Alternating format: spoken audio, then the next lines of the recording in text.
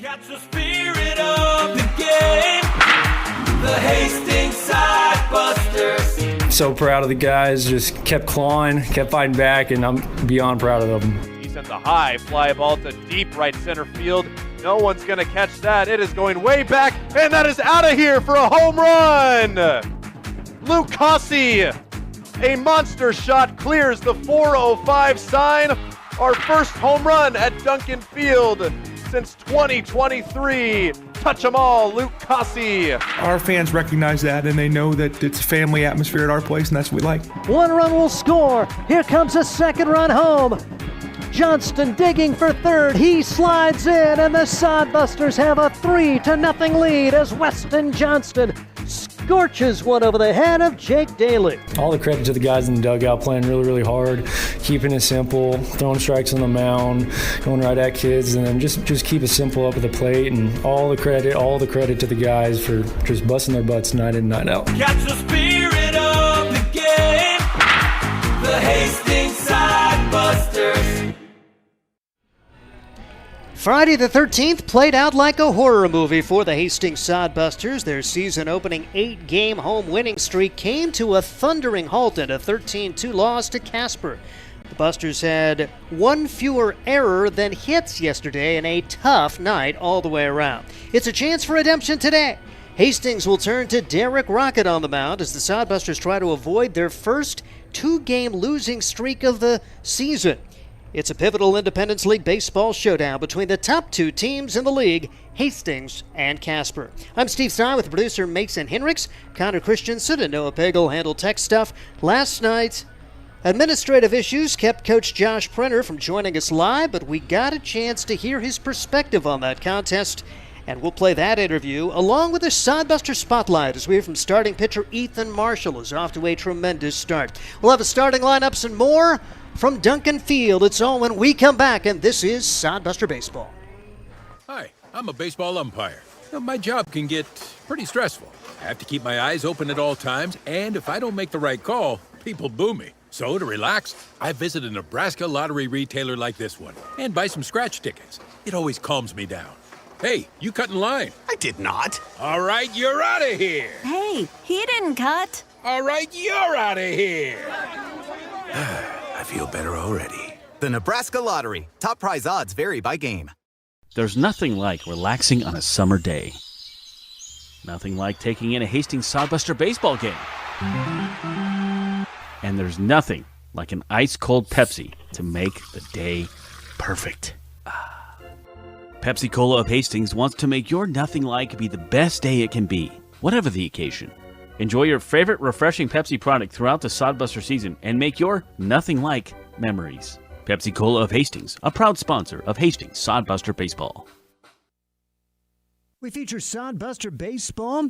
Josh Prenner had some administrative duties right after the contest, so was unable to join us on our stream. We had a chance to catch up with him after the 13-2 setback at the hands of Casper. Just didn't play clean, good baseball, kind of kicked around on defense and didn't really pour in the strikes like we've been, and just no one guy stood out. I mean, honestly, and myself included, we didn't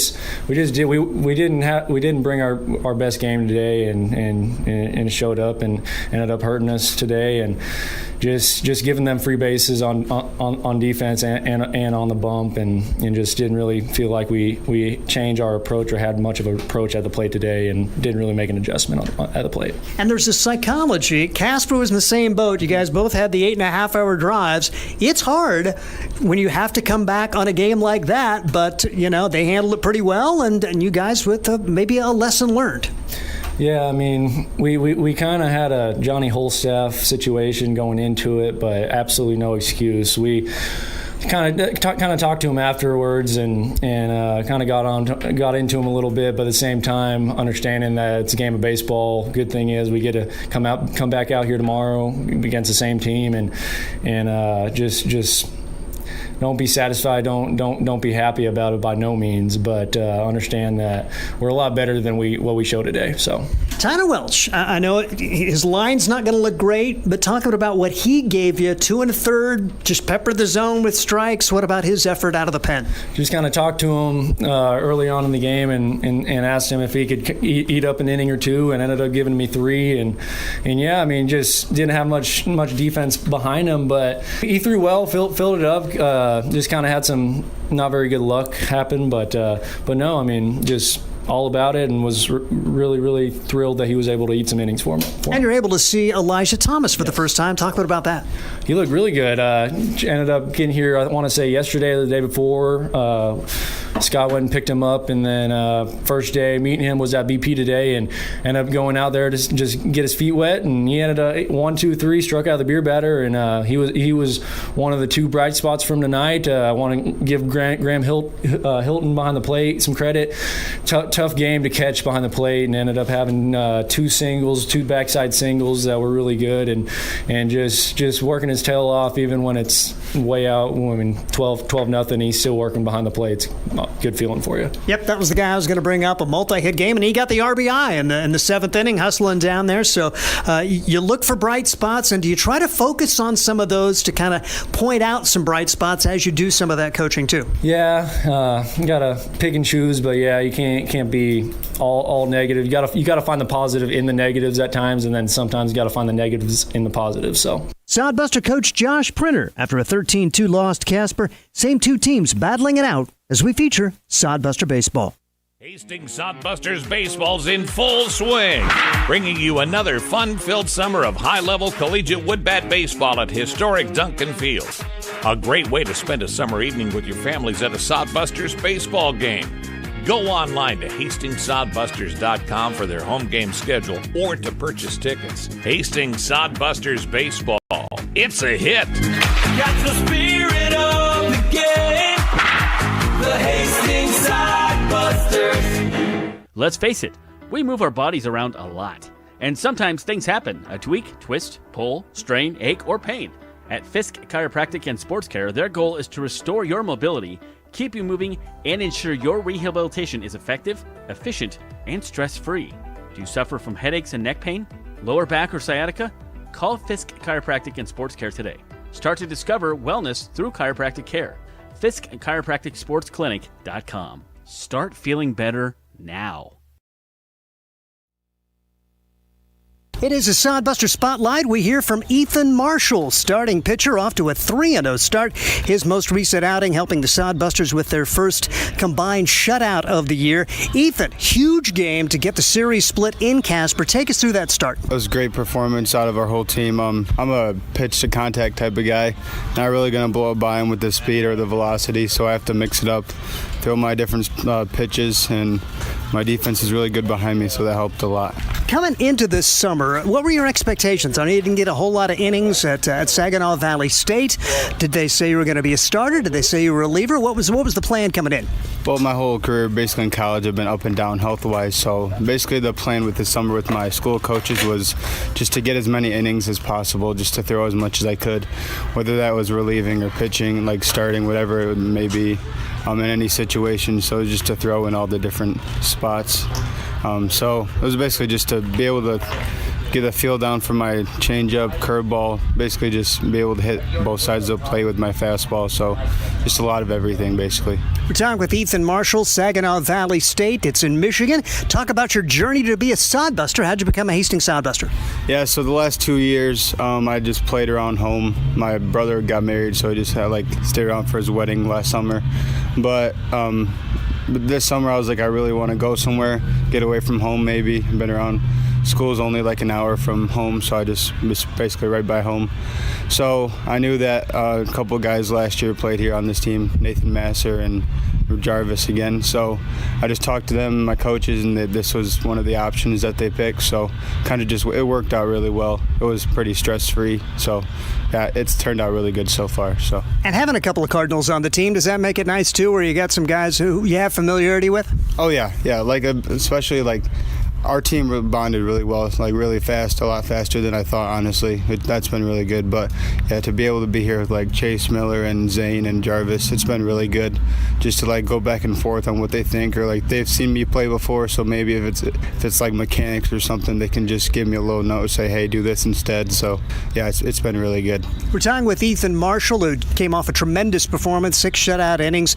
That was such a big game. Do you try to take the same approach going into a contest, knowing, okay, it's big or not big, you just try to go out there and throw, or do you realize get a little more amped up when you're trying for a series split like you were when you played up at Casper?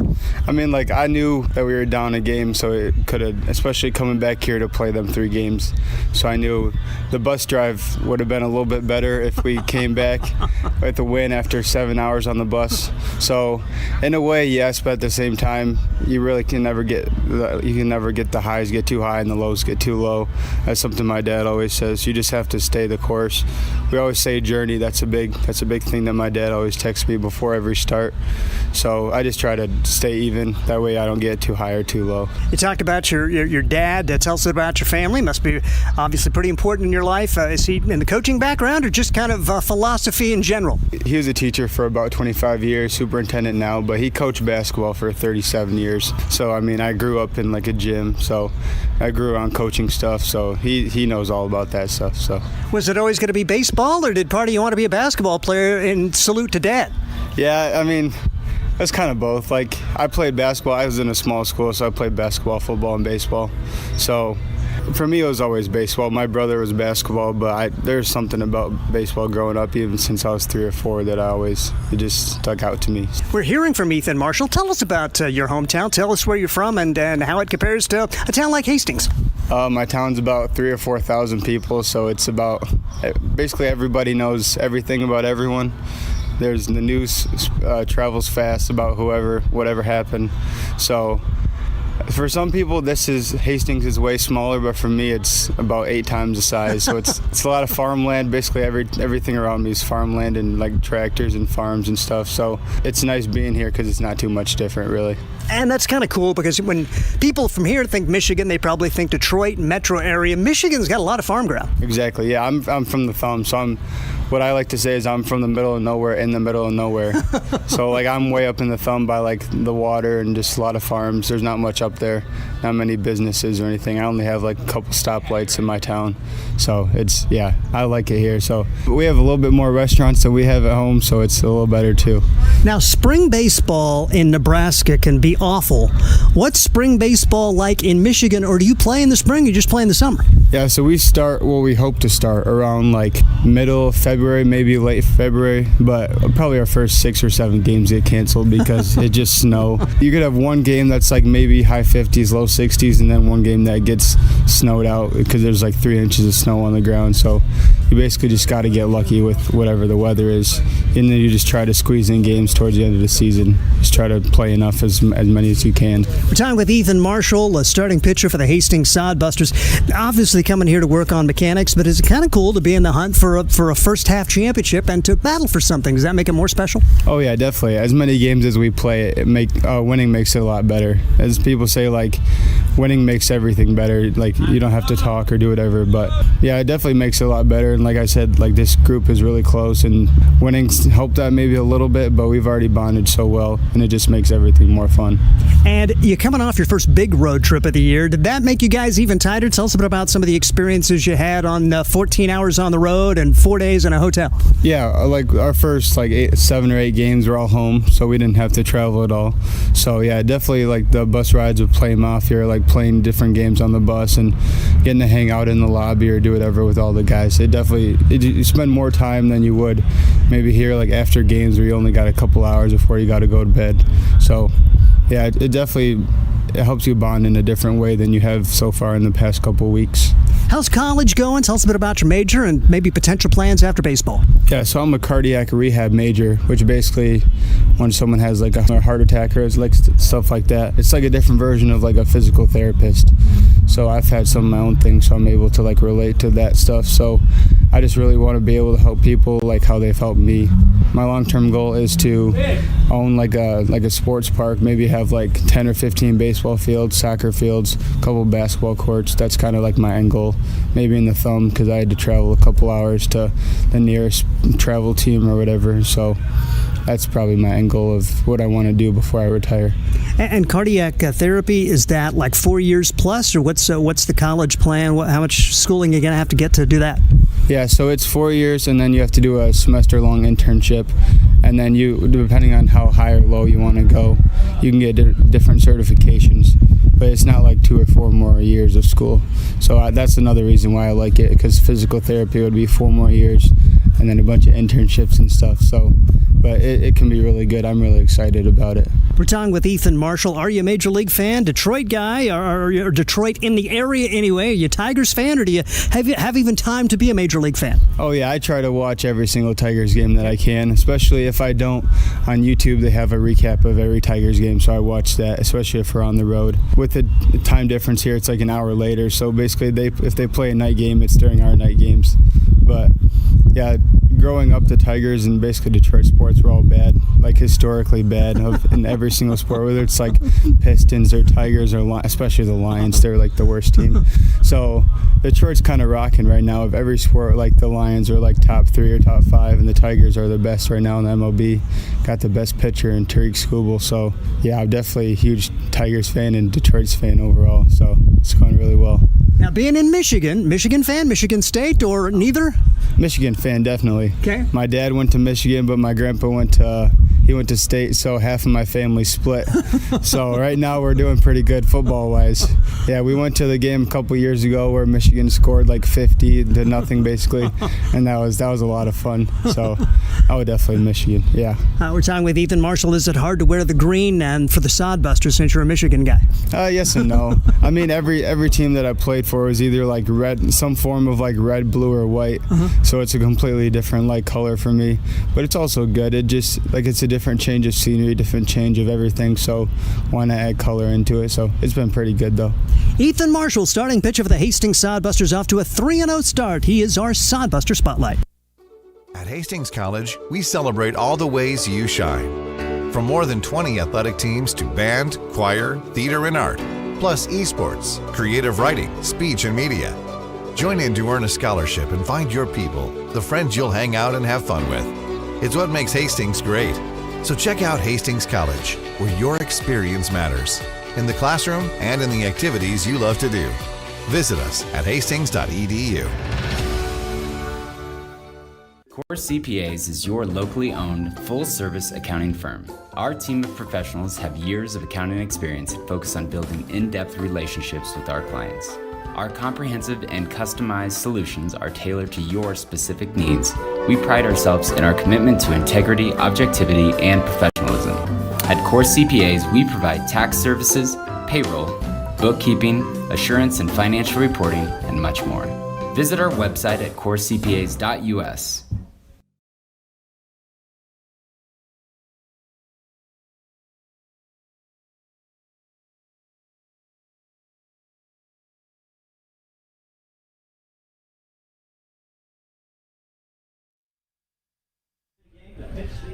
Welcome back to historic Duncan Field as we bring you Sodbuster Baseball on a Saturday night, Saturday the 14th. Is that scary too? Hopefully not like last night when the Casper Spuds came to Hastings and earned a 13-2 victory. Hastings coming in 11-3. Casper is at 9-6 as the Sodbusters do lead the Independence League baseball standings. Spearfish at 9-7, Oahe 5-10, Fremont 5-11. Those teams will be eligible for the playoffs at the end of the year. Travel team, the Nebraska Prospects at 4-6. The Bison and Plainsmen still have yet to play this year.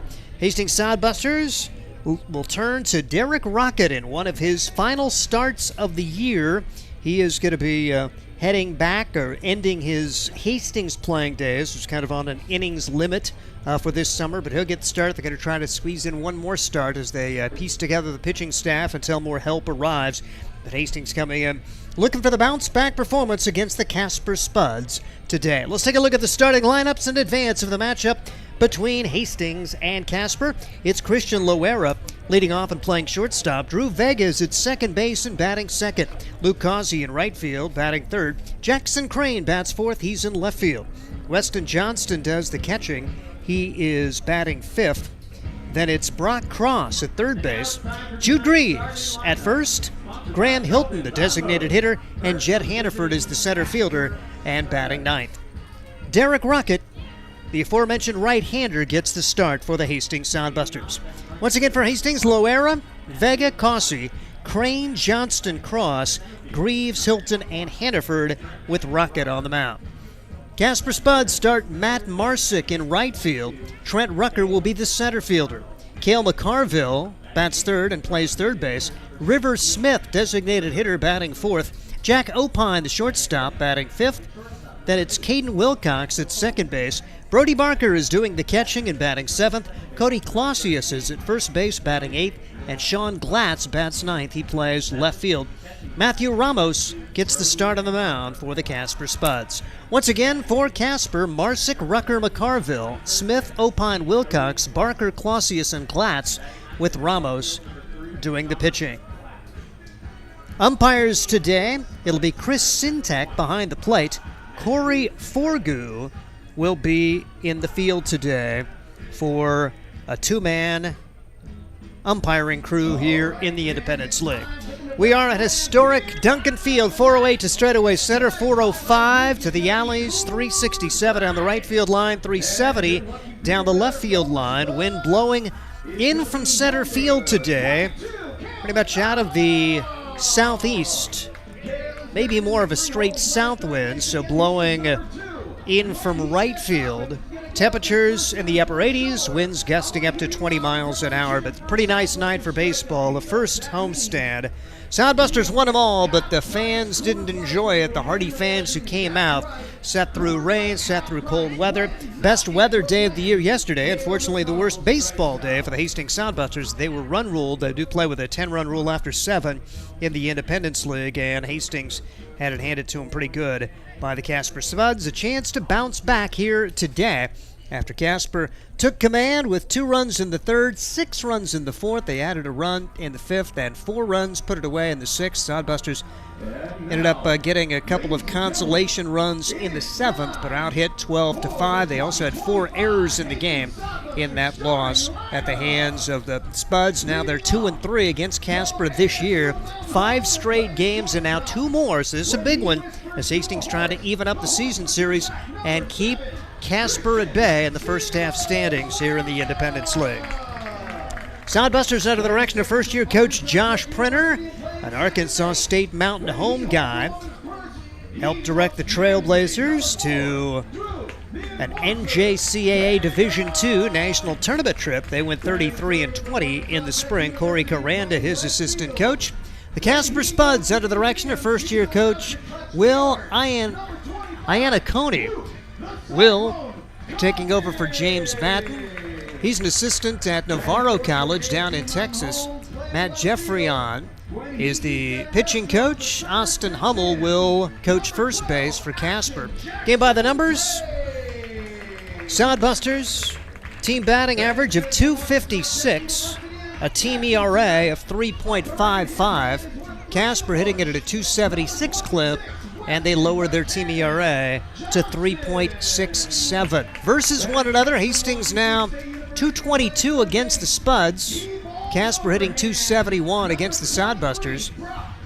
Team ERA for Hastings ballooning to 4.61, while Casper has a 2.93 ERA. Sodbusters averaging 4 runs a game. Casper 7.2 after their 13-2 victory in the series opener here in Hastings. As the first half winding down. Hastings going to be in action tomorrow again at 6:35 here in central Nebraska. Then they'll hit the road. 5 games in 4 days. They'll be at Oahe Monday. They'll take on Spearfish for a 4-game series. They'll play a single game Tuesday, a doubleheader on Wednesday, with the Sodbusters being the home team in the first game of that 7-inning twin bill. That to make up for a postponed game from May 26th, and then they'll play the series finale on June 19th. Then the Sodbusters back home One game with the Nebraska Prospects on the 20th. The Plainsmen will make their debut, a 3-game series the 21st through the 23rd, and then closing the first half schedule at Casper on the 24th, 25th, and 26th. Let's take it down to the field as we have the singing of our national anthem in advance of today's game between Hastings and Casper. Can you see by the dawn's early light what some proudly we held at the twilight's last gleam, whose bright sparks and bright stars through the perilous sky o'er the ramparts we watched were so gallantly streaming, and the ragged dragon, the bombs bursting in air, gave proof through the night that our flag was still there. Oh, say does that star-spangled banner yet wave o'er the land of the free and the world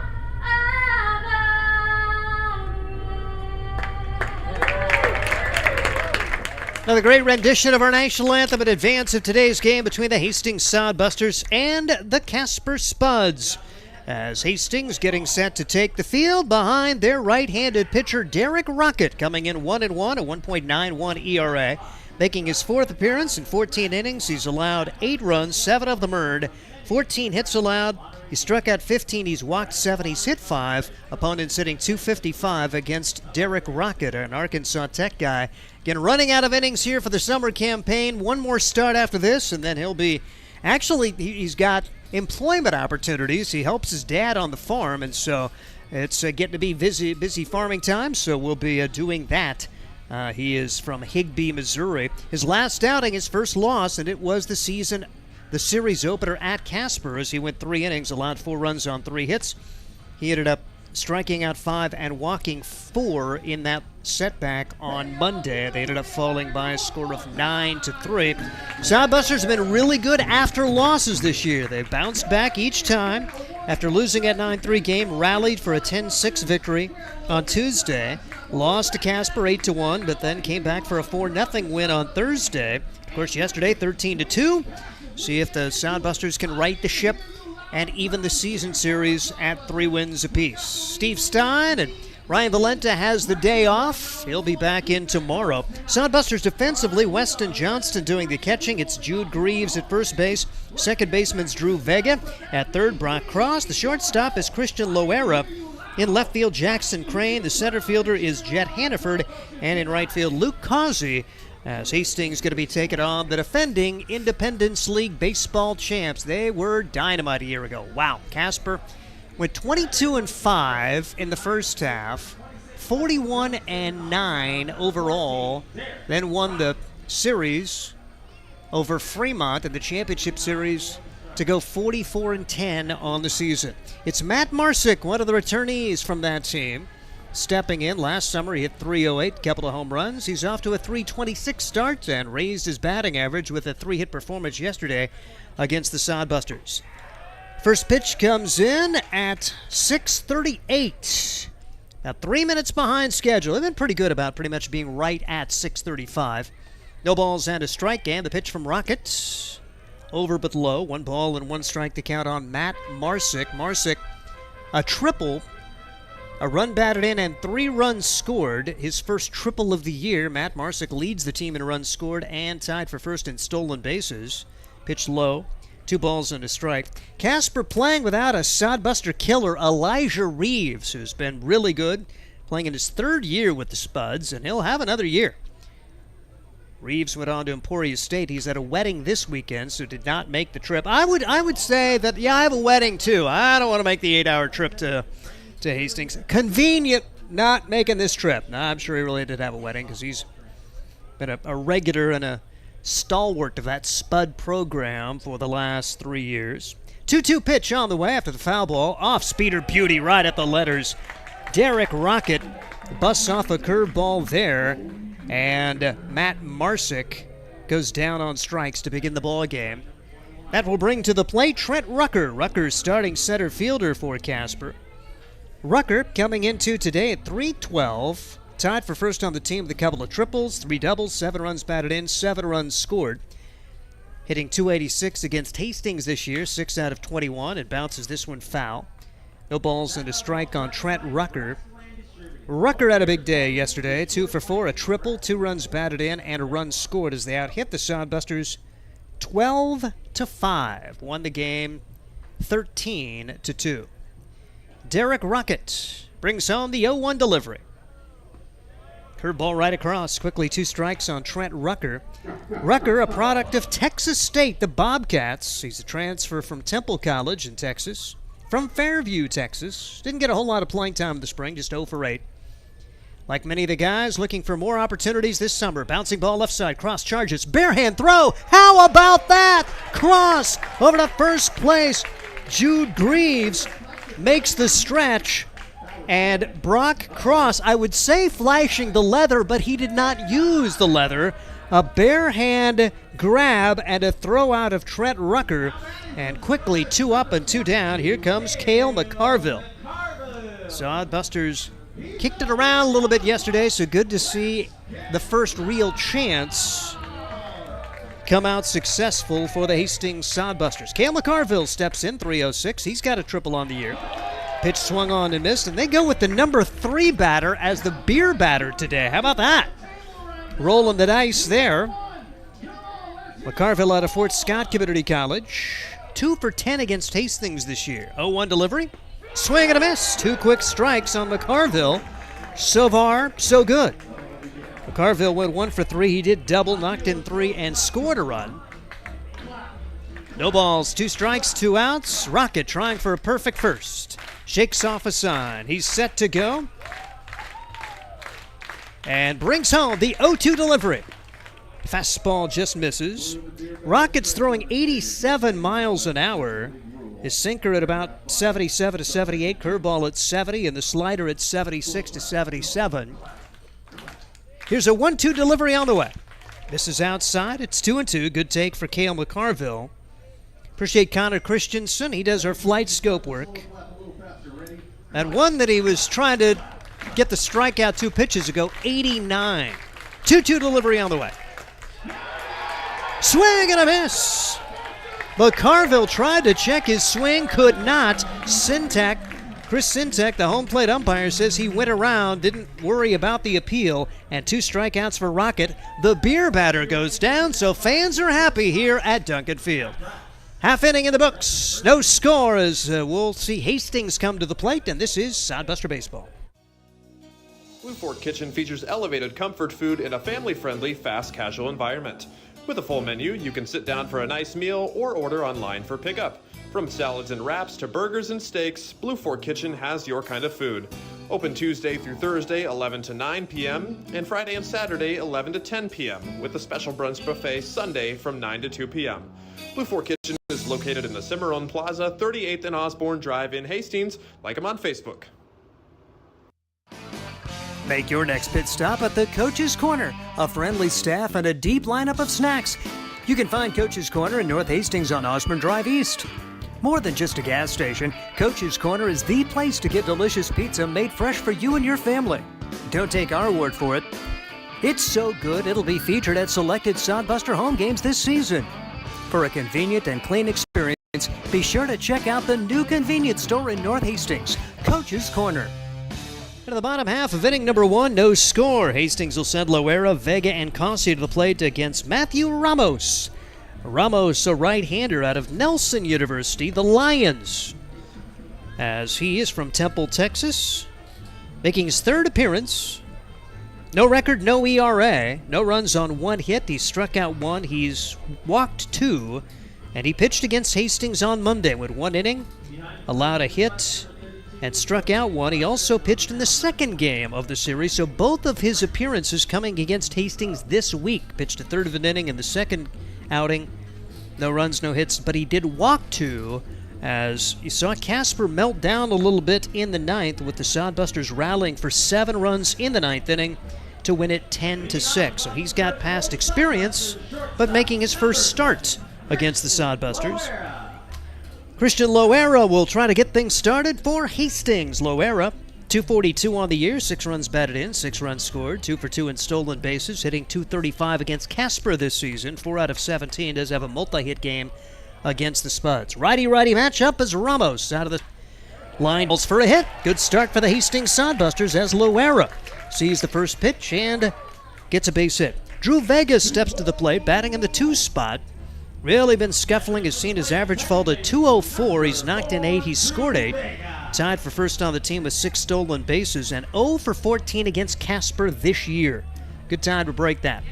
1 on, nobody out. Sodbusters and matchup Casper Spuds. Here's a little looping liner, but that is going to go right to the shortstop. Thought it had a little more legs underneath it. 83 off the bat for Christian Loera on his single. Drew Vega significantly lower than that as he popped out to the shortstop, Jack Opine. 1 on, 1 out for Luke Causey. Causey, right fielder, will step in. Luke Causey, 357 on the season. Tied for first on the team with 2 triples. Has the lone home run. He's knocked in 6. He's scored 9. As Ramos out of the stretch. Runner at first. 1 out, no score. Hastings trying to break on top. Swing and a foul ball off the bat of Luke Causey. Casper defensively. Brody Barker behind the plate. Cody Clausius at first base. The second baseman, Caden Wilcox. The shortstop, Jack Opine. At third base, it's Cale McCarville. That's it. 0-1 count on Luke Causey. Ramos brings it in. Causey hits it hard, and it's down the line for a base hit. Rounding second, headed to third is Loera. It's going to be a single, and runners at the corner with only 1 man out as the right fielder, Matt Marsick, picked it up and got it in pretty good shape. Trent Rucker playing center field, Sean Glatz in left. So 2 singles in the first 3 at-bats. The Sodbusters had 5 hits in the entire game yesterday. Here comes Jackson Crane for the Hastings Sodbusters. Jackson Crane, relatively recent addition, just showed up right before the first big road trip. He's hitting .182, 2 out of 11 on the season. But Crane, that's his numbers against Casper. Overall, 4 for 20 for 200. He does have 2 triples. It triples in his first 2 games for the Hastings Sodbusters. Takes a ball here, 1 ball and no strikes. So a couple of hits against the Spuds in the first 2 games of the series in Casper. Here's the pitch, 1-0 delivery, and that's taken a little bit high. Sodbusters trying to find a way to get a crooked number on the board or just any scoring early. Jump on top against Casper. Looks like it's maybe a bullpen day for the Spuds. You've seen Ramos get the start today. A guy who's come out of the pen in his first 2 appearances for the Spuds. 2-0 delivery. Hard hit ball, fair ball down the third baseline. A run will score. Rounding second, headed to third is Causey. Here's Jackson Crane into second, and the Sodbusters have 3 hits in their first 4 at-bats. A single, now an RBI double. We've seen a single snuck down the first base line, 1 just inside the line, or maybe over the bag at third base. And now the Sodbusters have a 1-0 lead, 1 run on 3 hits. And here comes Weston Johnston. Big RBI chance for the top RBI guy for the Hastings Sodbusters. 2 triples, 3 doubles, 13 runs batted in, 12 runs scored, and a .378 batting average for Weston Johnston. 1-0 and a big threat to put multiple runs on the board here for the Hastings Sodbusters in the bottom half of inning number 1. Ramos delivers. A little bit low for ball 1. 1 ball and no strikes on Weston Johnston. Out of Van Alstyne, Texas, high school, Arkansas Tech guy, an ag business major. They want to follow in his dad's footsteps into crop insurance. 1-0 delivery. Big swing, no contact, way out in front of that off-speed pitch. It's 1 ball and 1 strike on Johnston. A single for Loera. He scored the run. Causey a single. He's now at third base. Jackson Crane at second with the RBI double in his back pocket. Second and third, 1 out, 1-0. Sodbusters on top of the Casper Spuds. We're early here, scheduled 9-inning game. 1-1 delivery. Hard hit ball, just foul. Boy, almost another one that got over the top of the bag. That's about 2 inches from perhaps another double and 2 runs batted in. Instead, it's 1 ball and 2 strikes on Weston Johnston. The only out of the inning, a humpback liner off the bat of Drew Vega for the first and only out of the inning. So Ramos roughed up a little bit. Ramos hitting about 83 on his fastball. His slider is at 70. 1-2 pitch, hit the other way, base hit right field. A run will score. 2 runs will come home. It's an RBI single for Johnston, and the Sodbusters are on top 3-0. Top 2 RBI guys on the team. Coming through here for the Hastings Sodbusters. Kazi scores. Crane scores. Weston Johnston has 2 runs batted in. Cause of the other RBI guy, he actually scores the run. Crane gets the other run batted in. 97 off the bat for Weston Johnston. And the Hastings Sodbusters off to a 3-0 lead. 3 runs on 4 hits coming out of the gate. And here's Brock Cross trying to keep it going. Right-handed pitcher Matthew Ramos brings it in. At the letters for strike 1, no balls and 1 strike on Brock Cross, a recent high school graduate headed off to Washington State. Visiting with him ahead of time, figured Diamondbacks fan, living in Arizona. Nope, Cubs fan. Got a chance to go to a Cubs game early in his life. My wife would be very happy. She's a Cubs fan as well. Her new favorite player for the Sodbusters is Brock Cross. Pitch taken upstairs for ball 1, 1 ball and 1 strike on Brock Cross. We'll get a chance to hear from Brock tomorrow. He'll be our Sodbuster Spotlight in advance of the matchup between the Spuds and that finale of the 3-game series. Then Hastings will hit the road for the week. Be back in town next weekend. Pitch down low. Count goes to 2 balls and a strike. Cross not really supposed to come here this summer, but plans did not work out at his initial stop, and so high school grad who's going to be a D1 player, come on and play here, and Sodbuster's happy to have it. He's fit in nicely. 2-1 delivery on the way. Hard hit ball back up the middle. It's off the pitcher, and everybody's going to be safe.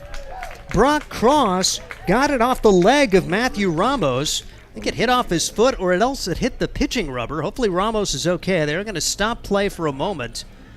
Not sure if that got a piece of him or if it got a piece of the pitching rubber. They are going to have an opportunity to come out and take a look as Matt Jeffreyon, the pitching coach, will visit with Ramos. It's Brock Cross with a single, and the Sodbusters are not getting cheated here. First 6 batters, 5 hits, and they have all had a little bit of tempo to them. Loera's hit probably the slowest. That was 97 off the bat.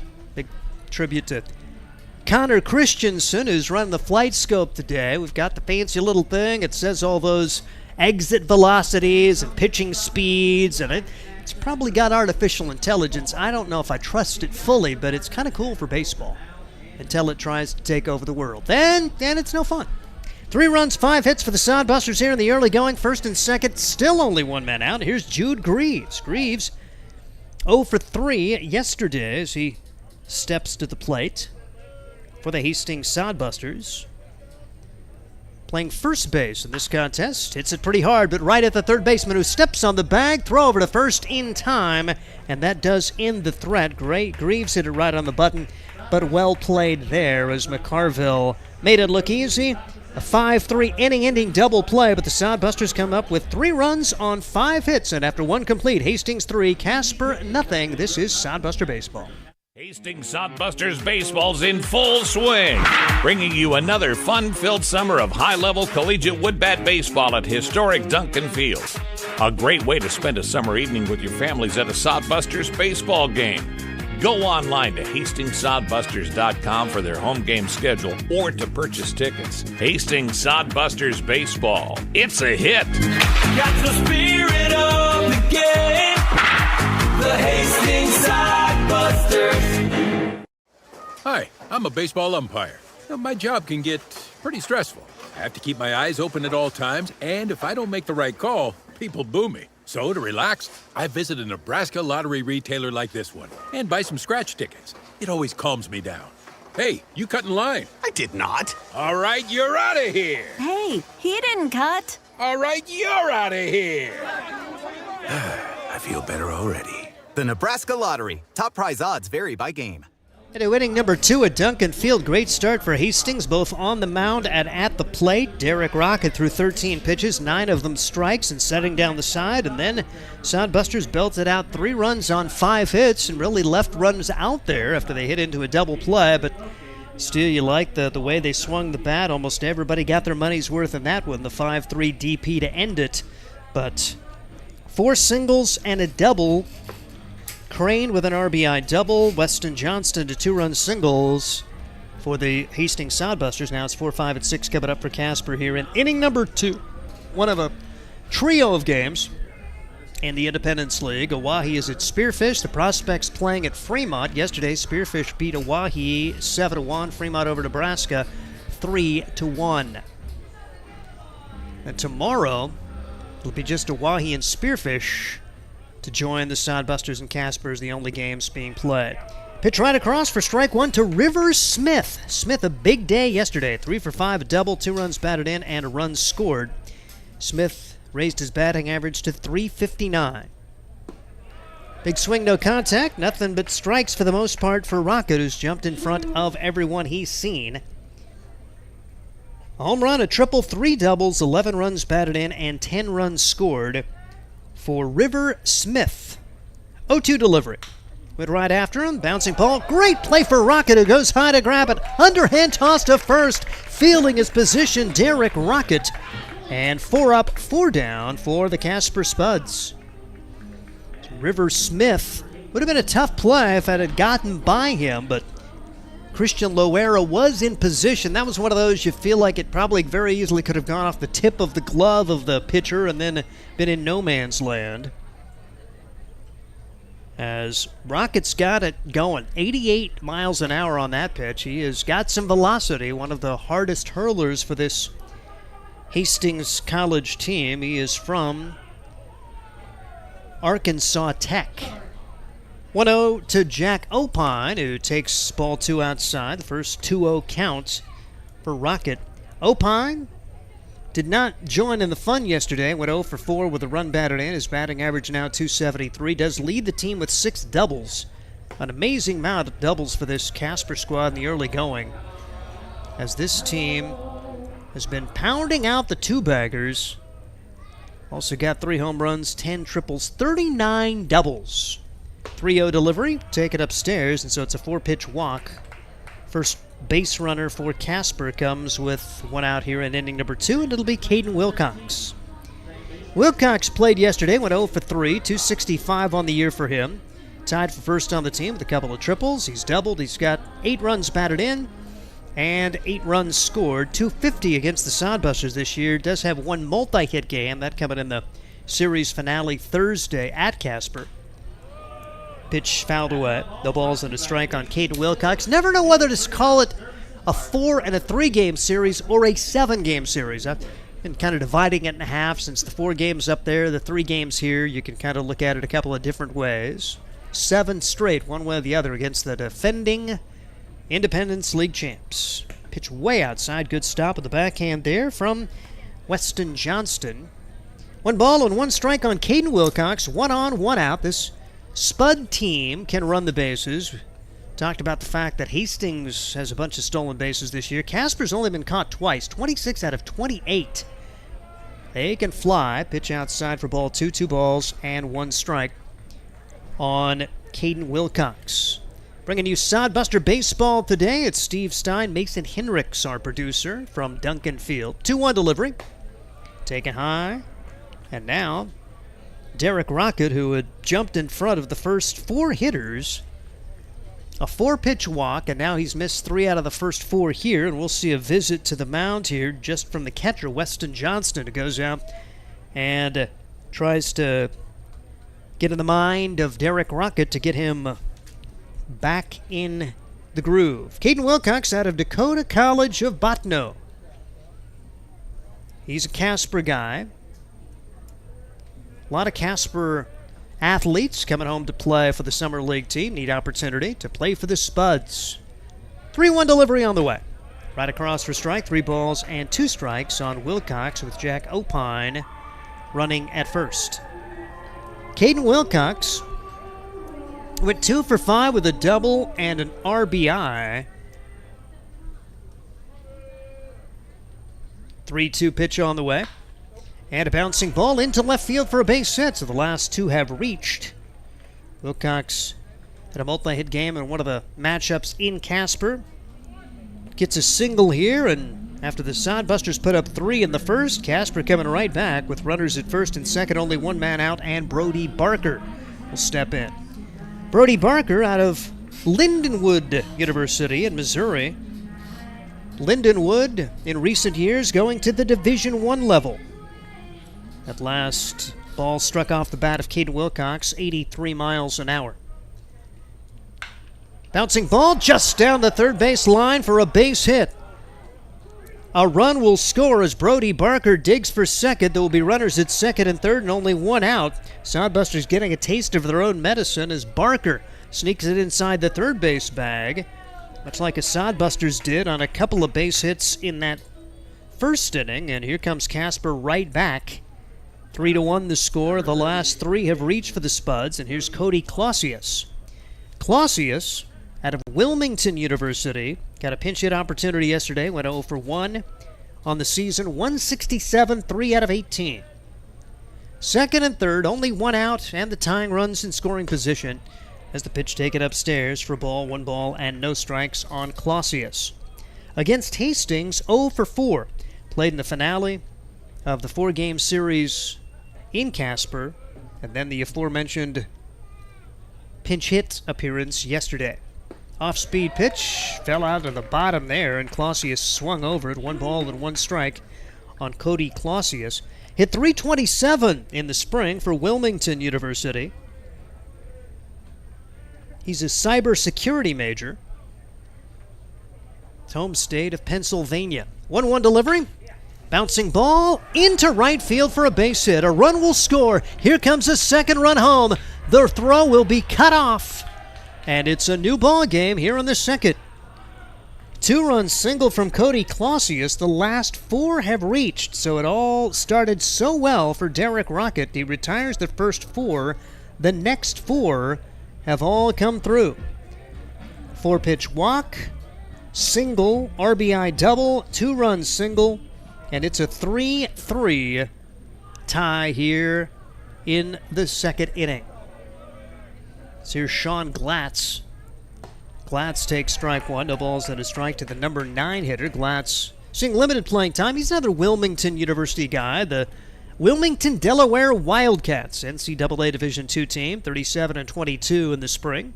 Glatz played yesterday with 1 for 2, a double, and a run scored. So he entered the game as a pinch hitter. Just 1 for 4 on the year, playing in his 4th game. Count 1 ball and 1 strike to the number 9 hitter. Derek Rocket trying to regain his mojo here as the 1-1 delivery is down low for ball 2. Struck out 2 of the first 3 batters he faced. A simple, a grounder back to him to begin the inning on a really fine play, and then it's just come undone. Walk, single, double, single. 3-3 the score. Here's the pitch. Off speed, right across. Getting that one to find the zone, and it's 2 balls and 2 strikes on Sean Glatz. Trying to get this guy, and then facing a really tough top-of-the-order guy in Matthew Marsick. Swing and a miss at an off-speed pitch.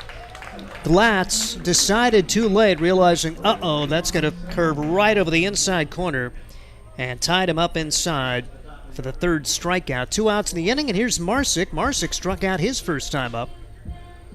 Struck out looking. Doesn't happen a whole lot to the Oklahoma Baptist Bison. NCAA Division II program down in the Sooner State. Bouncing ball, foul. No balls and a strike on Matt Marsick. Playing his 3rd year for the Casper Spuds. Hit .290 in the spring, 25 runs batted in, 41 runs scored in 48 games. for Oklahoma Baptist. 1 on, 2 outs, 3 home in a 3-3 ball game, and Marsick tried to check his swing, couldn't get it done. He's down to the count, no balls and 2 strikes. So Rocket trying to bounce back after seeing the wheels come off a little bit. 4 straight reached, and now trying to set down 2 in a row to end this frame. 0-2 delivery. Low and a good stop there for Weston Johnston. 1 ball and 2 strikes on Matt Marsick. Marsick, 357 against Hastings this year before his strikeout in inning number 1. 2 multi-hit games in the 5 contests so far against the Hastings Sodbusters. 1-2 delivery. Line drive foul. It remains 1-2 over on the third base side. Really nice day. Temperatures in the 80s. Wind blowing in from center field. You'll take this, man. That first homestand, you won them all, but it was no fun for baseball fans here, or the players for that matter. Played a couple of games basically in the rain. Nice with the turf infield that you're able to do that. A lot of facilities you'd be setting through a rain delay, but pretty much played through everything. There was a thought of a rain delay very late in one of the games of a doubleheader against Spearfish, but they were able to gut it out, finish the contest, and then had a little extra time between games. Sodbusters still lost 2 games to the weather. They'll make one of those up this coming week. 1-2 pitch. Inside. Good take there for Marsick. 2-2. Hastings will be headed to Wawahi Monday, a single game. Then Tuesday, Wednesday, Thursday, they'll play 4 games in 3 days at Spearfish, a doubleheader on day 2. The first game will actually be a home game for the Sodbusters to make up the earlier lost game with Spearfish.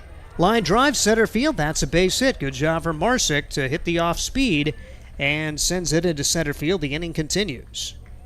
4th hit of the frame for the Casper Spuds, and now first and second 2 outs for Trent Rucker.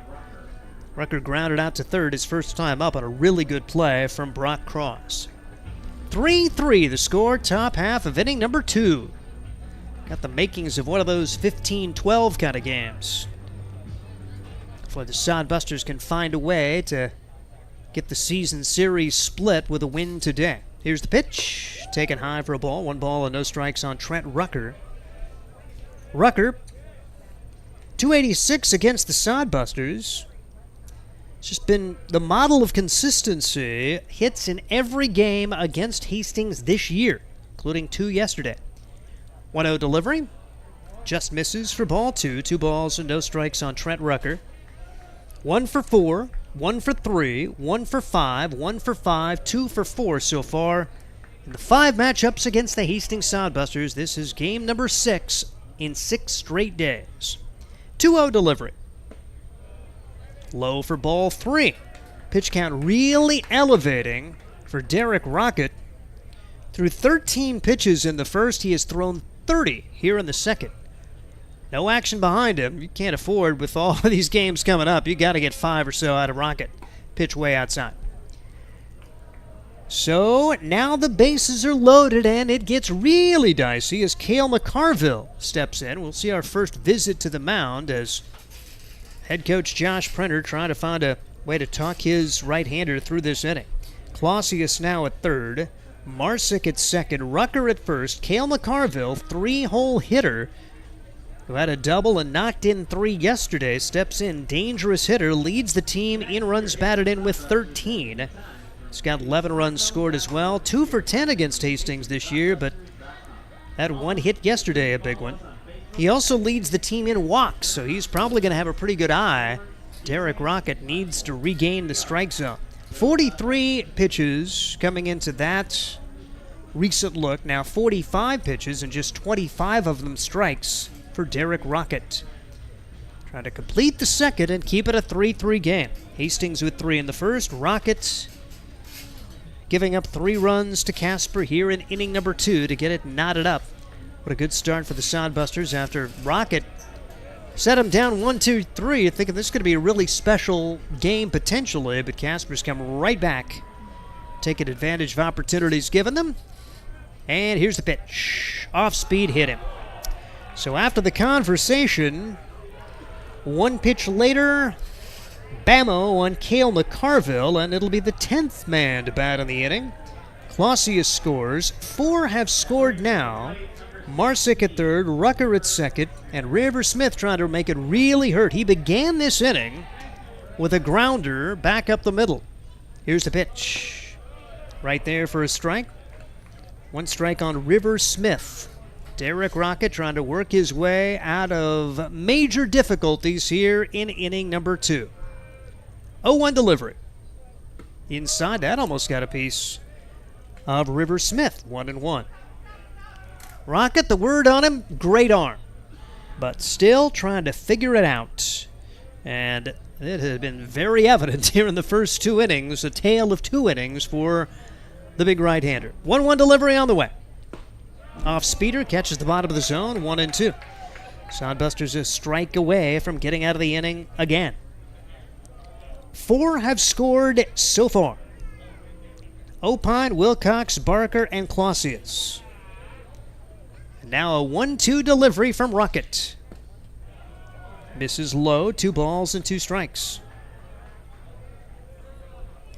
Marsick, who singled, is at third base. Rucker, who walked, is at second, and Cale McCarville, RBI hit by pitch, stands at first. 2-2 delivery on the way. Bouncing ball right side, could be a tough play, and it is going to be picked up by the first baseman. No play there. No man's land. Rocket thought about trying to grab it, elected not to, thinking someone else would have a better angle. No one did. It's an infield single, an RBI for River Smith. It is 5-3, Casper on top. So an unfortunate occurrence there for the Hastings Sodbusters, and here comes Jack Opine, who began this whole mess with a walk. First pitch to him a little bit low, and that a pitch of frustration there for Rocket. Put a little extra on it, and yanked it into the left-handed box. 1-0 delivery on the way to Opine. 5 on the board for the Spuds here in the second. The pitch. Outside, ball 2. Had a 2-2 pitch, made a really good one, and River Smith just put it where the Sodbusters couldn't get to it. Had the first baseman come off the bag, Jude Greaves, but he had no play by the time he got to it. 2-0 delivery is on the way. Right down the middle for strike 1. Jack Opine, a walk and a run scored earlier this inning. He's a D1 guy out of southeastern Missouri State. The Red Hawks went 30-25 this past year. And Opine hit 143. 2-1 delivery, down low. And it's now 3-1, and Sodbusters in danger of Rocket walking a run home. Still no action behind Rocket. They really need to get a few innings out of him after having a bullpen game yesterday. 3-1 delivery on the way. Ball 4. 6 have scored in the inning. It'll be the 12th batter coming to the plate. Rucker scores, McCarville ends up at third, Smith at second, Opine with an RBI, bases loaded walk, and here's Caden Wilcox with a single and a run scored his first time up. We're not through the top half of the second after a crisply played first. As Caden Wilcox stands in, and the first pitch is right there for strike 1. An amazing number of pitches for Derek Rocket. 43 pitches in the inning for Rocket. Now there is going to be action for Hastings. 0-1 delivery on the way. Big swing, no contact. 2 strikes on Caden Wilcox. And again, the Sodbusters are a strike away from ending the inning. For the 3rd time, they've had that opportunity to do that. 0-2 pitch. Check swing foul. It remains 0-2 on Caden Wilcox. Wilcox, product of Dakota College of Botno in North Dakota, has had a 2-for-5 game with a double and a run batted in Casper's Game 3 series victory. And he lines this one into center field for a base hit. A run will score. Here comes his second run home. 8 have now scored for the Casper Spuds. Oh my goodness. Caden Wilcox has 2 runs batted in. McCarville scores. Smith scores. Opine ends up at second. And the inning continues. The Sodbusters got the second out after Sean Glatz struck out. The last 6 have reached. My goodness. And Sodbusters just now getting Elijah Thomas hot. So it will be Derek Rocket still out there to face Brody Barker, who grounded one over the third base bag his first time up. Pitch high for a ball, 1 ball and no strikes. So he's 1 for 1 in the inning with a double and a run scored. And Barker, 368 hitter for Lindenwood in the spring. He did play limited time, 10 games played. 1-0 delivery from Derek Rocket. Right there for a strike, 1-1. So, amazing to think that Derek Rocket sent the first guy down. The next 4 reached. Then he was able to get a strikeout to Glass. And then 6 straight have reached since. 1-1 delivery. Curveball beauty. 1-2 on Barker. Another 2-strike opportunity to get out of the inning. Had an 0-2 pitch that was lined to center field by Caden Wilcox. 2-2 pitch. Infield single from Rivers Smith.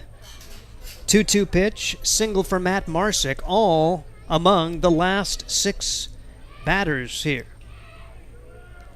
Hastings trying to find a way out of this second inning in what has been a nightmarish inning here on the home field. Casper, the defending champs, and you knew they were going to be tough.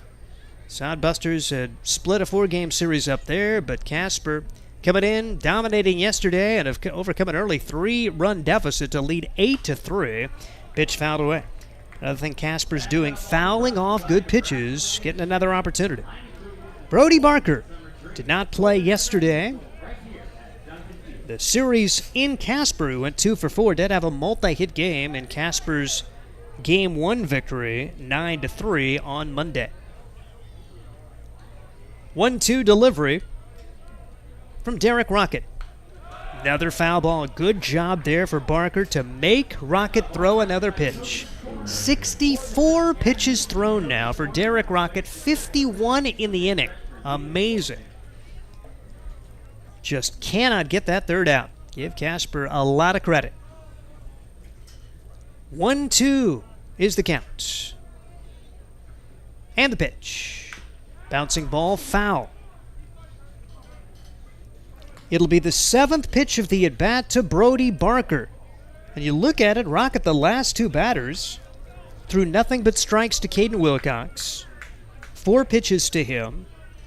Just 1 ball to Barker, so he's throwing strikes, just cannot get that third strike and cannot get that third out. 1-2 delivery.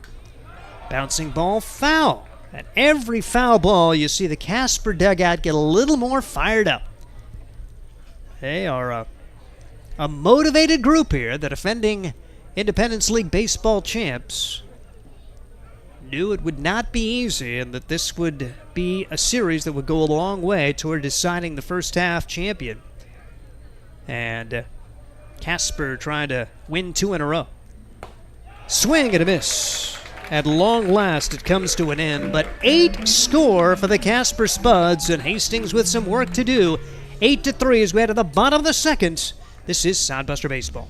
Core CPAs is your locally owned, full-service accounting firm. Our team of professionals have years of accounting experience and focus on building in-depth relationships with our clients. Our comprehensive and customized solutions are tailored to your specific needs. We pride ourselves in our commitment to integrity, objectivity, and professionalism. At Core CPAs, we provide tax services, payroll, bookkeeping, assurance and financial reporting, and much more. Visit our website at corecpas.us. At Hastings College, we celebrate all the ways you shine. From more than 20 athletic teams to band, choir, theater, and art, plus esports, creative writing, speech, and media. Join in to earn a scholarship and find your people, the friends you'll hang out and have fun with. It's what makes Hastings great. So check out Hastings College, where your experience matters, in the classroom and in the activities you love to do. Visit us at hastings.edu.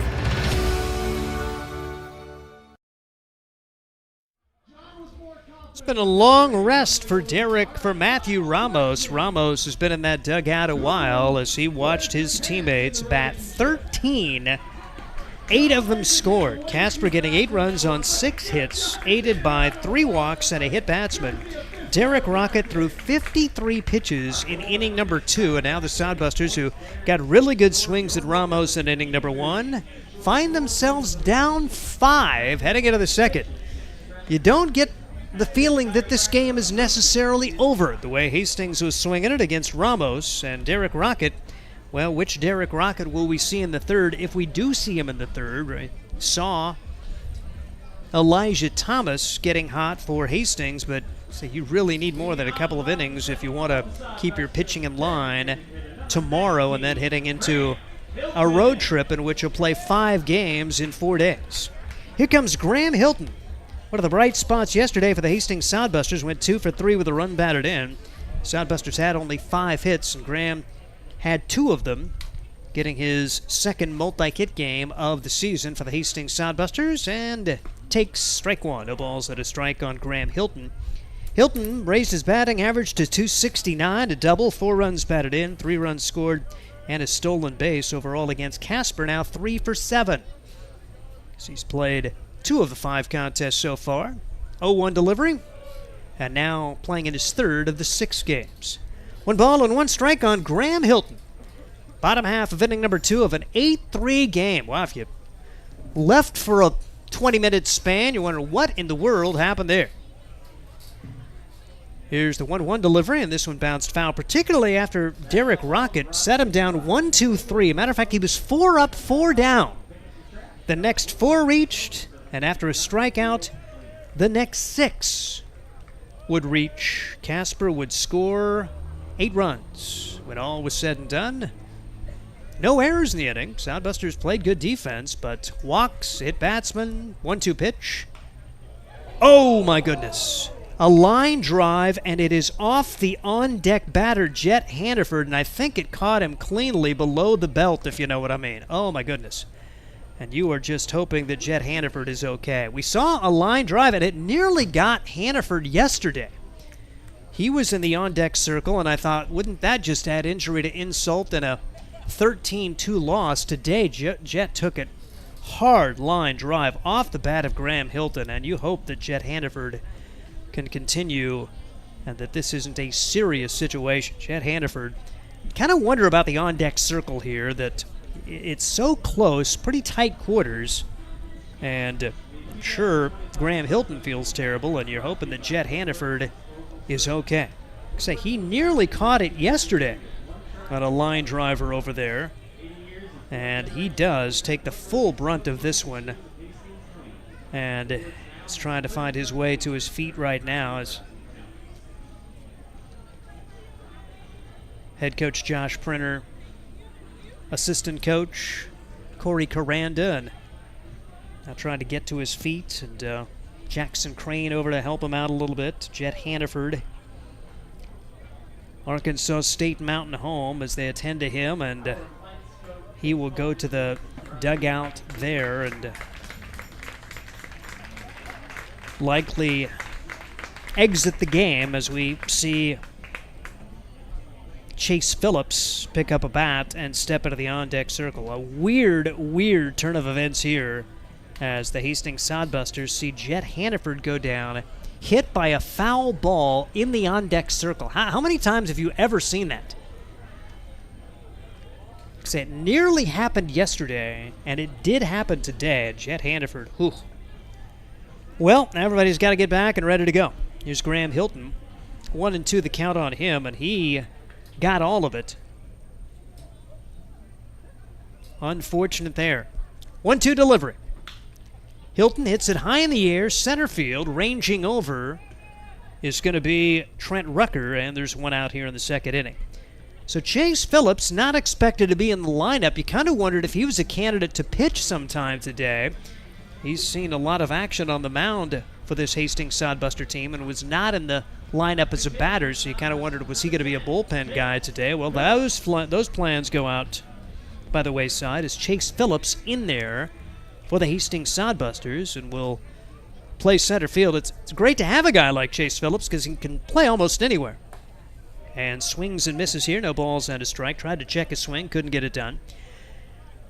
Batting 200 on the year, does have 3 runs batted in, 4 runs scored, couple of stolen bases, 0 for 8 against Casper, including 0 for 3 yesterday. As Matthew Ramos brings home the pitch inside and it hit him. So Jet Hannaford went down earlier, and then Jace Phillips gets hit by a pitch, and that 9 spot on the batting order, a dangerous place to be, as the lineup turned over now to Christian Loera. Loera began the first inning with a flourish as he singled to center field, scored the first of 3 runs. You're thinking this is going to be fun tonight. Well, it's turned around here in the last half hour, and 8-3 the score. Casper on top of Hastings. We're still early.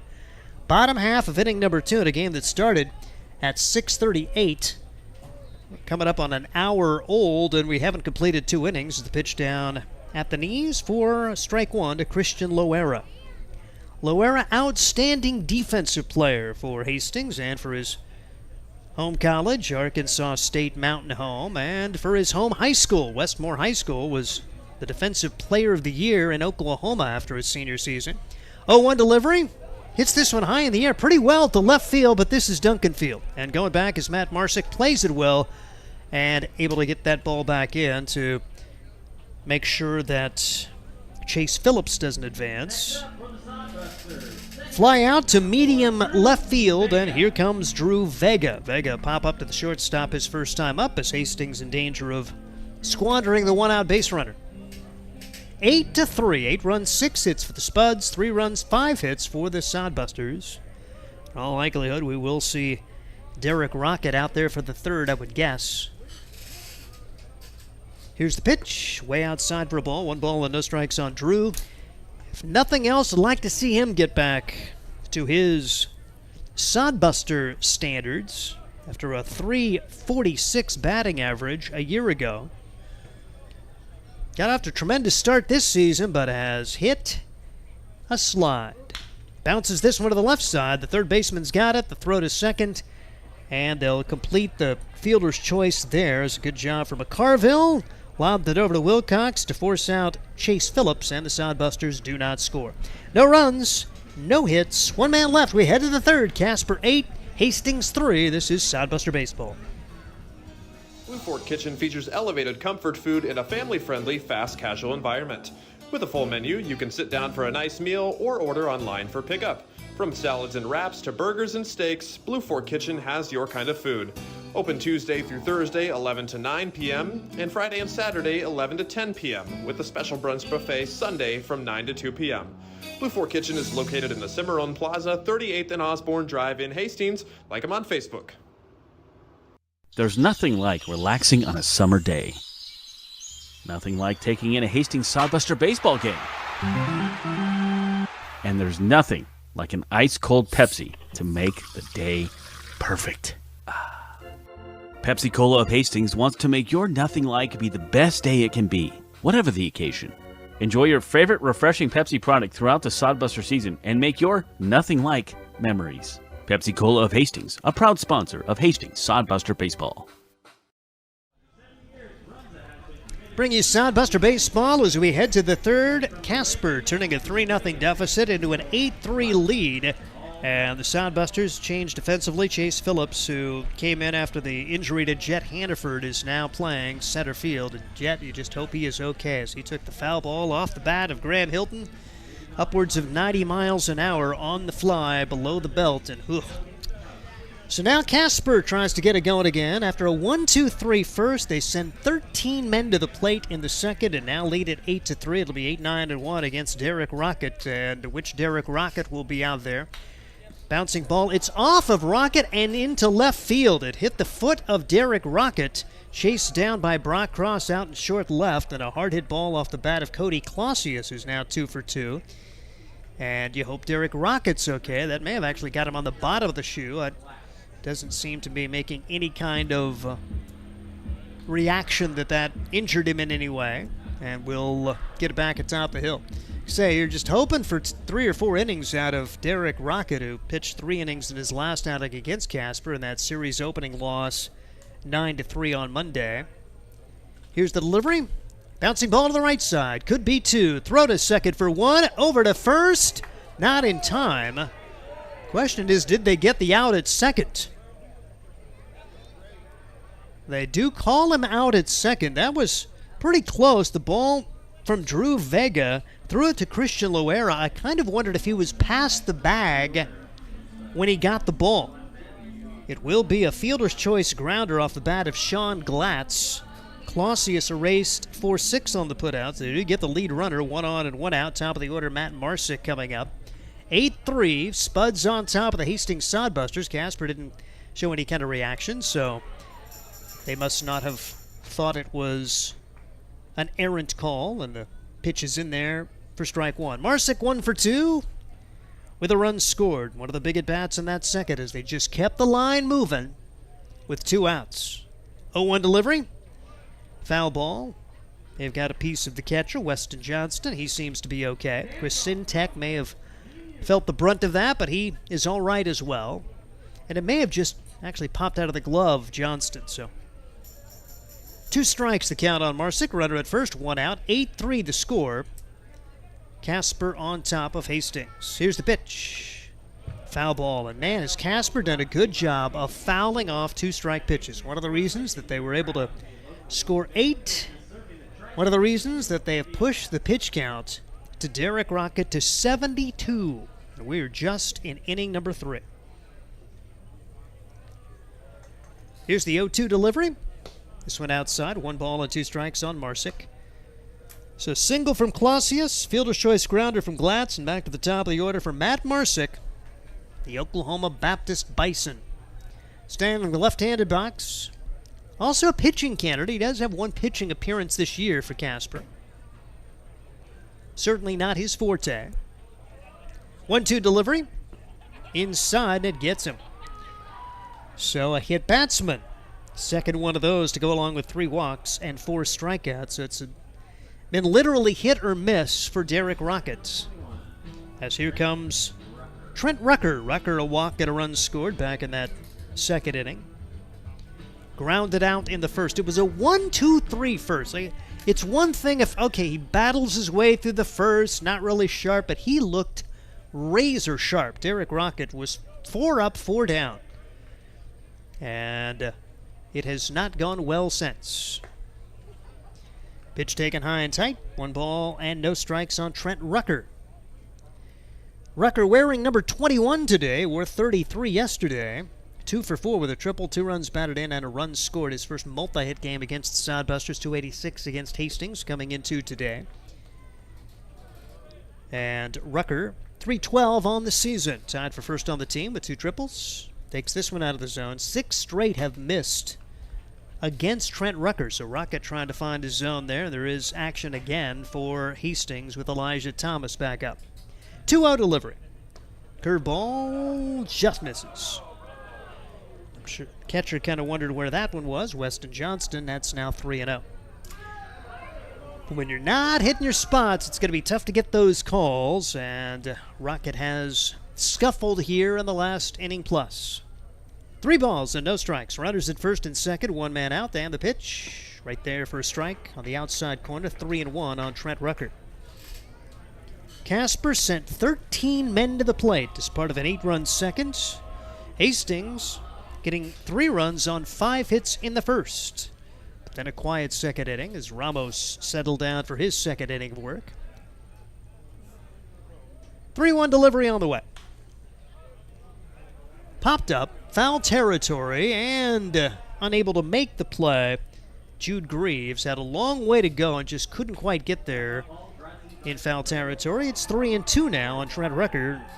Runners at first and second, 1 man out. This Casper team, they're a pretty good stolen base squad. Do they go here on 3-2? Because their teammates have been great at fouling off 2 strike pitches. See if they do put them in motion here with 3-2 and 1 out.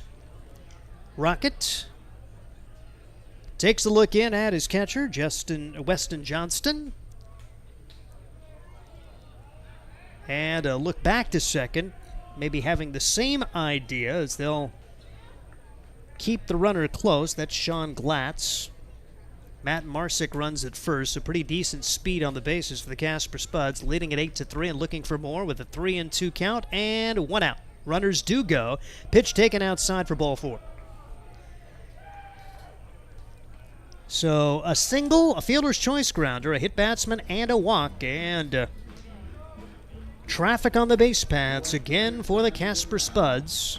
As here comes Cale McCarville, a bases-loaded hit batsman his last time up. 0 for 1. He also struck out.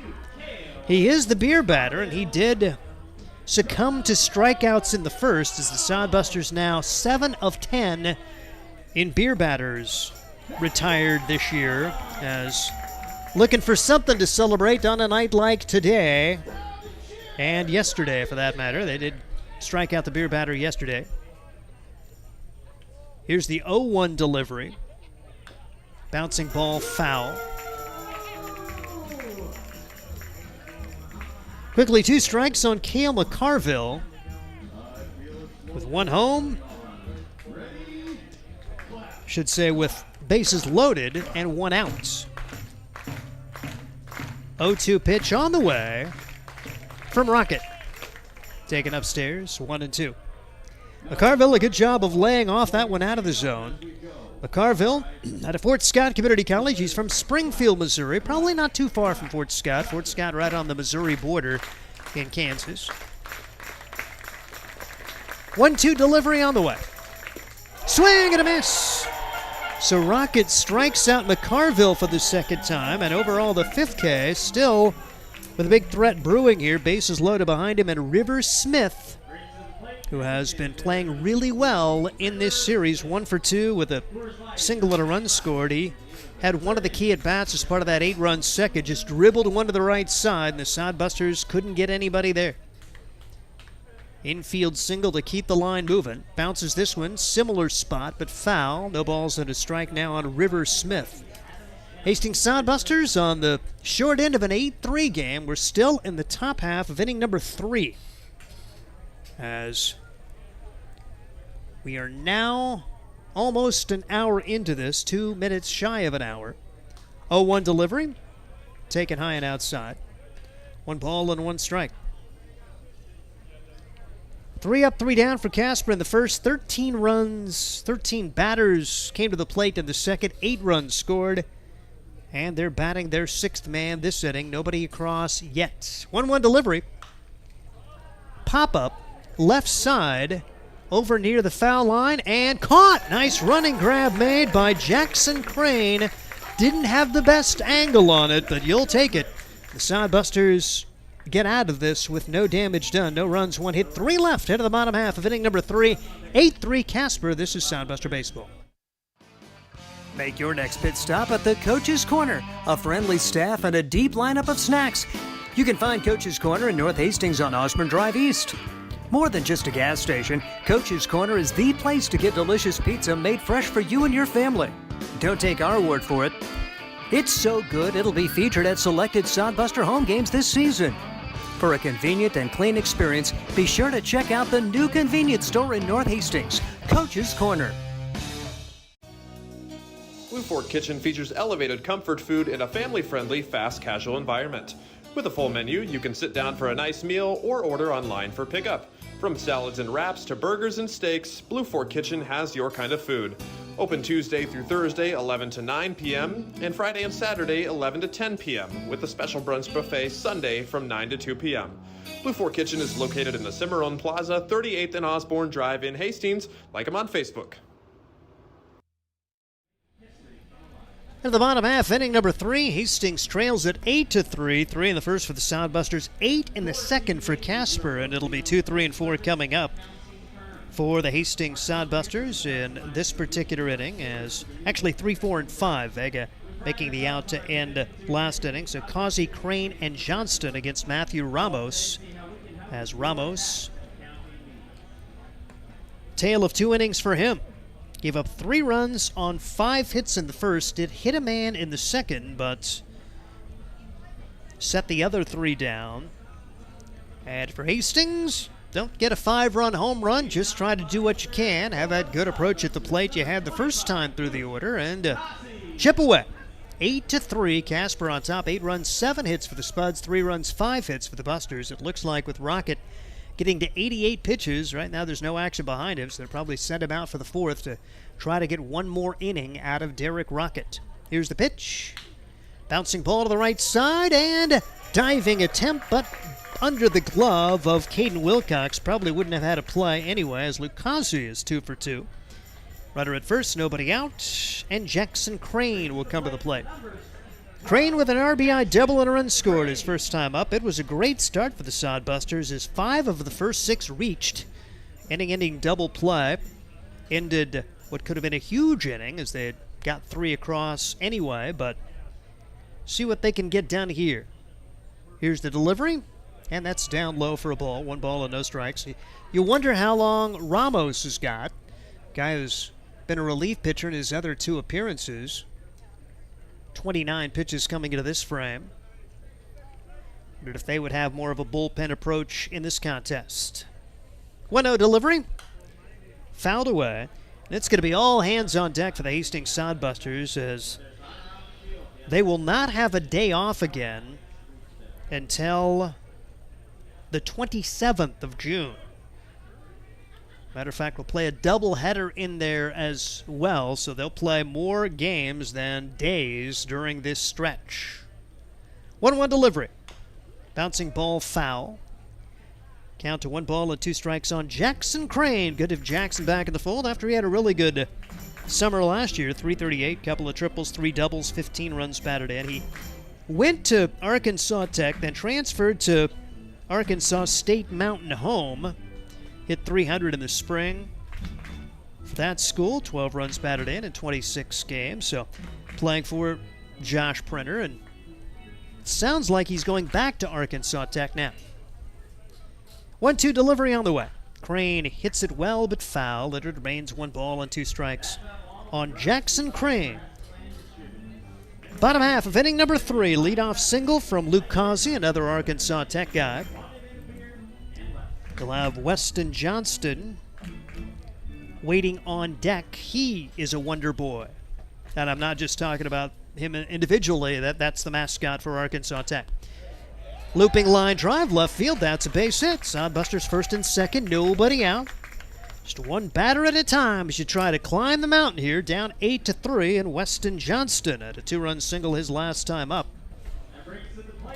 And he'll have an opportunity now to get an RBI. Leading RBI producer for this Hastings Sodbuster team, as Johnston, with those 2 runs batted in back in the first, now up to 15 on the year for Hastings.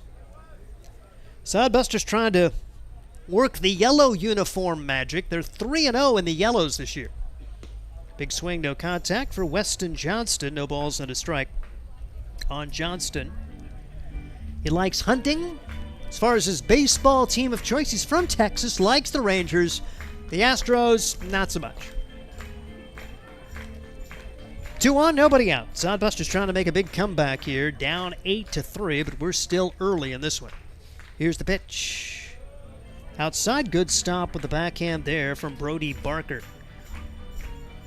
1 ball and 1 strike on Weston Johnston, with Brock Cross and Jude Greaves to follow for the Hastings Sodbusters.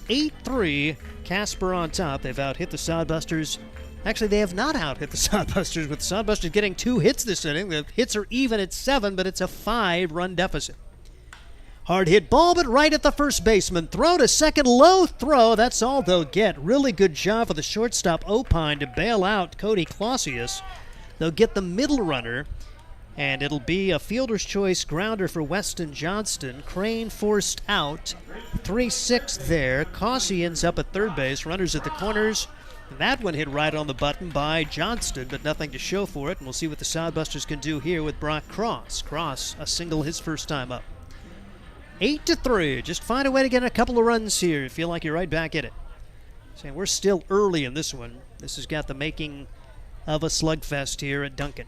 Pitch taken just outside for a ball. 1 ball and no strikes. Derek Rocket, battling his way through the first 3 innings, will likely come out and start the 4th. Do have a pitch count. You can't start a new inning after 100 pitches. He is at 88 through 3 innings. You want to try to get every pitch you can with this long stretch of games. Pop up into short left field. Is this going to be deep enough to score the run? Sodbusters will not try to test the arm of Marsick, and he makes a nice throw, and that will keep runners at the corners. So Brock Cross flies to right, but cannot get a run batted in. It'll be up to Jude Greaves to try to continue the inning for the Hastings Sodbusters. First and third, 2 outs now for Greaves. Greaves hit it right on the button his last time up, but was the victim of a 5-3 double play. As McCarville stepped on the bag with runners at first and second and gunned him down pretty easily. Sodbusters continue to get good swings against Matthew Ramos, but 3 runs on 7 hits now. Hard hit ball into left field for a base hit. That's a big 2-out hit, and the Sodbusters do cash the opportunity for at least one, and they keep it going. Jude Greaves with a single. Again, not trying to do too much, just a hard hit line drive there. And runners at first and second for Graham Hilton. Hilton trying to keep it going for Hastings. 8-4. Hastings is now out hit Casper. 8-7. Some work to do here in the bottom half of inning number 3. Graham Hilton, left-handed hitter, out of Northern Oklahoma Enid College. The Jets went 43-18 in the spring. Really good year for that 2-year program. And a solid season for Hilton at .289. Big swing, no contact. Went over the top of that off-speeder from Ramos. No balls and a strike on Graham Hilton with Chase Phillips waiting on deck. Phillips in the lineup for Jet Hannaford, who suffered an odd injury as he was nailed by a foul ball in the on-deck circle. Oh, my goodness. 0-1 delivery. Pitch taken outside. 1-1 on Graham Hilton for the Hastings Sodbusters. A multi-hit game against the Nebraska Prospects back on June 5th, and then a multi-hit game yesterday, one of the bright spots in a Friday the 13th nightmare for the Hastings Sodbusters, losing 13-2. Here's the 1-1 delivery. Fouled away. Goes to 1-2 on Graham Hilton. 8 runs, 7 hits for Casper. 4 runs, 8 hits for the Sodbusters. 2 teams have played errorless ball so far. Right now the difference is Ramos is throwing strikes. Derek Rocket hit 2 and walked 3. And those mistakes proving costly. 1-2 delivery. Fouled away. So Graham Hilton giving it a battle here. Derek Rocket already 88 pitches thrown after he threw only 13 pitches in the first. 55 pitches and a nightmarish second inning for Derek Rocket. Again, going to ask to take one for the team, so he'll go out there for the 4th. Pitch taken low, good eye there. Dangerous to take one in that situation, and it goes to 2 balls and 2 strikes. That one did drop out of the zone, and now Hilton, see if he can find one that he likes, drive it somewhere, and see if he can get another run home. The Sodbusters have one back here in inning number 3. Ramos springs it in, hits him. Bases will be loaded, and Chase Phillips will have a big chance. So Weston Johnston goes to third, Jude Greaves to second, and now Chase Phillips will bat for the Hastings Sodbusters.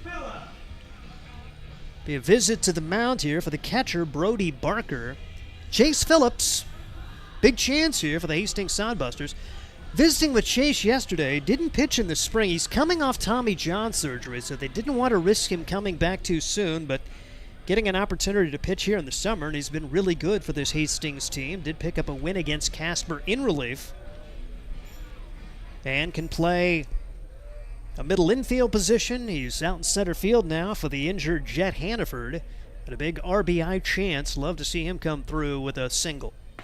Takes the pitch inside, or just move the line along. Got hit by a pitch his first time up. Don't want to see him get hit by a pitch, but if it brings home a run, I'm sure he would take the bruise. 1-0 the counts. Ramos trying to wiggle his way out of more difficulty. 1 run allowed so far. 1-0 delivery. High and tight, 2-0. Take sign likely on here for Chase Phillips as Josh Printer down in the third base coach's box. Coaching at first, Corey Caranda. 2-0 the count on Chase Phillips. And the pitch. Off speed, outside, 3-0. So now Chase certainly having the take sign. A walk brings home a run, and Ramos hasn't walked one yet. Now to 3-0 for the first time of the game. Phillips stands in. Ramos out of the stretch. Bases loaded. 2 outs. The pitch. Called strike one on the inside corner. 3-1 on Chase Phillips. A single to begin the inning for Luke Causey. Jackson Crane hit it on the button for a single. Hard hit ball from Weston Johnston, but fielder's choice grounder there. Brock Cross flew out to right. Jude Greaves with a single. 3-1 delivery. Hard hit ball to the right side. That's a base hit. 1 run will score. And they'll move him station to station as Marsick brings home the throw. It's wild. It bounces away, and another run scores. RBI single for Chase Phillips. A 1-hop throw, and it was mishandled by Barker, allowing a second run to come home. So Johnston scores on the RBI single. Jude Greaves comes home on what's going to have to be a throwing error, even though it was really a pretty good one-hopper. Hilton ends up at second. Chase Phillips ends up, Hilton ends up at third. Chase Phillips ends up at second. And ladies and gentlemen, it's 8-6. And here's Christian Loera with the tying runs in scoring position in 2 outs. Sodbusters plating a couple here with 2 outs after they got the run home from Luke Causey. Pitch is inside for ball 1. 1 ball and no strikes. So Chase Phillips doing a good job taking the ball the other way and into right field to bring home what eventually would be 2 runs.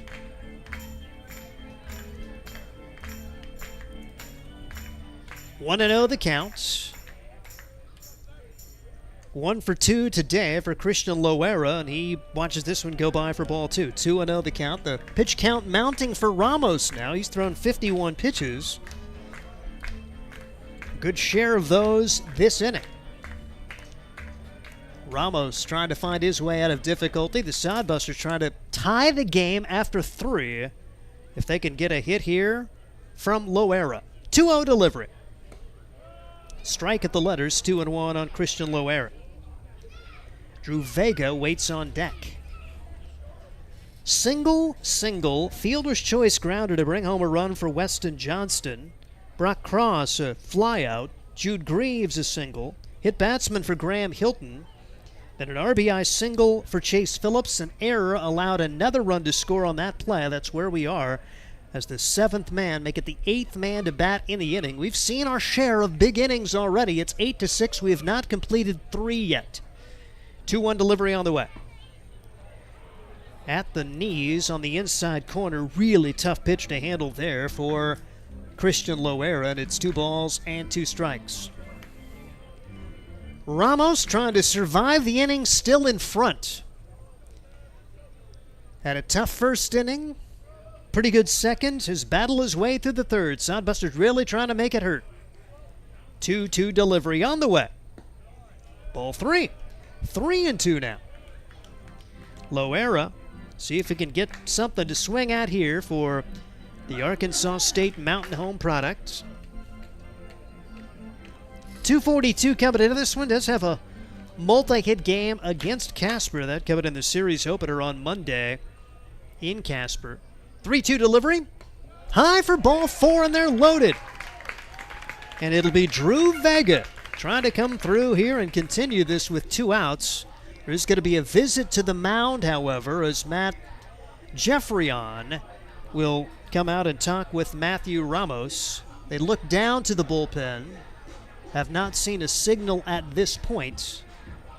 As the pitch counts mounting on Ramos.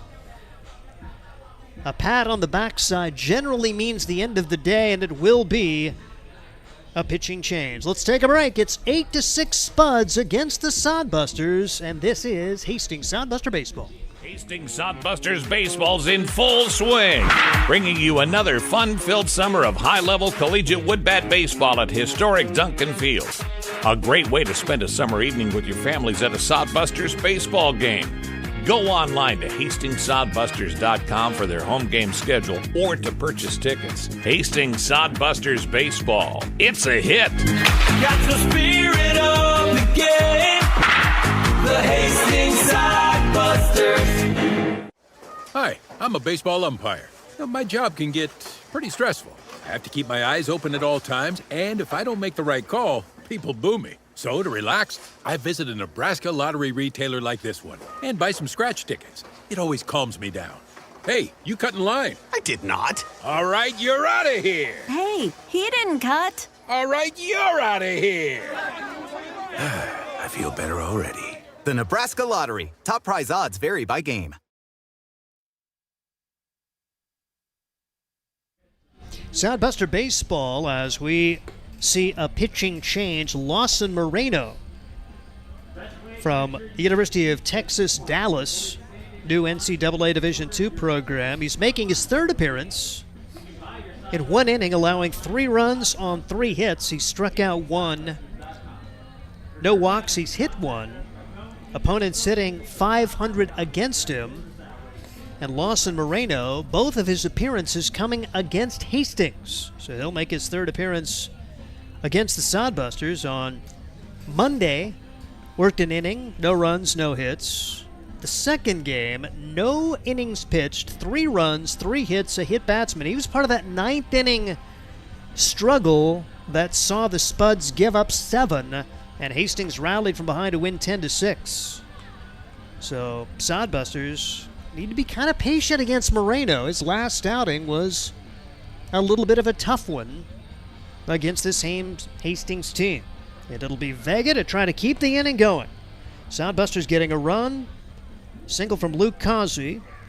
RBI ground out. Fielder's choice from Weston Johnston plated a run. Johnston would come in to score on the RBI single from Chase Phillips. And Jude Greaves would score on that same plan, a throwing error from the right fielder, Matt Marsick. So still in the third inning, it's 8-6. The Sodbusters have battled back in what has been a seesaw battle. And if Vega can come through, we could have a brand new game after 3 innings of play. There is right-handed action. You kind of wonder if now the Sodbusters rallying, if they will bring Thomas in next. Off-speed pitch way high. Bases are loaded, so Vega can be patient here. And Moreno's last outing was a bit of a struggle against this same Hastings team. 1-0 delivery. Takes his time and brings it home. High, ball 2. 2 balls and no strikes. Summer baseball. Trying to work your way through things. This league in particular, you got a lot of development going on. There's guys who maybe haven't seen the amount of innings or plate appearances during a spring, so they're getting their chances in the summer to work it out. Sometimes it goes really well. Sometimes it's a work in progress. 2-0. Pitch right across for strike. Looked really good on that one. 2-1 the count. So we get our first look at Lawson Moreno here in Hastings after he pitched twice against the Sodbusters in Casper. 2-1 with 2 outs. Sodbusters would love to complete the comeback here in the third already. 8-6 the score. 3 in the first, 3 in the third for Hastings, 8 in the second for the Spuds. Pitch right on the outside corner for strike 2, and now Vega going to have to battle. So 2 nowhere close for Moreno, and the next 2 have been right on the corners. So Drew Vega trying to battle his way through a bit of a scuffle. Just find a little bleeder that reaches the grass. That would be awesome. 2-2 delivery on the way. High for ball 3. 3 balls and 2 strikes, and now anything to the outfield certainly scores 2 as you'll have the runners off with the pitch. Hilton at third, Phillips at second, Loera at first. High drama early here at Duncan Field. 8-6 the score. 3-2 pitch on the way. Called strike 3. Vega couldn't pull the trigger, and the Sodbusters will settle for 3. After 3 complete, Casper 8, Hastings 6. This is Sodbuster Baseball. At Hastings College, we celebrate all the ways you shine. From more than 20 athletic teams to band, choir, theater, and art, plus esports, creative writing, speech, and media. Join in to earn a scholarship and find your people, the friends you'll hang out and have fun with. It's what makes Hastings great. So check out Hastings College, where your experience matters, in the classroom and in the activities you love to do. Visit us at hastings.edu. Blue Fork Kitchen features elevated comfort food in a family-friendly, fast casual environment. With a full menu, you can sit down for a nice meal or order online for pickup. From salads and wraps to burgers and steaks, Blue Fork Kitchen has your kind of food.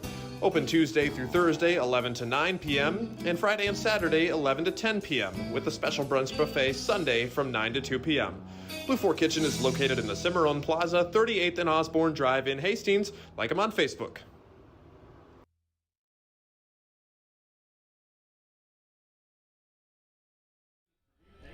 Head of the fourth inning as we are now an hour and 23 minutes into this, and we've played 3 innings. It's a long old night at the ballpark, ladies and gentlemen. I'm an old guy. I don't know if I can stay up this late. I may have to get a relief announcer coming in for this one. 8-6 as we head to the fourth. Sodbusters plated 3 runs on 4 hits, left them loaded, took advantage of 1 error, and boy, I tell you, get 1 more big hit, and you may have the lead back. 3 in the first, 3 in the third for the Busters, 8 in the second for the Spuds as they will face Derek Rocket. Rocket had a lot of rest and 88 pitches thrown, and his team kind of back in it. You'd love to see him put a big 0 on the board there, work his way through this fourth, and probably give way to the bullpen as you can't start an inning after you've thrown 100 pitches, and this likely his last frame. 88 pitches thrown for him through the first 3 innings today, most of those coming in that nightmarish second inning, but did a good job of scuffling through that third and putting a 0 on the board to give his offense an opportunity. Jack Opine steps in, first pitch swinging, and it is drilled right by the third baseman Brock Cross and into left field. Jack Opine likely a single there as an opportunity to have a runner at first and nobody out. Jack Opine solidly singles into left field for a base hit. So he's aboard for the 3rd straight time. Caden Wilcox, 2 for 2. 2 runs batted in and a run scored stepping in. So man on board to begin the inning. They've had their leadoff man aboard 2 times in 4 at-bats. There was action with Elijah Thomas getting hot. I think he's ready to go if Derek Rocket struggles here. Bouncing ball to the shortstop, to second for 1, over to first, 6, 4, 3, DP! Christian Loera, Drew Vega, Jude Greaves, 2 outs, nobody on, and that a big pitch for Rocket. And all of a sudden now you think, okay, you get a quick out here, you may come out for the 5th. So Jack Opine first pitch swinging. Caden Wilcox with a quick double play.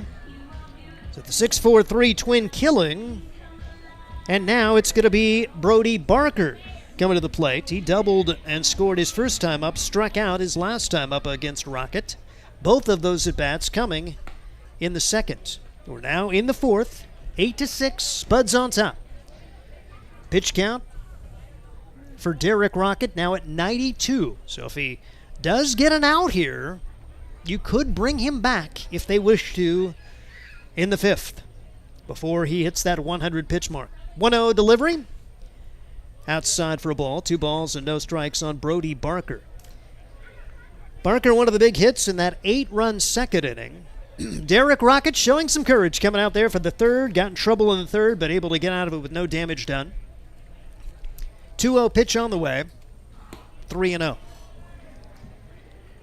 So minimum pitches to Opine and Wilcox, but now has gone 3-0 to Brody Barker. Going to have to come all the way back. Wines and livers. High ball 4. And that's been the story in Rocket. Kind of everything or nothing. Either getting outs or making walks, and it looks like that may do it as we do see the visit to the mound coming for Josh Printer. Printer will come out hoping, like hope, that he could get through the 4th inning. See if he takes the ball from Derek Rocket, and there will be a pitching change made. So Rocket unable to get through the 4th. It's 8-6. Casper on top, and this is Sodbuster Baseball. Make your next pit stop at the Coach's Corner. A friendly staff and a deep lineup of snacks. You can find Coach's Corner in North Hastings on Osborne Drive East. More than just a gas station, Coach's Corner is the place to get delicious pizza made fresh for you and your family. Don't take our word for it. It's so good it'll be featured at selected Sodbuster home games this season. For a convenient and clean experience, be sure to check out the new convenience store in North Hastings, Coach's Corner. There's nothing like relaxing on a summer day. Nothing like taking in a Hastings Sodbuster baseball game. And there's nothing like an ice-cold Pepsi to make the day perfect. Pepsi Cola of Hastings wants to make your nothing like be the best day it can be, whatever the occasion. Enjoy your favorite refreshing Pepsi product throughout the Sodbuster season and make your nothing like memories. Pepsi Cola of Hastings, a proud sponsor of Hastings Sodbuster Baseball. Welcome back to Duncan Field. The Hastings Sodbusters on the short end, 8-6, and Elijah Thomas makes his second appearance in as many days. That's another one good thing about summer baseball. You arrive, and you're almost in the lineup immediately. Elijah, hey, welcome to town. Get in there. He pitched an inning yesterday, no runs, no hits, struck out one, and he'll be asked to get an out here and maybe work a few here for this Hastings Sodbuster team. Elijah Thomas, a left-handed pitcher out of Contra Costa College, the Comets in California. Good to see Elijah make his way to Hastings, and hope to see him have a long stay here this summer. And he will be facing the number 8 hitter, Cody Clausius. Derek Rocket throwing 95 pitches, working 3 2/3 innings. Thought maybe he could finish the 4th and maybe have a chance to go out for the 5th after he got 2 pitches and 2 outs. And here's the delivery. First pitch swinging, and this one is popped up short left field. And coming on to make the play, 1 pitch, and they get the out there. Great job for Thomas. Was making the play was Jackson Crane, and that's a nice relief appearance when you can get that done.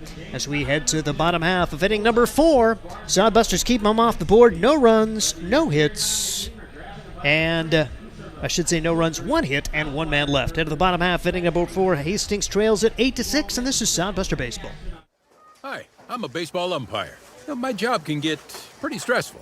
I have to keep my eyes open at all times, and if I don't make the right call, people boo me. So to relax, I visit a Nebraska lottery retailer like this one and buy some scratch tickets. It always calms me down. Hey, you cut in line. I did not. All right, you're out of here. Hey, he didn't cut. All right, you're out of here. I feel better already. The Nebraska Lottery. Top prize odds vary by game. Hastings Sodbusters baseball's in full swing, bringing you another fun-filled summer of high-level collegiate woodbat baseball at historic Duncan Field. A great way to spend a summer evening with your families at a Sodbusters baseball game. Go online to HastingsSodbusters.com for their home game schedule or to purchase tickets. Hastings Sodbusters baseball. It's a hit. Got the spirit of the game. The Hastings Sodbusters. At the bottom half, inning number 4, as it's a bullpen game now. 8-6 the score, as Lawson Moreno, out for his first full inning of work, came in, bases loaded, struck out Drew Vega. Moreno, 78-79 for his fastball, 64 with his curve, 73 with his changeup, as he'll be facing the 3, 4, and 5 hitters.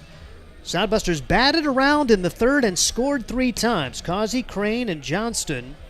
See if they can get the offense started again here. Wild game. Busters scored 3 in the 1st, Spuds 8 in the 2nd, Sodbusters 3 in the 3rd. And meanwhile, Derek Rocket doing a good job putting up a 0 in the 3rd, getting a couple outs there in the 4th. And his relief pitcher, Elijah Thomas, came in to get the 3rd out on just 1 pitch. Say the way this game's going, if you can get out with just 1 pitch, you're feeling pretty good about things, as bullpen's going to be taxed here over the next couple of days. And for Hastings, lots of baseball will not have an off day until June 27th, which will be the end of the first half of the season. Pitch right across, 1 ball and 1 strike on Luke Causey. Causey already a 2-hit game. We'll see if he can make it 3 now. 2 singles in this one. Had a 3-hit game against Spearfish back on May 25th with a triple and 2 runs batted in. Of course, he's got the lone home run of the year for the Sodbusters. Takes a strike here, 1-2. And Moreno, who really scuffled in his last outing, comes in and gets a strikeout lasting and quickly jumps on top 1-2 to Causey in his first full inning of work. Left-hander winds and delivers. Way high, 2 balls and 2 strikes on Causey. Sodbusters trying to complete the comeback, still with a lot of time to go in this one. We're just in the bottom half of inning number 4. First 3 innings took 1 hour and 23 minutes. Oh my goodness, another foul ball over by the Hastings dugout. We have already seen 1 player injured. I'm not sure if that got over the protective railing or if that hit just below. Already Jet Hannaford went down as he took a foul ball in the on-deck circle below the belt, if you know what I mean, and was taken out. Big swing and a strikeout. It's a good job for Moreno, and Causey down on strikes to bring up Jackson Crane with 1 man out. Crane 2 for 2 in the game. Jackson Crane coming into today at 200. He was hitting just 182 against the Casper Spuds, but raises that average with an RBI double in the first and a single in the third. We're only in the 4th. Pull up a chair and we're ready for late night with the Sodbusters and the Spuds, the way this baby's going. Hard hit ball left side. That is a base hit and extra bases. Jackson Crane's got 1, headed for 2. He'll have a stand-up double. His second double of the day, and Jackson Crane for the Hastings Sodbusters had only 1 double in 20 at-bats coming into today. He's got 2 doubles in 3 at-bats, and Jackson Crane has himself a 3-hit game. Runner in scoring position, only 1 man out, and Weston Johnston, who's hit it hard twice, will step to the plate. Johnston, a 2-run single in the first, and a ball that almost hit 100 miles an hour off the bat. Hit it hard his last time up, grounded into a fielder's choice, brought home a run. So 3 runs batted in for Weston Johnston on the day as the Hastings Sodbusters battling back. Been a seesaw contest as Hastings trying to rally from 8-3 down after they led 3-0. Pitch is down low. 1 ball and no strikes on Weston Johnston for the Hastings Sodbusters.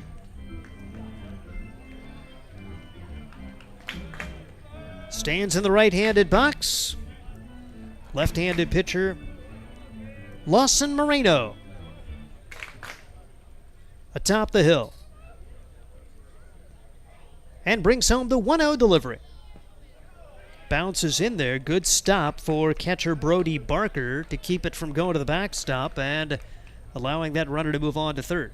2-0 on Weston Johnston. Should get something to hit here for the Hastings Sodbusters.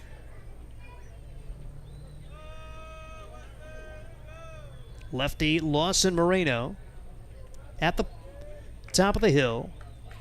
Out of the stretch. Hard hit ball, but foul. 2 balls and a strike on Johnson. A strikeout to Causey, a double for Crane. He's in scoring position, still only 1 man out. We're in the bottom half of inning number 4. Sodbusters trying to mount a comeback after they gave up 8 in the second. Moreno takes his time out there. We see some guys working really quickly. Moreno fairly deliberate in his approach. And Johnston will now make him wait as Weston Johnston steps out and will get back in. 8 runs, 8 hits for the Spuds. They've committed the only error. 6 runs, 10 hits for Hastings. The issue for the Sodbusters, 5 walks, 2 hit batsmen from Derek Rocket as he gets through 3 2/3. But after the way it went in the second, to see him come out and put a 0 on the board in the third and battle through the fourth. Bouncing ball left side, that's a base hit. Crane had to wait to make sure it got through, so he'll advance only to third, but there's runners at the corners with only 1 man out, and Weston Johnston continues to swing it well. And it's going to be Brock Cross coming to the plate. Cross, a single his first time up, flew out to right his last time up, couldn't get it deep enough to bring a run home. But the Sodbusters would still battle, and the next 4 reached. That allowed them to get 3 runs home. Here, find a way to find grass here with a line drive. You certainly get 1 home. Anything but a double play ball if you're the Hastings Sodbusters at this point. Down 8-6 in the 4th. A throw over to first. They've got a man picked off. Sodbusters trying to get into a double steal. They'll throw to second and out at second base. So Weston Johnston picked off. And I'm not sure if Jackson Crane was supposed to go from third, if they were trying to get the double steal, or if it was just a base running error when all is said and done. That is a huge turn of events here, down by 2. And now there's a runner at third, 2 outs. You'd love for Cross to find a way to pick up his team right here. So the Sodbusters lose a base runner at first and third, nobody out. Just a nice move there from Lawson Moreno, the left-hander. And it certainly didn't look like Weston Johnston had any kind of move, but it almost looked like he was trying to get picked off. But it didn't work out. Sodbusters couldn't get the run home from third, and now they have a runner at third and 2 outs. And the 1-0 delivery is down low. And you hate to bail him out a little bit because Moreno has hit his ups and downs the first week in a Spuds uniform. Now the Sodbusters give up an out here. Have now hit them 11-8, but trail it 8-6. Still not through the 4th. Pitch missing. 3 balls and no strikes. Jude Greaves waits on deck. A double for Jackson Crane, a single for Weston Johnston, but he is picked off. Bouncing ball left side. It's a fair ball. Third baseman's got it. Long throw. Not in time. Safe. Infield single. Brock Cross. An RBI. The Sodbusters get their 7th run across. It's 8-7 on the infield single from Brock Cross.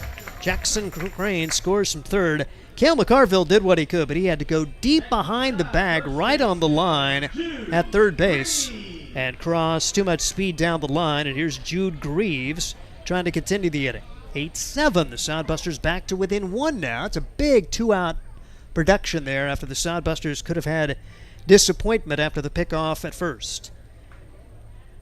Pitch taken for strike 1. No balls and 1 strike. Officially a caught stealing, I guess, since Weston Johnston ended up being thrown out at second base. If you go back to first, it would be a pickoff. 0-1 delivery. Off speed, way high. 1 ball and 1 strike on Jude Greaves. Bottom half of the 4th inning. Sodbusters trying to come back from 5 down to at least get it tied. Then after they had a 3-run lead. It's been wild and wacky here on Saturday the 14th.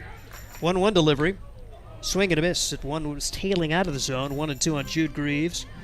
He singled, would come in to score, and a throwing error from the outfield. That's the only error of the ball game. We've seen 15 runs scored, and it's been a pretty well-played game defensively. We've also seen 20 hits and not through 4 innings. 1-2 pitch. Inside, hit him. Ouch. Jude Greaves aboard, and the Sodbusters trying to continue their 2-out magic we saw last inning, where Hastings had 4 men come to the plate after they got 2 outs. That allowed them to get 3 runs on the board before it was all said and done. Here's Graham Hilton. Hilton hit by a pitch his last time up. He's 0 for 1. He flew out to center back in the 2nd. We're in the 4th. It's a slow-moving night at the ballpark. So if you're Casper folks listening in, watching the Mountain Time Zone, this would be right in your wheelhouse. If you're the Michigan contingent, all the Saginaw Valley State fans, yeah, it's gonna be a late night for you folks. The Eastern Time Zone. Pitch misses for ball 1. 1 ball and no strikes on Graham Hilton. Hilton, a Central Time Zone product out of Mustang, Oklahoma. 1-0 the count as Lawson Moreno trying to work his way out of difficulty. He's given up 1 so far. Here's the pitch. Right across for strike. 1 ball and 1 strike. Did a good job of helping his own cause, getting the pick off. The eventual caught stealing of Weston Johnston. But since then, infield single and hit batsman. The Sodbusters have a run on the board, and they have the tying run at second, lead run at first. They got the tying runs on their last inning when they scored 3 and left them runners at second and third. Sodbusters have stranded 5. Casper 6 stranded so far. Pitch inside. Great stop of the backhand in the turf from Brody Barker. And it's 2-1. Casper defensively. Cody Clausius at first, Caden Wilcox at second, Jack Opine the shortstop, third baseman is Cale McCarville, the infield for the purple-clad Spuds today. Good-looking uniforms, purple with white pinstripes and white numbers. 2-1 delivery, foul back, 2-2 on Hilton. The outfield, Matt Marsick in right, Trent Rucker in center, and Sean Glatz in left. 8-7. Casper on top of Hastings, bottom half of inning number 4, scheduled 9-inning game. They play with a 10-run rule after 7 in the Independence League. That came into play for the first time in a Sodbuster game yesterday with the Hastings team on the short end. They're 11-3 and the victim of a run rule loss for the first time yesterday. 2-1 delivery on the way. Well hit but foul. 2 balls and 2 strikes on Graham Hilton, bottom half of inning number 4. It's been a good go here for the Sodbusters again. A double, a single, an infield single. The caught stealing is big. Hastings Sodbusters in danger of stranding 2 more, but see if they can get at least 1 more home and get it tied up.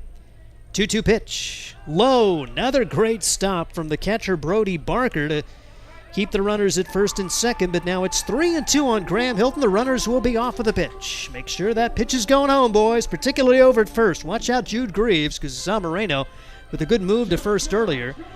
Now, Clausius will play behind him here, so unless he cuts in quickly, should have a good running start from both of your first and second base backs. 3-2 with 2 outs. There go the runners. The pitch. Inside, ball full. And it's loaded up for Chase Phillips. Phillips, an identical situation to the one he faced last inning. The Aurora High School graduate from nearby. Came in with the bases loaded. Had a 3-0 count. Took a strike and then grounded one through the right side of the infield. There's going to be a visit to the mound as we'll see Matt Jeffrey on come and have a word with his left-hander Lawson Moreno, seeing his pitch count mount here in inning number 4. Moreno now up to 32 pitches thrown after Ramos threw 56 pitches in the start. Ramos in his outing goes 2 2/3, 6 runs, 9 hits, walks 1, doesn't strike out anybody. Moreno, 1 inning pitch so far, allowing 3 hits, 1 run to this point, 2 strikeouts, a walk, and a hit batsman. Chase Phillips has been aboard twice, hit by a pitch in the second, singled, knocked home a run in the third. Another big opportunity for the number 9 hitter who wasn't expected to be in the lineup today. Came in when Jet Hannaford got struck in the batter's box, or I should say in the on-deck circle, by a foul ball. Here's the pitch. Big swing, no contact as Moreno pulled the string on that one, and Chase Phillips down to the count, no balls and a strike. He worked from ahead in the count last time up. Moreno comes right at him here. Here's the pitch. Swing and a miss. 0-2. Now, Phillips didn't face Moreno the last time. This was against Ramos when he got the RBI single, and now Chase really needing to battle as he's quickly down to the count. No balls and 2 strikes, and Moreno working out of the wind now. The bases loaded and an 0-2 count. See if Phillips can at least put it in play. 0-2 delivery, swing and a miss. So 3 pitches, 3 strikes, and the Sodbusters leave them loaded again. But they're within a run. It's 8-7 Spuds as we head to the 5th. This is Sodbuster Baseball. Core CPAs is your locally owned, full-service accounting firm. Our team of professionals have years of accounting experience and focus on building in-depth relationships with our clients. Our comprehensive and customized solutions are tailored to your specific needs. We pride ourselves in our commitment to integrity, objectivity, and professionalism.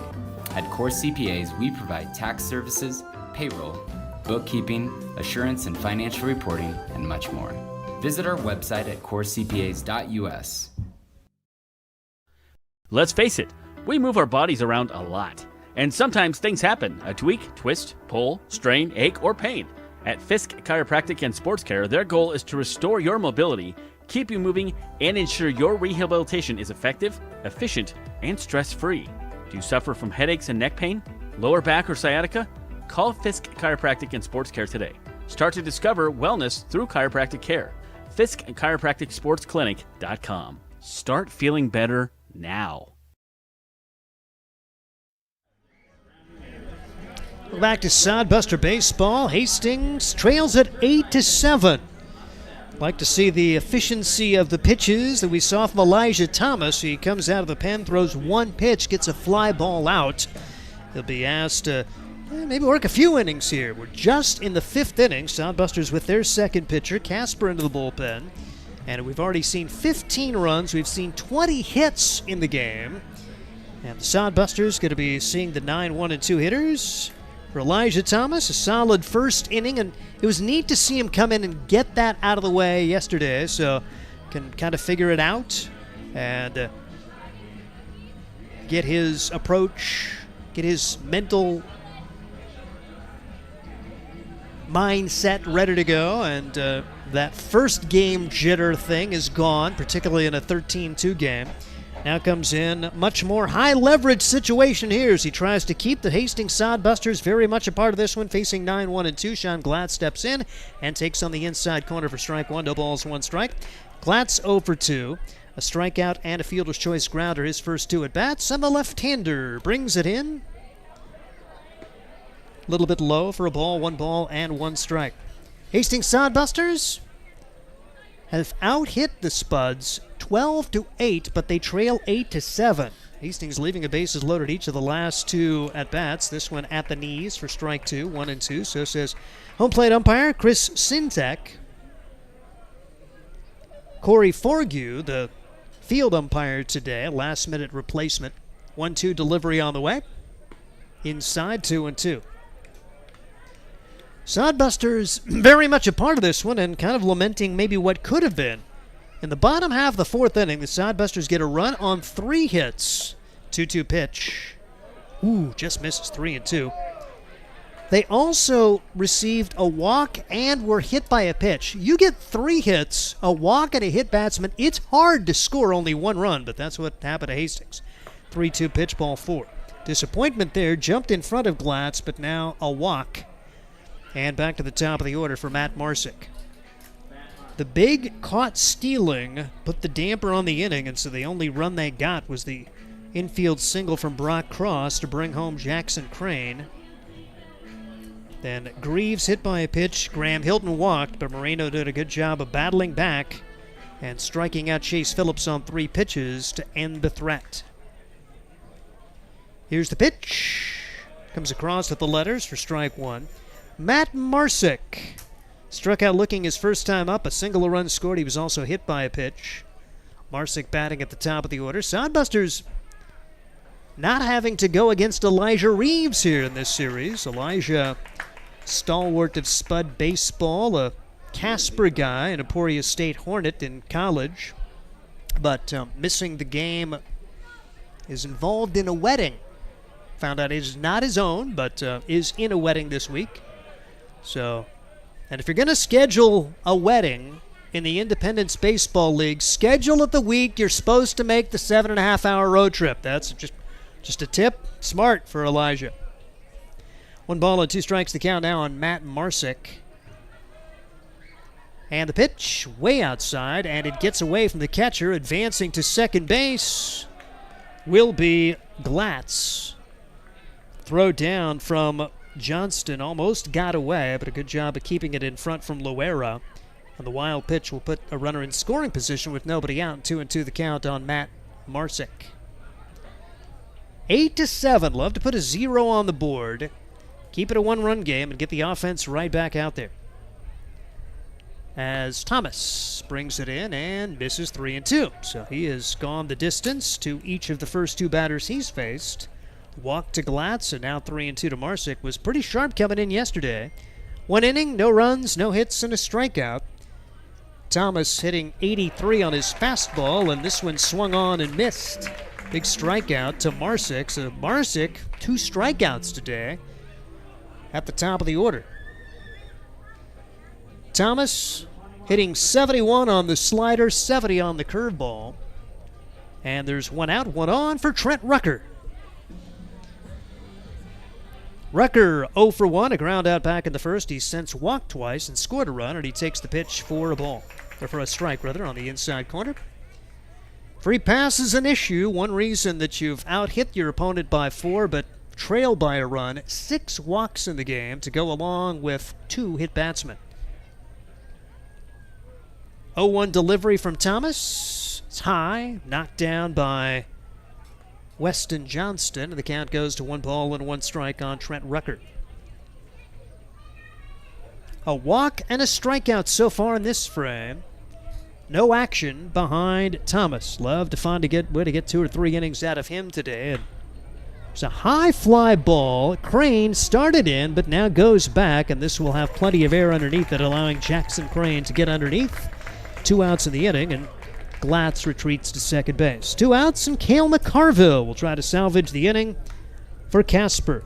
A walk and a wild pitch, but a strikeout and a flyout, and Cale McCarville has already struck out twice as the beer batter, but he's been hit by a pitch to bring home a run, and he scored once. 0 for 2, an up-and-down day for McCarville, the starting third baseman for the Casper Spuds. 1 on, 2 outs, and the pitch. Foul back. 1 strike on McCarville, and the fans in anticipation once again for potential beer special for a 3rd time today. Now, we have not kept track of the official batting average. We do know that the Sodbusters playing another home game here today. They are now 7 for 10 in beer batters striking out. Whether that's ahead of the league average, I don't know. There may be that stat out there somewhere, but we can tell you that. Quickly, 2 strikes on McCarville. And I don't care if it's a strikeout or not. Just get out of this inning with no damage done. Put another 0 on the board and give the offense a chance to come back and maybe grab the lead back. 0-2 pitch. Instead, stepping off will be Elijah Thomas. California guy. Opportunity to bring him in and have him work some relief for the 2nd straight day against the Casper Spuds. 0-2 pitch. Runner goes. Pitch foul back. Great jump from Sean Glatz. He was likely going to have third base stolen. Glatz got a little bit of speed out of Wilmington University, an NCAA Division II program. Pretty good year for the Wildcats. He went 37-22. Glatz, part of that squad, hit .333 with 2 home runs.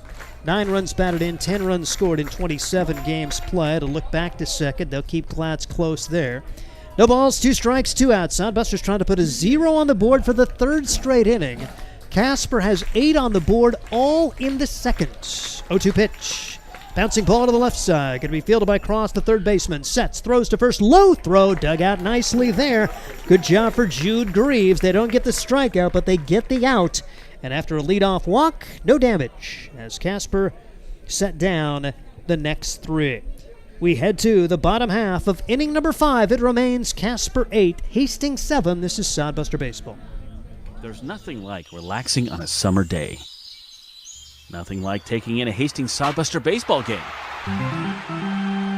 And there's nothing like an ice-cold Pepsi to make the day perfect.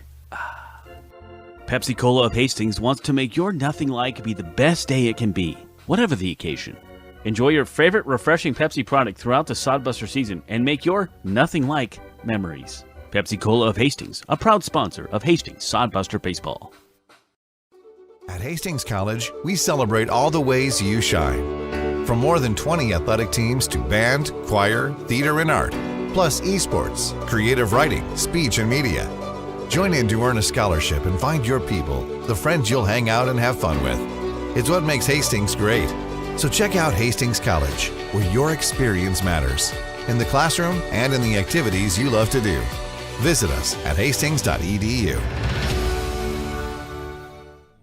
Head to the bottom half, inning number 5, 8-7. The Hastings Sodbusters trail it. They're going to have the top of the order coming up. Loera, Vega, and Luke Causey against Lawson Moreno. Moreno out there after going 1 1/3 so far. Lawson Moreno has thrown 35 pitches after Ramos threw 56. They're almost at 100 pitches. Derek Rocket threw 95 pitches in his outing today. And we've seen Elijah Thomas come in and throw 20. We are now an hour and 56 minutes in, and we're already in the bottom of the 5th inning. It's a long old night at the ballpark.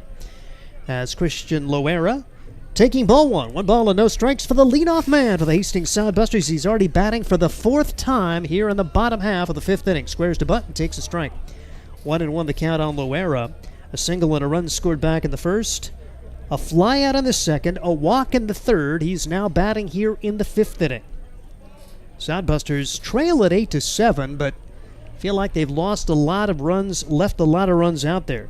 8 stranded runners, 12 hits in the game, trailing it by 1. For the Spuds, all of their offense coming in the second. 1-1 delivery, big swing, no contact. Loera, is he okay? Nearly screwed himself into the turf on that one and may have twisted his left ankle as he will walk away from home plate and try to get resets. Hope he is okay. Like I said, it was a very awkward fall for Christian Loera. And some wacky things have already happened today. The Sodbusters lose their starting center fielder on a foul ball into the on-deck circle. Here's a pretty well-hit ball from Loera, but that's a fly ball, and that's into right field, and that's where fly balls go to die as Loera is out, and we've got Scott Galusha coming on board.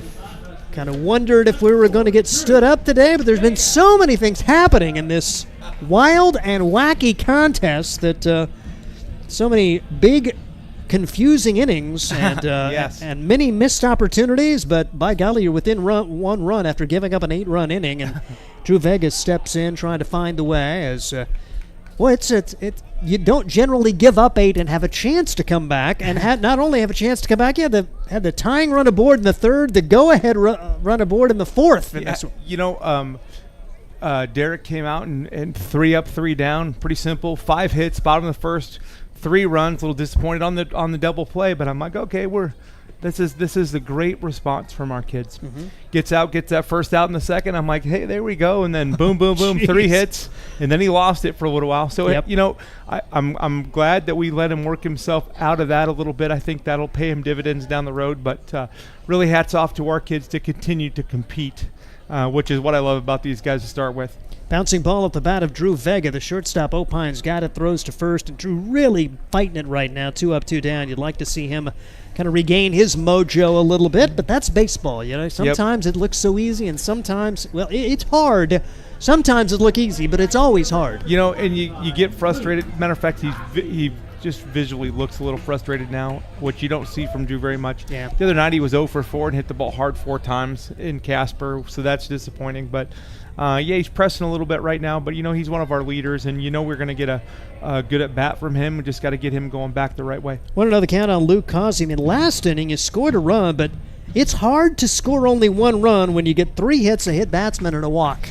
Yeah, and really, and the crazy even part of that's even more crazy in my opinion is if we don't get the kid picked off, we probably don't score because he can go the short way on that ground ball. Oh, yeah. And we probably don't get a run out of it. So we may have benefited from the pickoff. But again, how many times have we sat here over the years and said, I'm not sure I've ever seen that before. And we've both seen a lot of baseball. So speaking of which, oh my gosh, how's Jet Hannaford? I don't think I've ever seen anything like that happen. But the foul ball into the on-deck circle right below the belt, and that is, that can be a very serious situation. Yes, is he okay? Yeah, he's okay. Okay. And again, he was hit. The target was hit perfectly. Yeah. It was a 50-point dart, if you understand what I mean.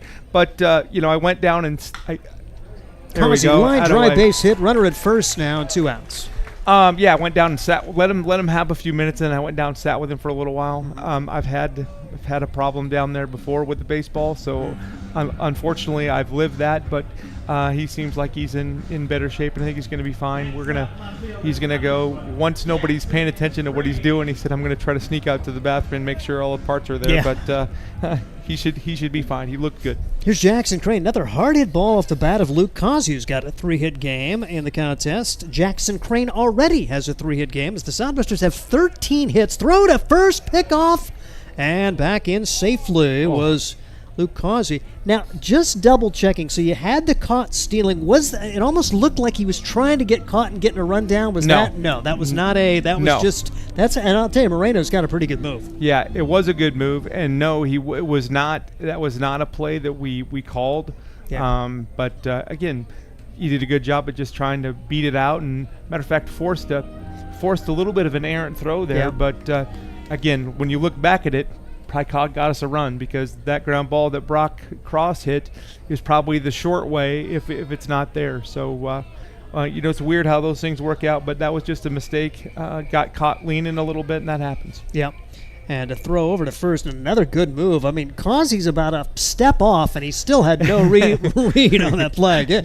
Give Moreno some credit. He's got the move. Here's the pitch. He sure does. I mean, Causey almost got picked out, and he could have fell over and hit the bag with his knee. Yeah. And he still was close. But, that guy, he's got nice touch, nice feel up there for that left-handed move. And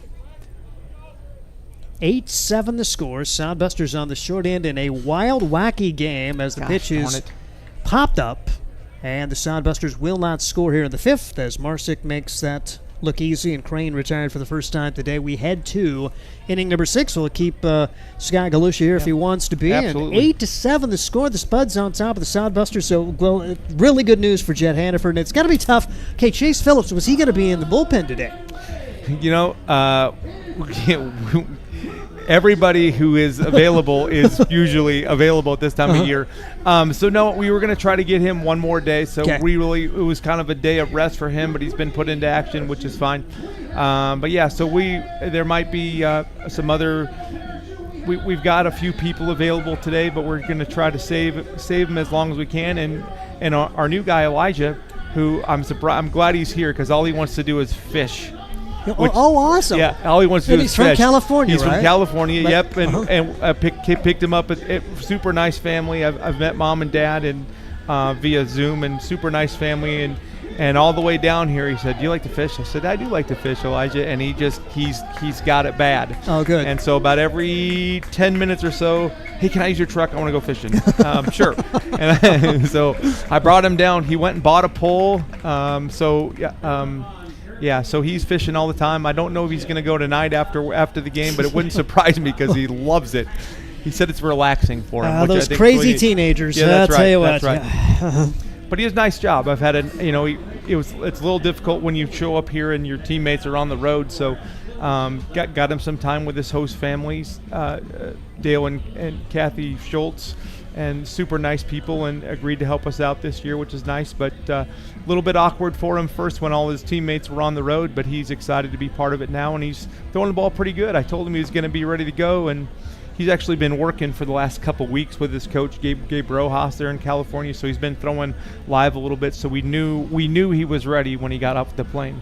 Well, one thing about it, a lot of times you try to bring two from the same college. We do. He's a solo guy, and at this point in the year, you're just, who can we get? and it's interesting how do you get a guy from California to come out here at the end of June? Well, Coach Rojas and I have been talking for months and months, and the plan was, he wanted me to take a couple of position players, and you just can't take position players without making sure you have enough pitchers. Yep. So that went on and on and on and on, and finally we decided to take 2 pitchers, and I said, okay, I'll take 2 pitchers. And then the next day he said, well, there's only one available. I said, okay. If he's coming, he's coming. So that was Elijah. So that was good, and we're really happy. Coach Rojas has worked with him. He looks nice. He's throwing strikes, which is the key. And what we really have to work with Elijah on is his routine between appearances. That's what we've got to get better with him, because the arm skill is there. The competitiveness is there. We just got to get him a little more consistent from start to start. You can't just fish between starts. Yep, that's is that correct. what you're saying? Yep, Yeah. that's correct. And he would gladly do that. Line drive out from Yeah. Rivers Smith. He hasn't been retired much over the last couple of days, but a good job for Jackson Crane. Crane looking pretty comfortable out there in left. Of course, the sun is behind the field now, but he's a guy. Crane played some left field. It's good to Yep. have kind of a guy who's experienced out there. Again, when it's as bad as it was last night, I'm not sure it matters who you are, but I guarantee you that Zane has said, hey, nice job. You got a little bit better night to catch a ball out there than I did. But, that's going to happen. And Zane's a really good player and a great athlete, and he's going to be a really good player. And I just told him not to worry about that. It was unfortunate for sure, but you just got to play through those things. Hard hit ball here, and going back, center fielder. How about that? As Chase Phillips can do it all. Is it nice to have a guy who can play infield, he can play outfield, he can pitch for you? Chase Phillips made that one look pretty easy on a hard hit ball from Jack Opine. That was a beautiful drop. I mean, fundamentally really good. I know maybe you can't see that when you're watching the broadcast, but drop step and just took off running hard and tried to get to a spot. So yes, he's a talented kid. Jacob Shaw was one of those kids, and he reminds me a lot of him. Kind of the same build, actually, kind of the same two-pitch combination when he's on the mound. But he surely can do everything. We got to get him going a little bit with the bat because I know he can really swing it. And he's just a little. He's off a little bit, not on time right now. That ball 91 off the bat there, and this pitch inside, it's going to get a piece of Caden Wilcox, so he's hit by the pitch.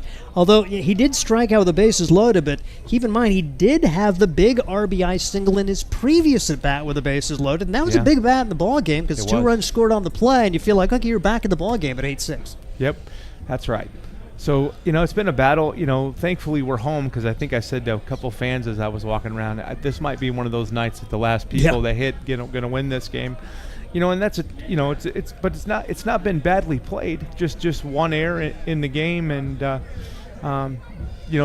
seeing eye single back in the second, that little dribbler that got by Rocket, that was a big play, because that was a good pitch, soft contact, but in the right spot, and that kind of led to that big inning.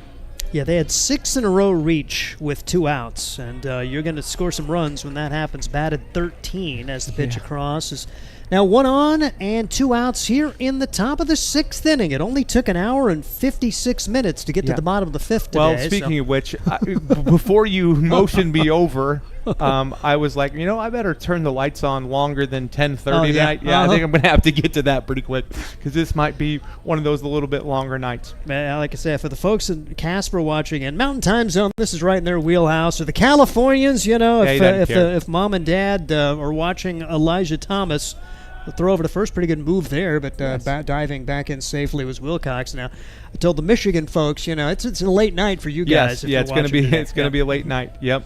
So it's a beautiful night for baseball, and again, you don't often see a pretty well played game that has this many hits and this many runs, but really it's been a pretty decently played baseball game, and I like our chances. You also don't see too many games where the opposing team has 4 zeros on the board and an 8. Yes, that's I mean, you should go. This should be what is it, banana ball, where you get a point for scoring a run when they don't, because the Sodbusters have scored in 3 innings and. The Spuds have scored on only 1. I think we'd be at 3-1 in the we would banana ball. We would have a 3-1 lead. We would, and also I think that inning might have been a little shorter, because there's a guy in 107 over there that made a pretty good one-handed catch on a foul ball. Yep. And I think that would have made that a 4-run inning instead of 8. But maybe we should have switched those rules early. I know our fans love it for sure. Yep. And is that?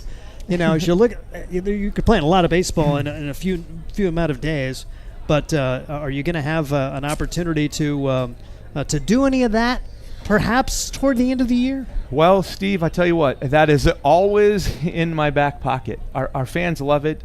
I would say out of every 10 baseball questions I get, 3 of them end up, are you going to do banana ball again?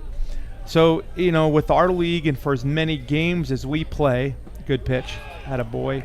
Called strike 3, and nothing happening for Casper. No runs, no hits. One man left. We head to the bottom of the 6th, still 8-7. Go ahead. So again, as long as the league will allow it, if the game doesn't matter on the 20, I think it's the 20, what day is that? The 28th, 27th? 6th of July, are you thinking? Or what? Yep, the last day, our last home game, so that would be, is it the 27th? As far as I know, yep. Yep, the Yeah, it should be 27th. If that's the case, then we will of course, like we normally do, ask and see if we can do that. And we have we kept trying to make sure we had the Nebraska prospects scheduled for that game, because we'd have a double chance at having it not matter. But so the league understands it's about entertainment, but in the same sense, we want to keep the integrity of what we're trying to do. So we'll see what happens, but I have had people ask me about it, and we do have plans ready for that.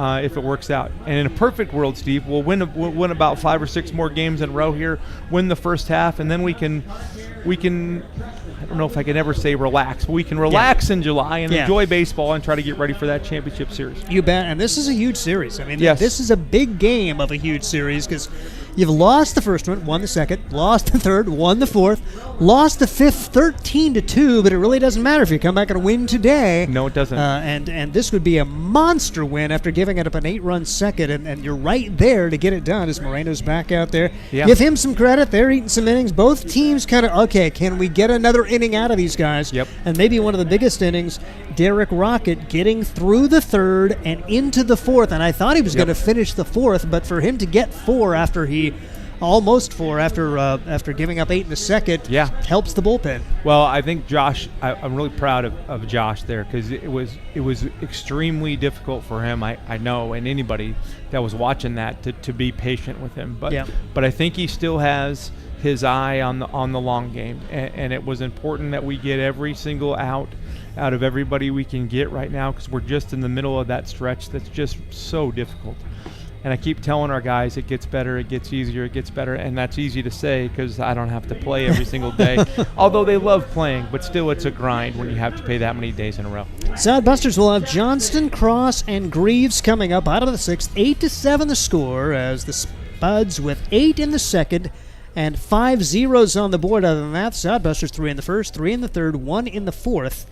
See if they can get the offense back ignited against Moreno. And he's had a wacky week. He had a pretty good first outing, then was part of that 9th inning meltdown for Casper and the Spuds. They looked back at it. They've won 3 out of the 5, but they're thinking, man, we should have won that game too when Sodbuster scored 7 in the 9th in that one. Yeah. So it's been a fun series. A lot of twists and turns just within these 6 games. Yes, and both teams knew how important this was, because they, Casper, the defending champs, and they have 13 guys back, so they know what it takes, and they knew this was going to be tough, and it's been very competitive.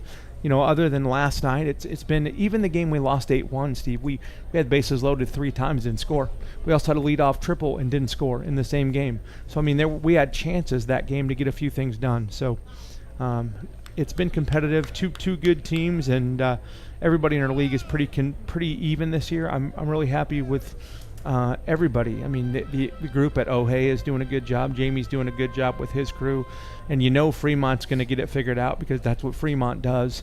And, of course, the Spearfish up there, they can really hit it. And so it's just a matter of time before they get rolling, and they're playing pretty well right now. Hard hit ball again off the bat of Weston Johnston. The throw to first in time, as Opine's been pretty good at the shortstop position overall the last couple of days. 1 up, 1 down as Moreno's kind of settled in, put up a 0 in the 5th, and 1 up, 1 down here in the 6th. Yeah, we got to keep the pressure on them a little bit, keep working, but I think we're back to playing pretty well defensively and getting some pretty good at bats. Right now, Weston, again, I think I've told you before, I feel like he's our best fundamental hitter. Right now, he's pulling off the ball just a little bit. We need to hit it. We need to have him drive one the other way, and once he does that, then he's going to get real hot again. Strike 1 to Brock Cross, and after yesterday's 4-error deal, to see Cross come up with a bare hand play in the first inning, that was a lot of fun at third base. That was a 2-part play too. Not only did he have to field that completely perfect, he had to step and throw a shot over there to get him. It was a good play on both ends. So Yep, glad to see it from him. Because the team had 4 errors yesterday, and you're thinking, oh boy, here's an early tough chance, and to see that maybe kind of settles the team in. And like you mentioned, no errors in the game for the Sodbusters, just 1 for Casper. It did lead to a run for Hastings and that overthrow at home as part of the 3-run third inning, but pretty well played defensively. Marino's battling here, and he's down to the count 3-1 for the second straight time to Brock Cross, who looks for a 3-hit game for the Hastings Sodbusters. Yeah, he didn't hit that. He didn't get a great swing at the 3-1 last time, but it was in the right spot. So hopefully he gets a better barrel on this one. If he gets an opportunity, good start. Good way to get us going. 1 out walk to Brock Cross, Greaves, Hilton, and Hannaford. I should say Greaves, Hilton, and Phillips to bat here in inning number 6. Sodbusters trail at 8-7. I think that's it. They were looking in the bullpen before. Yeah, there they go. Yep. So pitching change. We're going to keep it right here. It'll be the third pitcher coming in for the Casper Spuds of an 8-7 contest. You stay as long as you want to, Scott. Yep. I'm going to finish this inning for sure, and then I'm going to go check on the people from Anderson Ford over there.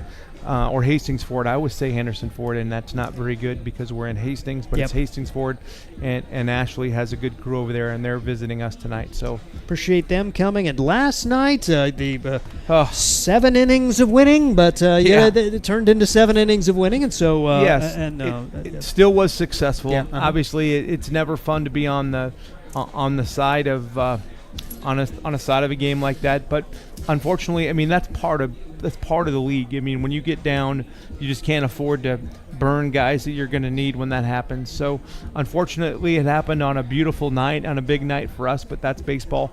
But it still was a great night, great crowd. It was up over 700 people, and we gave away over $7,000 worth of stuff, and I think everybody was happy. We'll see. So, I got one group that asked me for a refund on their tickets, and I was like disappointed. Why? And she said, well, we were coming Sunday and we won tickets to the College World Series, so no offense, but we're going to College World Series. So I'm like, okay, that's fine. I'm okay with that. So I'm glad that they were able to take advantage of that. If we didn't play Sunday, I was going to go, but I was kind of hoping we got tickets Monday night because I was going to take my wife. But we got tickets for Sunday, and so the Conan family is going to go watch College World Series. So it was a good night. Wish it would have ended better on the scoreboard, but it was still a good night in the stands, and I think a lot of people were happy with what we did. A new right-hander coming in for the Casper Spuds. It's Nick Kambulu. He's out of Solano Community College in California. He's a Richmond, California guy. 0-0, making his 4th appearance, an ERA of 21.6 in 1 2/3, allowed 5 runs, 3 hits. And he's also struck out 2, walked 4, and hit 1. So another guy, it's kind of a bullpen game for them. You'd love to find a way to get a few here, take the lead back, put the pressure on Casper, and find a way to come back and win this thing in an unlikely comeback victory it would be when you're down. Well, you're up 3-0, then you're down 8-3, and thinking, oh my gosh, how many runs are going to be scored in this game? 4 straight zeros on the board between Rocket and Thomas, and you would have been hard-pressed to say that Casper would have used more pitchers than Hastings at this point, but that's where we are. Yeah, it's crazy. And, that reminds me of something. When I started this with Brian Frew, and thanks to the Frew family for their vision of this and got us started. But the one thing he told me that stuck with me from day one, and he goes, you'll never see something, never have a job that you get such highs and such lows. Yeah. It's kind of like Nebraska weather. You wait about 3 seconds and it's going to change. So I felt like we were in complete command after 1 inning. Yep. And then I changed seats, and then before I knew it, we were down 8-3. And yet I sit here with you in the bottom of the 6th, and I feel pretty good about where we're at. Yep. So that's just kind of how the whole thing goes. And have had chances, had the tying runs aboard in the 3rd, trailing 8-3. Yep. You got it back to 8-6. Had the lead runs aboard in the 4th inning. Yeah, they've done a better job than we have so far in the series at getting those 2-out hits, except for the game that we stole in the 9th. Because if you were watching that, they had a 2-out RBI run in the 6th to tie it, or take the lead after we tied it. In the 7th, the 2-out RBI to take the lead after we tied it. In the 8th, the 2-out RBI after we tied it. And then we came back and get through there. Darn it. Grounded to the third baseman, 5-4, but safe at first. And you hope that Brock Cross is okay at second base, as he had a collision there with the middle infielder. Cross is on his back now for the Hastings Sodbusters. It's been a rough day. The Sodbusters have lost Jet Hannaford, and Cross is That's up a good sign. and apparently okay, as he does have hands on his hips, and wonder if he got spiked. He is making his way to the Sodbuster dugout at this point. Yep, they're going to call him out to, I think Brock went in late. Okay. And so they talked about it, and they decided to call it interference, which makes it a double play. All right, so that ends the 6th inning. The Sodbusters still trail it by a score of 8-7. You mentioned that game. And that was another game when you're down by 3 going into the 9th. The way Casper scored 2 in the 8th, you're thinking it looks really bleak in the 9th. Yes. And you mentioned it wasn't 2 out hits. He scored 7 runs. Almost all of them scored with 1 out. Yep. The way that you batted like 9 with, they made 3 pitching changes when you guys had 1 out, I think, in that game. Yeah. So most of the time when you see me, I'm mostly calm and cool and collected. Okay. So I'm watching that game at home the other night, and when we gave up, we walked the 9-hole header to get to Elijah. And I'm like, man, you cannot do that. Yeah. All right. So we walked the 9-hole header to get to Elijah. He promptly singles to give him a 3-run lead. Yep. I throw a pillow at my TV, and I said, okay, Hank, we're going to bed. So I said, Hank goes in his kennel, I go lay in bed, and there's no way I can sleep when I know we're playing. So I turn it on my phone, and then I'm like, okay, this looks pretty good. And so that's how that went. But yeah, it's frustrating because I felt like we had lots of chances. But again, same thing I've said all the time. Our kids are reacting really well when things don't go their way. They're making plays they need to play after something goes sideways. And, well, you could have packed it in after an 8-run second. Oh, yeah. And they have done nothing but just continue to fight. And that's a testament to every one of them, led by Josh Printer. And if you are the epitome of your coach, I have been so impressed with Josh Printer in so many ways as the head coach. And even yesterday, I wanted to give him credit on the air because he was kind of chewing on his guys a little bit afterwards. We ended up signing off because I thought he was having a pretty animated conversation with another one of his players. He comes up afterwards and says, I want to make sure that people know I was coming up. So we interviewed him and played that back. But just credit to him because already he has got that mentality that win or lose, he's going to do the same thing. Yep. And I appreciate that as a media guy. For him to have that presence as a young coach, pretty impressive. Yep, he does. He's still not comfortable talking yet. He will. Yep. He's only 21, but he's going to be really good. And you and I are going to be old and done and retired and sitting around talking about how good we used to be. And we're going to see Josh. I wouldn't be surprised at all if we see him be a very successful coach moving forward. He just has the right demeanor, the right attitude, and he just understands the game. Fly ball well hit off the bat of Cody Clausius. And again, it's Chase Phillips running one down to the right center field corner. Looks very comfortable out in center field. And it's great to have a bunch of center fielders and in Hastings. And you've got 3 or 4 that can play out there pretty well. Yeah, we try to make sure.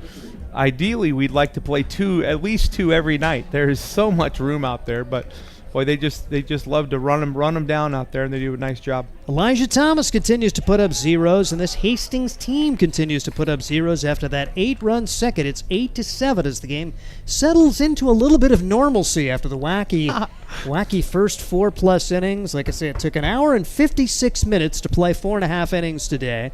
And I'm an old guy, so this is I'm seeing the end of the 50s this week. So it's going to be I'm thinking if I'm going to have a relief announcer because you get past 10 o'clock. It's for me to be up and listen to that that come from behind win at Casper was pretty rarity for me. But I actually did. I was sorting baseball cards and listening to the YouTube broadcast when the Sodbusters came back and won that game 10-6. I can't do it. I've tried a couple different times to go to sleep, and I'm like, oh, I can't affect this game. They're on the road. I can't do it, but I can. I won't do it.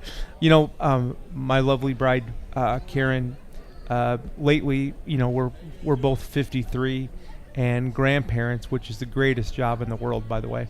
But lately, she gets home from work and 5:30 or something, and if I don't have a baseball game, I have dinner ready for her, and she's, we go anywhere? And if I say no, in about 5 seconds, she's got her pajamas Yes, on. that is at about 6 o'clock. Yeah, so it's done. That's what we do, and that is relax and welcome visit. to our world. Yes, yes. Yep. Lori says, "Is it too early to put pajamas on at 6:30?" I don't care. Yeah, it doesn't matter to me. No, it doesn't make any difference. Yeah. And you know, when we were younger, we probably made fun of our parents and everybody for doing that. But they're right. The older I get, the more right my parents are. So. Yep, it's not going to be too long. We're eating supper at 4:30. That's Yep. that's like yeah. Yeah. We are in the top of the 7th inning in a competitive game. I didn't know if we'd be saying that after an inning and a half, but 8-7 the score. And the Sodbusters have had their opportunities to tie or take the lead as this game wears on. Who's going to get it done here late? Bouncing ball left side, and this is going to be no man's land. Good decision to put it in your pocket for Brock Cross. It's an infield single with 1 out here in inning number 7, and Casper looking to extend an 8-7 advantage. You know, the last 2 hitters, we saw the beauty of baseball, right? The first hitter hits the ball absolutely on the screws, and he's out. Yep. Next guy gets sawed off and hits a 7 bouncer down the line, and he gets a single. Yep. It's just amazing how the game works. So now 1 on, 1 out, and tell you what, good job for Elijah Thomas to eat up some innings, and if he could put another 0 up here, and still no action behind him, and you're in a part of the schedule, no off days until June 27th, and you're going to go on the road for 4 days and play 5 games, so every pitch, every inning you can get helps your team. Well, you don't know, I mean, this is every out that Elijah gets today helps us tomorrow. Yeah. Every single, and again, that's the uniqueness about summer baseball a little bit, and they're so important, which is why I give, matter of fact, I owe Ethan Marshall $5 gift card, and I owe because I give him $5 gift cards for a 10 pitch or less inning. Okay. And so I think I was talking to you on the broadcast the first time that Creighton did it. He comes off the field. I was still coaching. He comes off the field. Everybody's giving him high fives. He's like, "Scott, is that $5? Is that $5?" I'm like, "Yeah." Yeah. So we know that a lot of them get excited about a free food. 3-0 pitch, and that's right across for strike 1 as Glatz aboard on the infield single. Back to the top of the order, Matt Marsick up there. Marsick with a hit in 3 at-bats today. Marsick and Reeves, are they ever going to graduate and not be Casper Spuds anymore? Those I feel guys, like they've been there forever. Yep, and he draws a walk, and they're always in the middle of stuff, too. Just always in the middle of stuff. Yeah, Elijah had a wedding this weekend. Yeah, That's the only time he's hallelujah not for that. Here. Yeah, Yes, because there's. Did you plan that? Did you? No. He's a good guy, and you know, we had really good conversations when we were here, and you know, he said, "Man, I love this outfield." And I said, "You know, you'd look fine in yellow and green." Yes, come on out. But he said, Casper's his from hometown. that area. Yeah. It's kind of hard to get him to come from Casper. So, although, you know, he's playing at Emporia State down in Kansas. I know. You know, you could just go right back to your home college after this is over. And Chris Sintek, his son is he plays for South Dakota State, although he's going somewhere else. I don't know if it's official, so I can't say it, but he's going to another school, and he always comes to Fremont, and I keep going, "Chris, why don't you just come play here, play something different?" Yeah. So I'm working on him. He's a nice player. It's 8-7. Big moment in this game. There are runners at first and second after an infield single and a walk. This is a big moment of the game. Trying to keep it a 1-run contest as Casper hasn't scored since the 2nd. We're now in the 7th, and a good part of the order, 2, 3, and 4 coming up with Rucker, McCarville, and Smith against Thomas as his pitch count has gotten up there a little bit. First outing for him, and seeing his pitch count up near 50.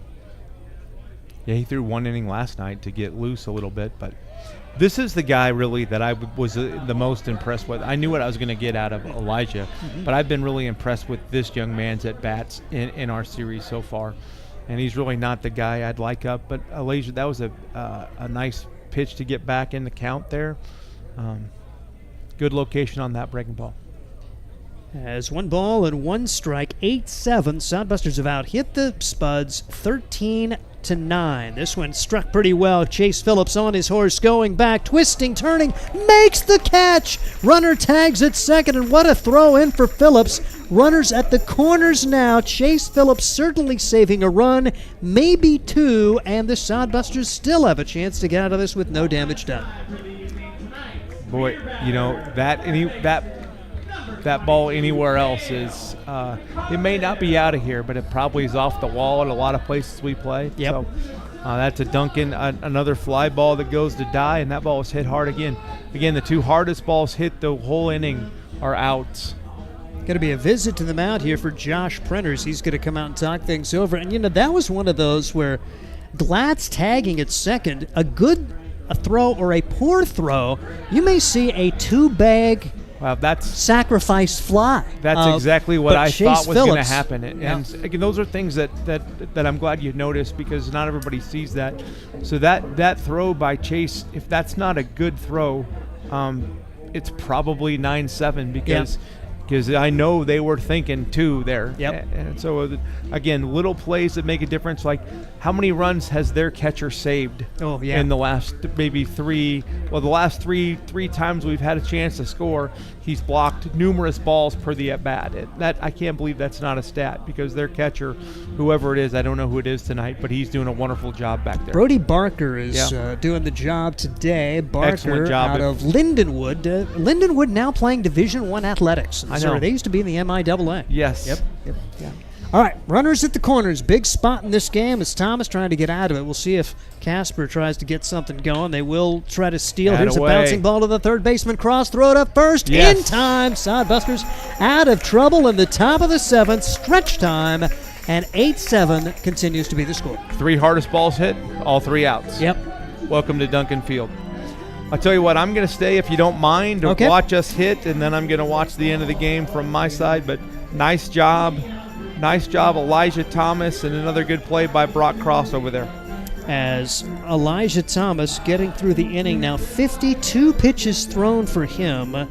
He is now to amass 3 1/3 innings of relief for the Hastings Sodbusters. You've got. He's going to ask me if he can go fishing tomorrow, because he won't be on the roster. I guarantee you. Yeah. He's going to ask me. Nick Kambulu is going to be back out there for Casper, trying to put another 0 on the board. And give Moreno some credit. He came in for Ramos after he was one of the guys that had the meltdown in the 9th inning on Tuesday. He's been able to come back. He kept his team in it, put 0s on the board. And now Kambalu will have a chance to get his team through the 7th, and it's still 8-7. Just one bad inning for the Sodbusters. I'm not going to say defensively, just a tough outing, a tough inning that walks at batsman, infield single, and all of a sudden you look up 8 runs on the board as 13 came to the plate, but Hastings 3 in the first, 3 in the third, 1 in the fourth. Now they've got a couple of 0s. Need to find a way to reignite the offense with 8, 9, and 1 coming up. Good place to start. Graham's had good at bats here in the last 10 days or so. Multi-hit game for him. Really the highlight yesterday. Goes 2 for 3 with an RBI. 2 of the 5 hits yesterday for the Sodbusters. Yeah. Well, we got him to go the other way, and now he's almost overdoing it. But glad to see him. He was getting pretty frustrated early in the year because it wasn't quite. A lot of these kids are used to being the big fish in the small pond, and so sometimes when it doesn't go your way and you're not used to that too much, it's hard to understand. It's just part of the process. And I was impressed. You wonder about the personalities, the guys on the team. Well, I interviewed Brock Cross today, and I said, high schooler coming in, what's it going to be like? I said, who made you feel comfortable? And he pointed out Ryan Jarvis, which I wasn't surprised about, but the guy he mentioned was Graham Hilton and his sense of humor, and that was another one of the guys that kind of made him that helped with the team unity. He felt like the team unity was amazing early on. Well, Brock is one of those numerous guys that we have that are incoming freshmen, and we have a lot of guys in that dugout that are 18 years old. The one thing about Brock is he doesn't look like it. He's got a better beard than I've got now. Oh my gosh, he's a specimen. It's not hard to see why Washington State thinks he might be pretty good, and And so it's nice to see him swinging the bat. His average isn't climbing as much as it should, but he's hitting the ball hard, make much better swings. So we're really happy with him. But, that's really, we give a lot of credit to Josh and well-deserved for Josh. But let's see what Graham does here, and I'll finish that thought. 0-2 pitch to Graham Hilton, and the delivery is right across the No, it hit him. Oh, it hit him on the elbow, and then it got a good piece of Brody Barker, who is down crumpled. So I thought it was going to be called strike 3. Yep. Instead, hit by pitch, and the Sodbusters get the tying run aboard with nobody out here in the 7th, and now you hope that Brody Barker is okay. Yeah. He didn't get him much, but he didn't move. He didn't lean into it, but he didn't move, which is a good break for us and a good start. But back to that thought real quick as we wait. But Ryan Jarvis, Drew Vega, those two guys, Creighton a little bit, but he's a pitcher, so those guys are always a little different. but especially Drew Vega and Ryan Jarvis, and I know I'm forgetting. Oh, Tyler Welch, he's been here, but these guys were Josh's teammates, and for those guys to be as excited as they were for Josh. And to take on new roles, those guys, those returners, have been just monumentally important for us to get to the start that we're at. And so, again, Josh deserves a ton of credit, but those returners have really done a tremendous job for us in the dugout. Chase Phillips drilled in the back on the first pitch he faces, and now first and second, nobody out. How many times to say? Ugh. You put free passes to the 8 and 9 hitters, it should be a good go for you. Top of the order coming up, 2 on, nobody out. Loera takes outside for ball 1 ball and no strikes. You think, do you sacrifice here? But you probably got to make the guy throw a strike at this point. Yeah, and you know what? I guess in the way this game is going, do you think 9 runs is enough? No kidding. I don't think so. I think Christian can run, CeeLo can run a little bit, and I just think I think you go ahead and let him swing. Although I know we do a lot of small ball, which I love, but I just don't think 9 runs is going to be good enough. Kambulu is hitting 85-86 on his fastball, so he's hit 2 batters here. His curveball at 72, so a nice change of pace there for Kambulu, the right-hander for Casper. 1-1 delivery on the way, squaring to bunt, and missing it is Loera, so now it's 1-2, and going to have to battle for Christian Loera. Singled and scored his first time up since then. A flyout, a walk, another flyout. He's hit the ball pretty well, but you don't get fly balls to do much here at Duncan Field. Yep. What do we say? Everybody, I said it. I think I said it first, but now everybody says it because it's right. This is where fly balls go to die. Yep. Unless you're Luke Causey. Yep.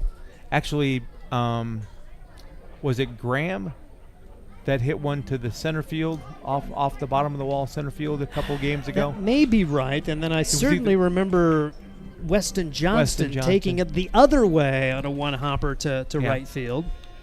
Yeah, that was impressive. 1-2, big at bat in the course of this game. The pitch, foul back. Loera keeps it going here. Sodbusters, if nothing else, should like to advance the runners, get them in scoring position. And I don't know, is 9-8 going to be enough? How about the way the Sodbusters have done? There's still no action behind Elijah Thomas. He's looking to go for the 8th inning for this Hastings team. So this is certainly a huge opportunity. You hit the 8 and 9 hitters, you're asking for trouble at any level. Hastings trying to find a way to make it hurt. Curveball misses, 2-2. Just stay on one and just punch one in that 4-hole to right field. Don't have to be pretty, but they're holding them a little bit, so there's a lot of room over there on the right side of the field. Come on, Christian. Looking for a multi-hit game today. Tremendous defensive player. Really love him at shortstop. Has kind of settled into the everyday shortstop for Hastings. 2-2 pitch on the way. Ooh-wee. 3-2. Maybe too close to take. You Probably. Will take that. But you saw how much the catcher moved the ball. And, I think catchers get they don't get enough credit for framing the ball good, but I also think that sometimes they move it too much. Yep. And I think he moved that one too much. Yep. Just a little bit outside, according to Flight Scope. 3-2. Big moment in this game with nobody out, 2 on, and the pitch. Hard hit ball to the second baseman, could be 2. Throw to second for 1. Over to first. Double play. Runner advances to third, but now there's 2 outs on the tying run at third base on a 4-6-3 tailor-made double play. Wilcox to Opine to Clausius. Yeah, you hit it to the arm side of the second baseman when he's already up the middle and you're asking for trouble. And CeeLo can really run, but there's no way he was going to outrun that one. Now Drew Vega. And when you're going through like this, it's another opportunity. Here's another chance for Vega to come through. He's had some opportunities this game. Just hope one of these goes his way. Here's the pitch. He's squaring to bunt, trying to bunt for a hit. Not a bad idea. Nope. In a one-run game, any way to get that run home, and it's now no balls and a strike on Drew Vega. Not a bad idea at all, but I tell you what, this is the right kid to have up. He's not going to be – he's going to have a good at-bat, and he's going to put good wood on the ball. I kind of feel like this is a single right up the middle, Steve. You take it. Yep, I'm going to – will it into existence. I'm going to try to will it. Get it to a tied tie. heading into the final 2 innings of this one. The pitch, low, ball 1 ball and 1 strike. And if he happens to find a way on to get Luke Kosian at bat, all the better. Well, he's definitely gonna make him earn it. He went down swinging at one point in this, or looking maybe in a bat or 2 ago. So I don't think that's gonna happen again. And that was a key at bat with the bases loaded. 1-1 delivery and a called strike 2. 1 and 2. Excellent pitch. Fans don't like it, but it was very close in a breaking ball. Good pitcher's pitch. Not a lot Drew could have done with that anyway, so he just has to be tough here now with 2. Runner at third, 2 outs. Big spot in the game. Sodbusters again a chance to tie it. They've had multiple opportunities to do so since the third, oddly enough, after trailing at 8-3. Way outside, another run saved there for Brody Barker, and it's 2 balls and 2 strikes. Little overthrow there. Just try to throw that one a little too hard, and it was don't throw strike, don't throw strike, don't throw strike. So pretty hard to make sure he missed his spot there. Kambulu is trying to find his way through this inning. Nick Kambulu, Californian. Runner at third, that's the tying run. 2-2 with 2 outs, and the pitch. Hard hit ball, but right at the third baseman. The set, the throw to first in time as the Sodbusters turned away again. The first 2 reach, and Hastings cannot score. We head to the 8th. It remains 8-7 Spuds. This is Sodbuster Baseball. Are you all done? Right. Yep, I'm all done for the night. I'm going to go cheer us on from Melware. Steve, I appreciate being here. Thanks for the long nights, the long hours, the many hours of work. But I know everybody loves listening to you because you're always prepared. Thank you, Steve. All right. That's the head man as we hear from Scott Galusha on a regular basis on Sodbuster Baseball. All right. CPAs is your locally owned full-service accounting firm. Our team of professionals have years of accounting experience and focus on building in-depth relationships with our clients. Our comprehensive and customized solutions are tailored to your specific needs. We pride ourselves in our commitment to integrity, objectivity, and professionalism. At Core CPAs, we provide tax services, payroll, bookkeeping, assurance and financial reporting, and much more. Visit our website at corecpas.us. Blue Fork Kitchen features elevated comfort food in a family-friendly, fast casual environment.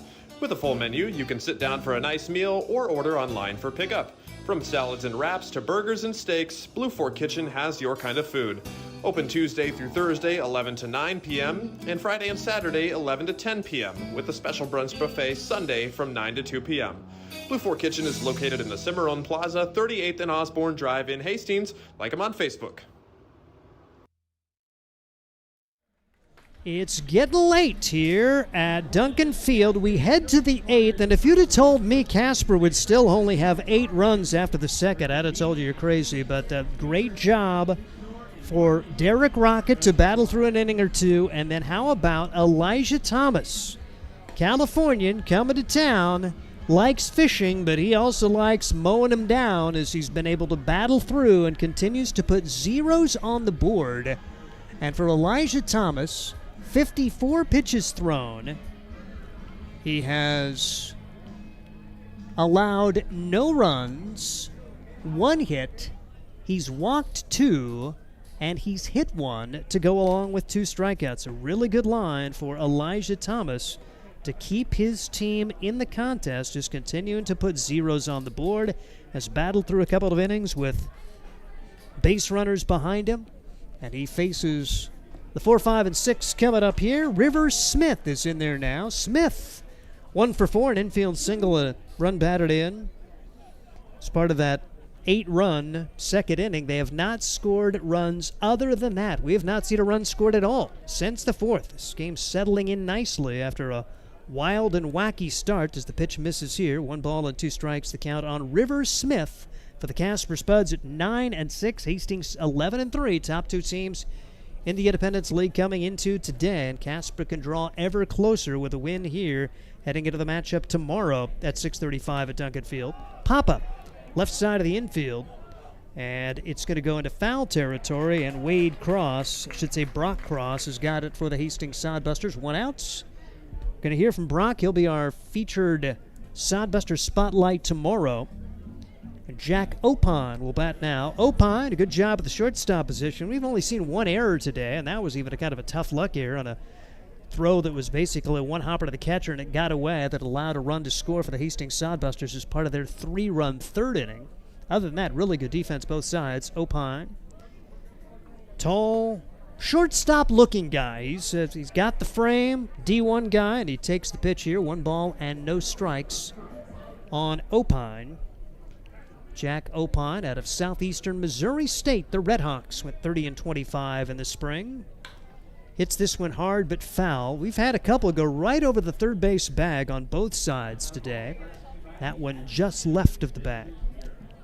8 runs, 9 hits, 1 error for Casper, 7 runs, 13 hits, no errors for the Hastings Sodbusters. It's been an entertaining game. Fun Independence League baseball today. Pitch taken outside, 2-1. It's turned into a bullpen game as Sodbusters still only on their 2nd pitcher. Casper using 3 today. Here is the 1-1 delivery. Pitch taken outside for ball 2. 2 balls and a strike on Opine. 1 out, make it 3 balls and 1 strike on Opine here in inning number 8. 3-1 delivery on the way. Tried to check his swing and did so. Opine draws a 5-pitch walk here in inning number 8. 1 on, 1 out for Caden Wilcox. Wilcox will step into the right-handed box. Wilcox, a 2-run single and a run scored back in the 2nd inning. He actually had 2 singles in the 2nd. Since then, a double play. Ball in the 4th, hit by a pitch in the 6th. 8 runs in the 2nd inning for Casper, the only runs they've scored coming in that frame. Hastings has scored in 3 frames, the 1st, 3rd, and 4th. As 1 ball and no strikes the count, is it coming to the end of the day for Thomas? He brings this pitch inside, no action behind him, so kind of wonder how much longer they'll go. And give Casper's bullpen some credit as they have continued to put zeros on the board since the Sodbusters got to within 1 in the 4th. They have had all kinds of opportunities, but have not been able to get that tying run across. Pitch inside, and offering at it was Wilcox. Wilcox squared to bunt and never got the bat pulled back, even though the ball was coming in at his feet. 2 balls and a strike on Wilcox. Hastings trying to find a way to get out of this inning with no damage done. 1 on and 1 out. As Thomas now steps off. Good to see the Californian. Need to hear his story. As looking for a pitcher, and they got one here in this summer season. Swing and a miss. And down goes Wilcox. It's another strikeout for Elijah Thomas. Picks up the K here, his 3rd. Thomas doing a nice job out of the pen. And 2 outs the inning now for Brody Barker.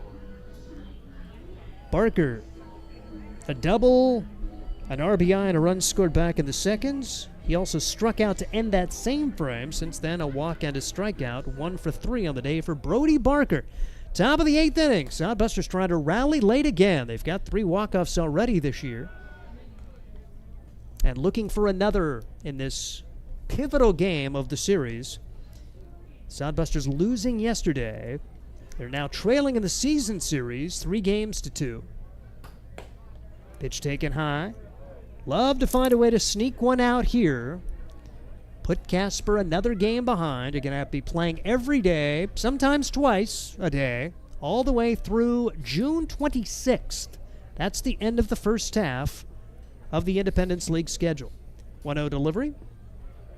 Low and in the turf. Knocked down by Johnston to keep the runner at first base.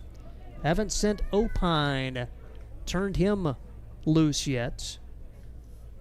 This team has been caught stealing only twice this season. 26 out of 28, they're 93%. Sodbusters run a lot, but not a successful 78%. 2-0 delivery, low for ball 3.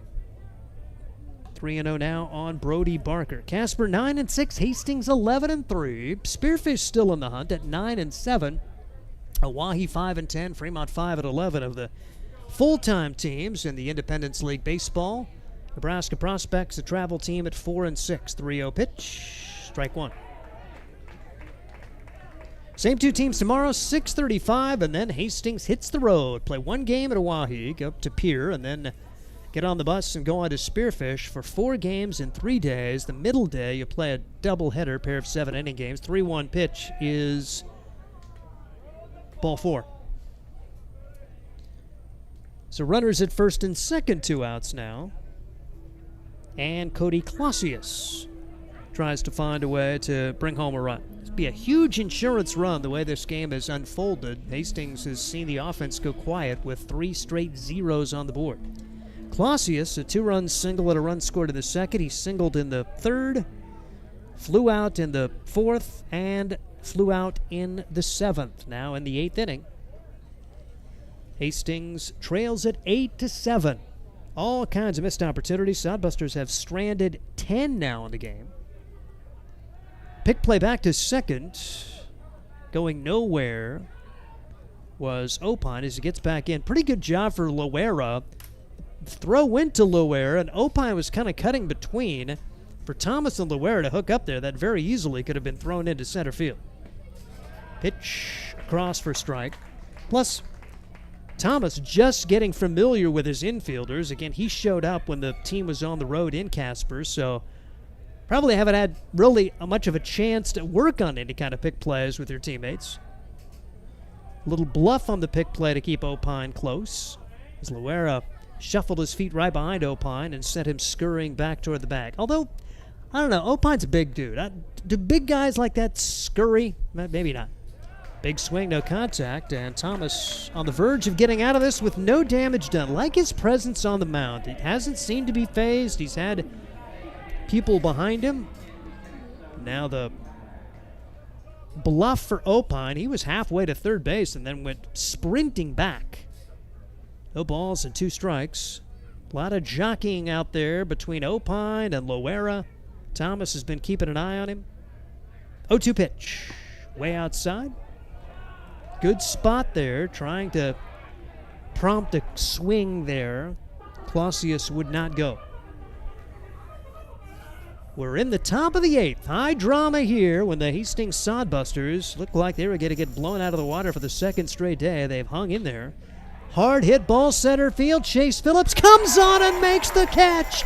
More sparkling defense from the Aurora High School Nebraska grad. He has looked really good in center field today. Keeps a run off the board, and it's 8-7. No runs, no hits. 2 men left in the bottom half of inning number 8. How about a couple of runs right here for Hastings? We'll find out. This is Sodbuster Baseball. There's nothing like relaxing on a summer day. Nothing like taking in a Hastings Sodbuster baseball game. And there's nothing like an ice-cold Pepsi to make the day perfect. Pepsi Cola of Hastings wants to make your nothing like be the best day it can be, whatever the occasion. Enjoy your favorite refreshing Pepsi product throughout the Sodbuster season and make your nothing like memories. Pepsi Cola of Hastings, a proud sponsor of Hastings Sodbuster Baseball. Hi, I'm a baseball umpire. My job can get pretty stressful. I have to keep my eyes open at all times, and if I don't make the right call, people boo me. So to relax, I visit a Nebraska lottery retailer like this one and buy some scratch tickets. It always calms me down. Hey, you cut in line. I did not. All right, you're out of here. Hey, he didn't cut. All right, you're out of here. I feel better already. The Nebraska Lottery. Top prize odds vary by game. We head to the bottom of the 8th inning. Sodbusters trying to find a way. 3, 4, and 5. This is the spot of the batting order you'd like to be in. How about 2 runs here and then a 1-2-3 night? Wouldn't that be a lot of fun? I know the walk-offs are cool, but I would like drama-free. Let's get a few runs right here and put this baby on ice. 8-7 the score. Meanwhile, Nick Kambulu thinking of other things across the way in that other dugout, and now on the hill, Nick Kambulu has done a nice job for this Casper squad. 1 2/3 innings, no runs, no hits in the game. He has hit 2, but has done a good job working around difficulty. I mean, you hit the 8 and 9 hitters in the lineup, it's hard not to give up a run. But he gets a huge double play behind him, and the Sodbusters turned away as they end up failing to score in that bottom half of the 7th inning. They had a runner aboard in the 6th. That was erased on what turned out to be a double play, as they called an interference. Sodbusters stranded a runner in the 5th. Big chance was in the 4th when they scored a run, but then had multiple opportunities as they also ended up scoring a run on 3 hits. There was a hit batsman and a walk. It's tough to score only 1 run when you get that much, but a big caught stealing or a pickoff turned out to be a monster call in that inning. Here is Luke Cossey. Cossey taking strike 1, 3 hits on the day for him, 3 for 4 for the Hastings Sodbuster right fielder, left-handed hitter. The lone home run of the year here at Duncan Field coming from Luke Cossey. Takes this pitch inside, hit him. 3rd hit batsman now for Moreno, and for the 2nd straight inning, the Sodbusters have their leadoff man aboard via the hit batsman. There is still no action in the Hastings bullpen, so Thomas, who came in way back in the 4th inning, looks like he is going to work the 9th. Jackson Crane for the Hastings Sodbusters. 3 hits in his first 3 at-bats, now 3 for 4 with 2 doubles. Big day for the left fielder for Hastings. 1 on, nobody out. Big spot in the game. Here's the pitch. Hard hit ball back up the middle, but that could be 2. Opine's got it. Dished to second for 1. Over to throw. High throw, but out. Back-to-back innings of double play baseball, and the Sodbusters see this threat averted in a hurry. So Crane hit it right on the button, but perfectly to Opine, who dished it to Wilcox. Threw it high, but big, tall first baseman Cody Clausius. And now it's Weston Johnston trying to salvage the inning for the Hastings Sodbusters. He's got a 2-hit game. Sodbusters, all kinds of chances. Although Casper might say the same thing as well. A combined 22 base runners stranded in the game. And 15 runs scored. Pitch across for strike. No balls under strike on Weston Johnston. Johnston, 2 runs batted in the first. He had a fielder's choice grounder that turned into an RBI in the 3rd, a single in the 4th, ground out in the 6th. Down to the count, no balls and a strike, base is empty for the Sodbusters. The pitch taken high. Unless Johnston can reach and the Sodbusters can get a big 2-out rally, it's going to have to be the bottom of the order that comes through in the 9th. 1-run contest, 8-7. The Spuds on top of the Busters, trying to give Hastings its 2nd straight loss. It would be the first 2-game losing streak this year. Pitch inside, and it hit him. Oh my gosh.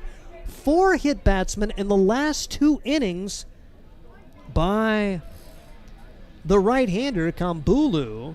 But Sodbusters have nothing to show for them. A double play averted the threat last inning. A double play this inning. Just need a hit. How about a gapper here for Brock Cross? He's got 2 hits on the day. It's Brock Cross, the Washington State signee.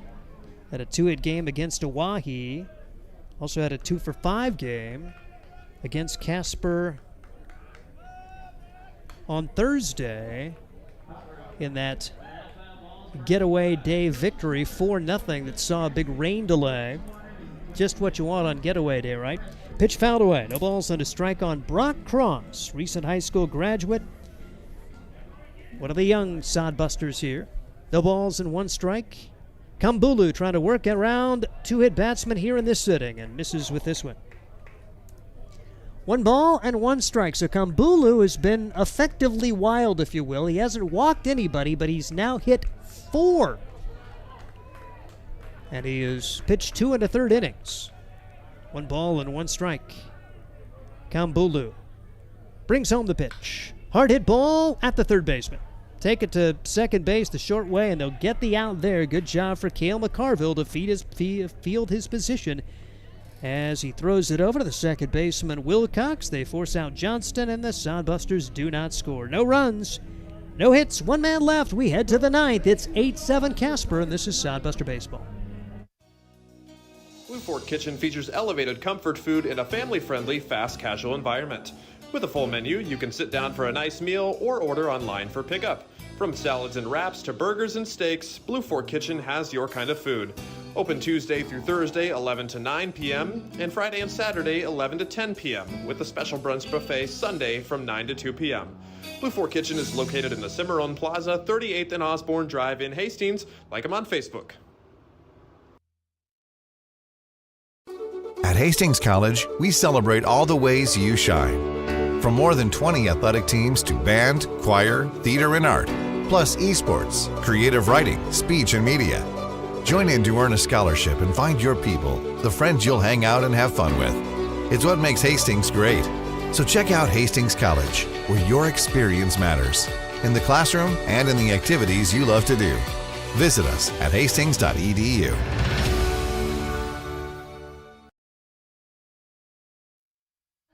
Head of the 9th inning, the Hastings Sodbusters trying to put another 0 on the board. Scott Galusha was mentioning it earlier, how pretty unusual to see 7 scoreless innings pitched by your team, and you give up 8 runs. An 8-run second inning, and that has been it for Casper. Is give a lot of credit to Derek Rocket to battle through that second inning. He got a scoreless third, worked into the 4th, and then Elijah Thomas has come in and really settled the cause for this Hastings team. 4 1/3 innings, no runs, 1 hit, 3 strikeouts, 4 walks, and a hit batsman. So he's allowed 5 base runners, but has not been really touched up. Meanwhile, Casper can kind of say the same thing. They had kind of a bullpen day going. Ramos works the first 2 1/3 innings, allows 6 runs on 9 hits, but Moreno and Kambulu coming in to settle the game down, just to combine 1 run between those 2 guys. And we head to the 9th in an unlikely 8-7 score. When it was 8-7 after 4, you're thinking, okay, this is going to be like a 15-14 game. Nope, it's still 8-7. 9-1-2 coming up. Really important to put a 0 on the board and see if you can get it done with the bottom of the order. And if you're thinking, well, there's no hope, Hastings has already got 3 walk-offs here. They had that huge 7-run 9th inning on Tuesday. And will not turn down Sweet Caroline so we can begin the inning. Now we have. Okay, pitch fouled away. No balls at a strike. Sean Glatz. Glatz batting at the number 9 spot. A guy who did not see much action at all early in the year. He came in yesterday, 1 for 2, a double and a run scored. Just 1 for 4 on the season before today. And getting a start in left field today, and he's got a hit in 3 at-bats. He's also walked, and count 1 ball and 1 strike to the number 9 hitter in the lineup. Couple of guys from Wilmington University. That's a Division II school. They're the Wildcats, and they had a pretty good spring, 37-22. A little blooper into left field. That's a base hit. Leadoff man aboard again for the Spuds. Just the second hit allowed by Elijah Thomas. That is a big insurance run over there at first base with the top of the order coming up. Marsick, Rucker, and McCarville. We'll see how Casper plays it. These guys can run. Marsick certainly could be laying down a bunt here as they try to get a man into scoring position. We'll see what Will Ianna Coney dials up in the third base box for Casper. Runner at first, nobody out. Marsick swinging away. Strike one. Right there is Matt Marsick. Strikeout, single, hit batsman, strikeout, walk. Up and down day for Marsick, one hit in 3 at-bats. Pitch low, good block there for the Hastings backstop. Weston Johnston. That's one nice thing is, talk about Chase Phillips, who can play a variety of positions. You've got Johnston, who could play the infield spot. He can catch. A lot of the guys on this team can catch. I don't think we've seen Brock Cross catch. He's playing at the third base spot today. Throw over to first base. Good read on it for Glatz. He was not fooled at all. Back in easily. 1 ball, 1 strike. 1 out. Top of the 9th inning. Casper looking for a big insurance run here. Pitch outside, 2-1. Leadoff single for Glatz. Got tough part of the order with Marsick, Rucker, and McCarville coming up.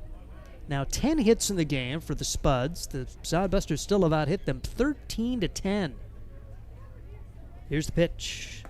Outside. Just haven't been able to get the big hit the last few innings. No hits for the Hastings Sodbusters since the 5th. They have been issued 5 free passes, a walk, and 4 hit batsmen, but unable to get a hit and to get that tying or lead run across. 3-1. Hard hit ball into right field for a base hit. Runners will be at first and second and nobody out. Good job for Causey to charge in, grab it, and throw to second. Glatz had to wait to make sure it was down, and he just did beat the throw. So a couple of singles now and a monster opportunity for the Casper Spuds. No action behind Elijah Thomas. So it's still his game for the Hastings Sodbusters. What a bullpen performance this has been for him. The way the game started, you're thinking, okay, how many pitchers is Hastings going to have to use to get through this game? And we will see Josh Printer come out and visit here to talk to Thomas. First and second, nobody out. 8-7. The same 2 teams will meet tomorrow, 6:35. Get him to Central Nebraska, good chance to come out and see Sodbuster baseball. They're going to have a 4-day, 5-game road string to South Dakota, then back home next Friday, and that will be it. So we didn't see anybody warming because the relief guy will be on the field. It's going to be Brock Cross. So we'll take a break. Going to have a whole lot of position changes coming up when we come back. 8-7 the score. Big moment here in the 9th on Sodbuster Baseball. Let's face it, we move our bodies around a lot. And sometimes things happen. A tweak, twist, pull, strain, ache, or pain. At Fisk Chiropractic and Sports Care, their goal is to restore your mobility, keep you moving, and ensure your rehabilitation is effective, efficient, and stress-free. Do you suffer from headaches and neck pain, lower back, or sciatica? Call Fisk Chiropractic and Sports Care today. Start to discover wellness through chiropractic care. FiskChiropracticSportsClinic.com. Start feeling better now. Hastings Sodbusters baseball's in full swing, bringing you another fun-filled summer of high-level collegiate woodbat baseball at historic Duncan Field. A great way to spend a summer evening with your families at a Sodbusters baseball game. Go online to HastingsSodbusters.com for their home game schedule or to purchase tickets. Hastings Sodbusters baseball. It's a hit. Got the spirit of the game. The Hastings Sodbusters.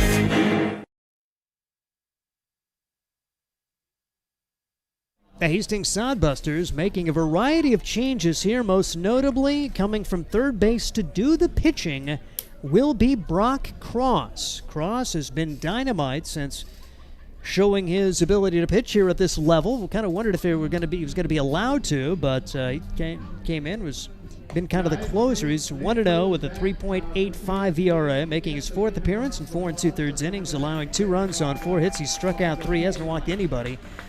Opponent sitting 235 against him. He pitched against Casper on Monday. Allowed 2 runs on 3 hits, struck out 2, didn't walk anybody. Again, the fact that he throws strikes is huge, as he's going to be going against Rucker, McCarville, and River Smith, trying to put a 0 on the board. Saw Chase Phillips move from center field to third base. Luke Causey moves from right field to center field, and See who's playing right field now. There was a variety of movement there, and I didn't quite catch them all. As first things first, it's going to be Trent Rucker up there. And Brock Cross in there in a big spot in this one, trying to keep it a one-run game. First pitch high for a ball, 1 ball, and no strikes on Trent Rucker. Again, if you can find a way to get through the 3, 4, and 5 hitters here and put a 0 on the board, give yourself a chance heading into the bottom of the 9th inning as Casper gets a pair of hits here to open the 9th inning. Cross working out of the stretch. A look back to the runner at second, and the pitch. Big swing, no contact. Better try to catch up with this one. He throws it so easily, but he almost hits 90 miles an hour on his fastball, so guy that can bring it for this Hastings Sodbuster team. 2 on, nobody out, top of the 9th inning. Cross brings it home. Just misses down low. And it goes to 2 balls and a strike on Trent Rucker.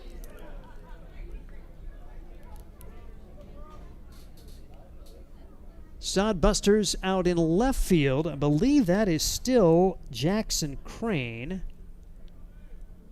as the pitch comes in. Hard hit ball to left field, and right in his horse, making the play for the Hastings Sodbusters is that left fielder. That is Ryan Jarvis. So Jarvis came into the game for the Hastings Sodbusters. So he comes in, and they moved, I believe they moved Jackson Crane over to right field. So he's in right. You'd have Ryan Jarvis in left, and there's one big out here with Cale McCarville. Here's a bouncing ball foul.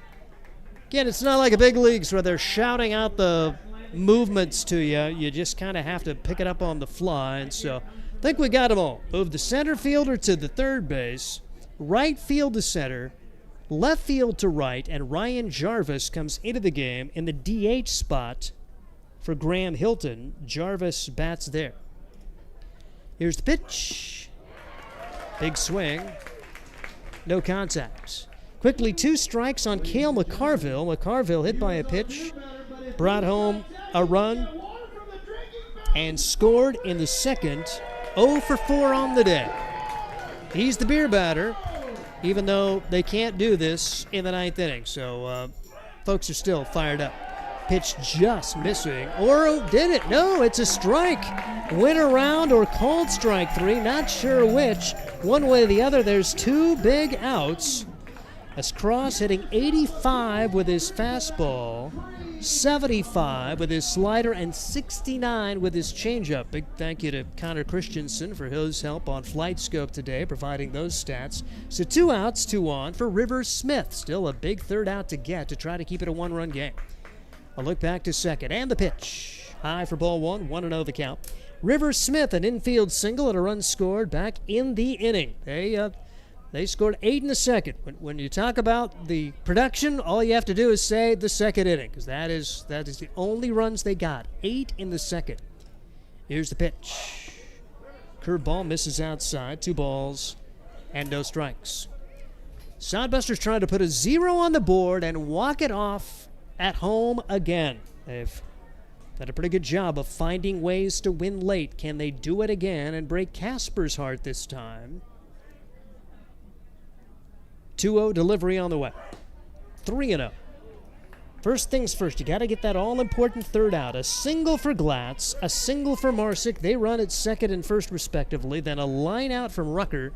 Ryan Jarvis, doesn't that happen? You know, the guy comes into the game cold, and it gets hit to you, but Jarvis plays it perfectly like you would expect. He's a guy that very seasoned, played a lot of left field last year for Hastings. Didn't play left field at all in the spring, but they put him out there a couple of times this year.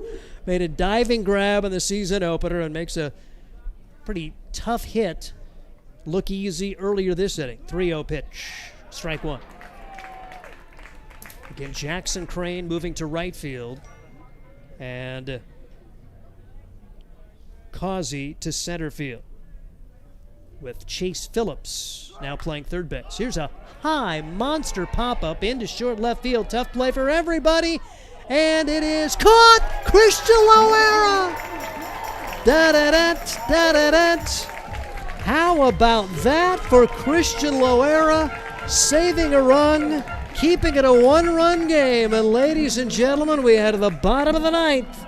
Sodbusters a chance to win it, trailing at 8-7. This is Sodbuster Baseball. Hi, I'm a baseball umpire. My job can get pretty stressful. I have to keep my eyes open at all times, and if I don't make the right call, people boo me. So to relax, I visit a Nebraska lottery retailer like this one and buy some scratch tickets. It always calms me down. Hey, you cut in line. I did not. All right, you're out of here. Hey, he didn't cut. All right, you're out of here. I feel better already. The Nebraska Lottery. Top prize odds vary by game.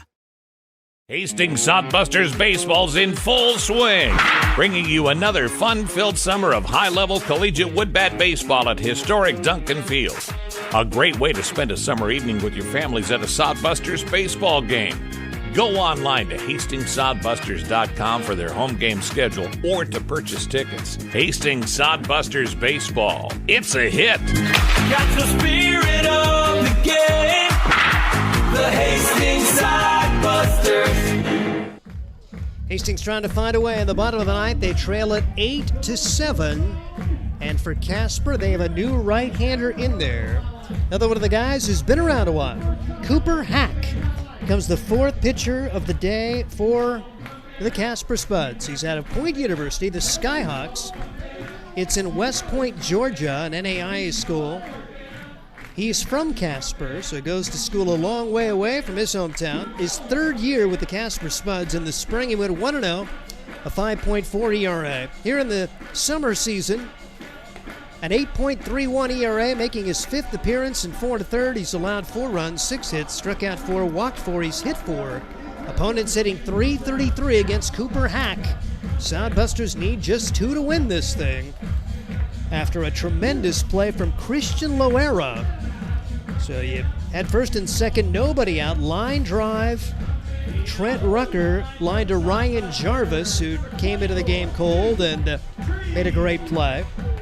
Then a strikeout, and River Smith, a pop-up that looked to be in no man's land, and Christian Loera, the diving grab, running away from home plate to keep a 0 on the board. And now we're going to see a visit to the mound from the catcher already. There's Brody Barker out there to talk with Cooper Hack. Sodbusters, can they find a way? They were able to come back and win in the 9th inning on Tuesday in Casper.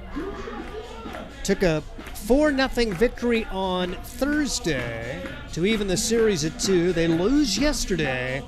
Can they find a way for another late inning of magic here as the pitch comes in? Inside, nearly got him. We saw the previous pitcher, Nick Kambulu, hit 4, but he didn't allow hits in any of those innings. Got 2 double plays behind it. Pitch outside, 2-0 the count. Sodbusters have had all kinds of opportunities, but Casper may say the same. We have now seen 25 stranded runners in this contest. Sodbusters trail it 8-7. Here's the pitch. Inside, and that almost hit him. 3-0. 24 hits, 24 stranded runners, and 15 runs. It's been a long old day at the ballpark. 3-0. Outside, ball 4. So Sodbusters get the leadoff walk from Jude Greaves. Greaves had a hit and a run scored back in the 3rd. He's done a good job. Been able to get aboard on a hit batsman earlier in the inning, early in the game as well.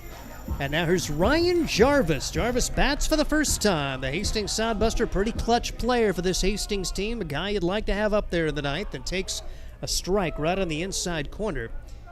The first strike thrown by Hack. Jarvis hitting .268 on the year, 6 runs batted in, 11 runs scored, just trying to move the line at this point. .312 against Casper, 5 out of 16 coming into today. Hits it hard, but a diving grab made by the third baseman.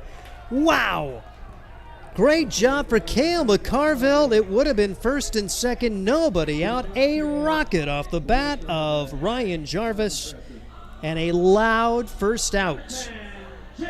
Here's Chase Phillips. Chase had a huge at-bat back in the third, brought home a run, and then an errant throw brought home a second run on that play. Chase is taking a first pitch strike, no balls and a strike on Phillips. He's been hit by a pitch twice. He's struck out and he's made some outstanding plays in center field today. Has now moved to third base. No balls and a strike. Was not even supposed to be in the lineup. 0-1 delivery. Swings and fouls it back. It's quickly 2 strikes. Cooper Hack is throwing at about 85 miles an hour on his fastball. The slider goes 72 to 75. No balls and 2 strikes with 1 out here in the 9th. The pitch.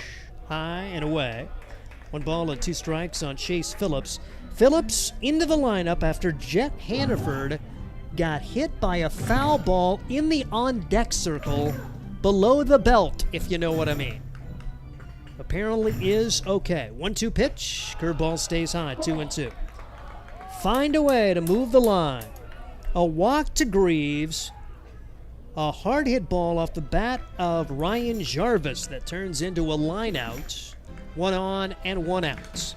2-2 pitch. Phillips a good piece of that one, but fouls it straight back. Great play for Cale McCarville. It's been a really good defensive game. Very easily could have no errors in the game. The only error bounced away from the catcher on a 1-hopper that allowed a run to score. 2-2 pitch. Swing and a miss. Took something off of that one. Phillips could not make contact. 2 outs. And it'll be up to Christian Loera to continue the game. 8-7 Casper. Sodbusters have a couple of walk-off winners. 7-6 against Spearfish, 7-6 against Fremont. They had a big 9th inning rally against these Casper Spuds, winning 10-6 with 7 runs in the 9th inning. Not technically a walk-off since you won it in the 9th after trailing by 3, so certainly not over. 1-0 the countdown, Christian Loera. Just get a guy into scoring position. See what happens. As Cooper Hack out of the stretch and the pitch. Right there for a strike. 1 ball and 1 strike on Loera. Sodbusters trying to at least get the tying run home and send this one to extra frames. Same 2 teams to play at 6:35 tomorrow. 1-1 pitch on the way. Swing and a foul ball, and the Sodbusters are down to their final strike now. 1-2 on Christian Loera. Loera 1 for 4, the outstanding defensive play to keep it a 1-run game in the top of this inning is all-out dive in medium left field. He was going to be the only guy to get there. 1-2 with 2 outs. The pitch fouled away. Christian lives to see another pitch. Arkansas State Mountain Home has a multi-hit game against this squad from Casper. Came in the series opener in Casper. 1-2 pitch, high and tight. 2 balls and 2 strikes.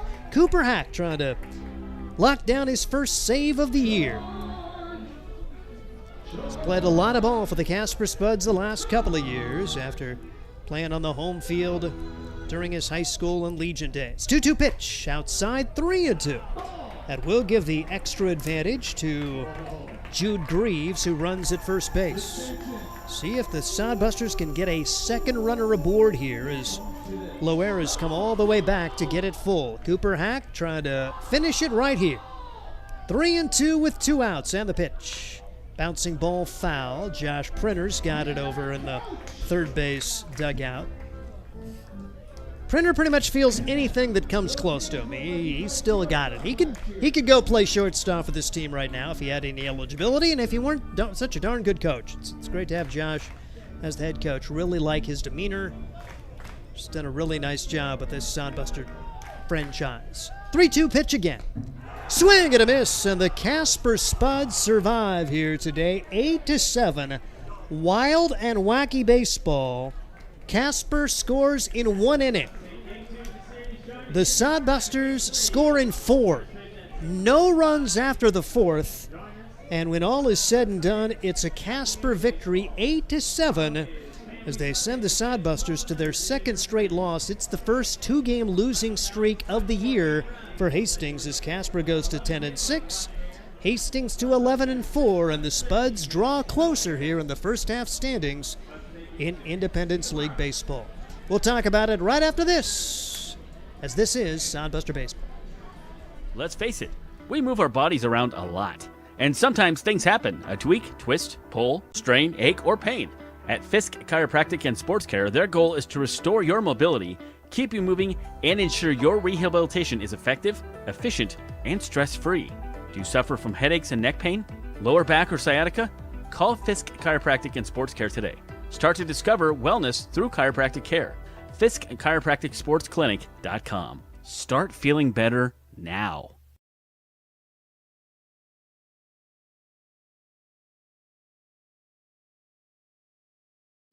At Hastings College, we celebrate all the ways you shine. From more than 20 athletic teams to band, choir, theater, and art, plus esports, creative writing, speech, and media. Join in to earn a scholarship and find your people, the friends you'll hang out and have fun with. It's what makes Hastings great. So check out Hastings College, where your experience matters, in the classroom and in the activities you love to do. Visit us at hastings.edu. Tough day for the Hastings Sodbusters. They come up short 8-7. Final line score in this wacky day at the ballpark. Casper wins it with 8 runs on 11 hits. They commit the only error. Hastings 7 runs, 13 hits, no errors.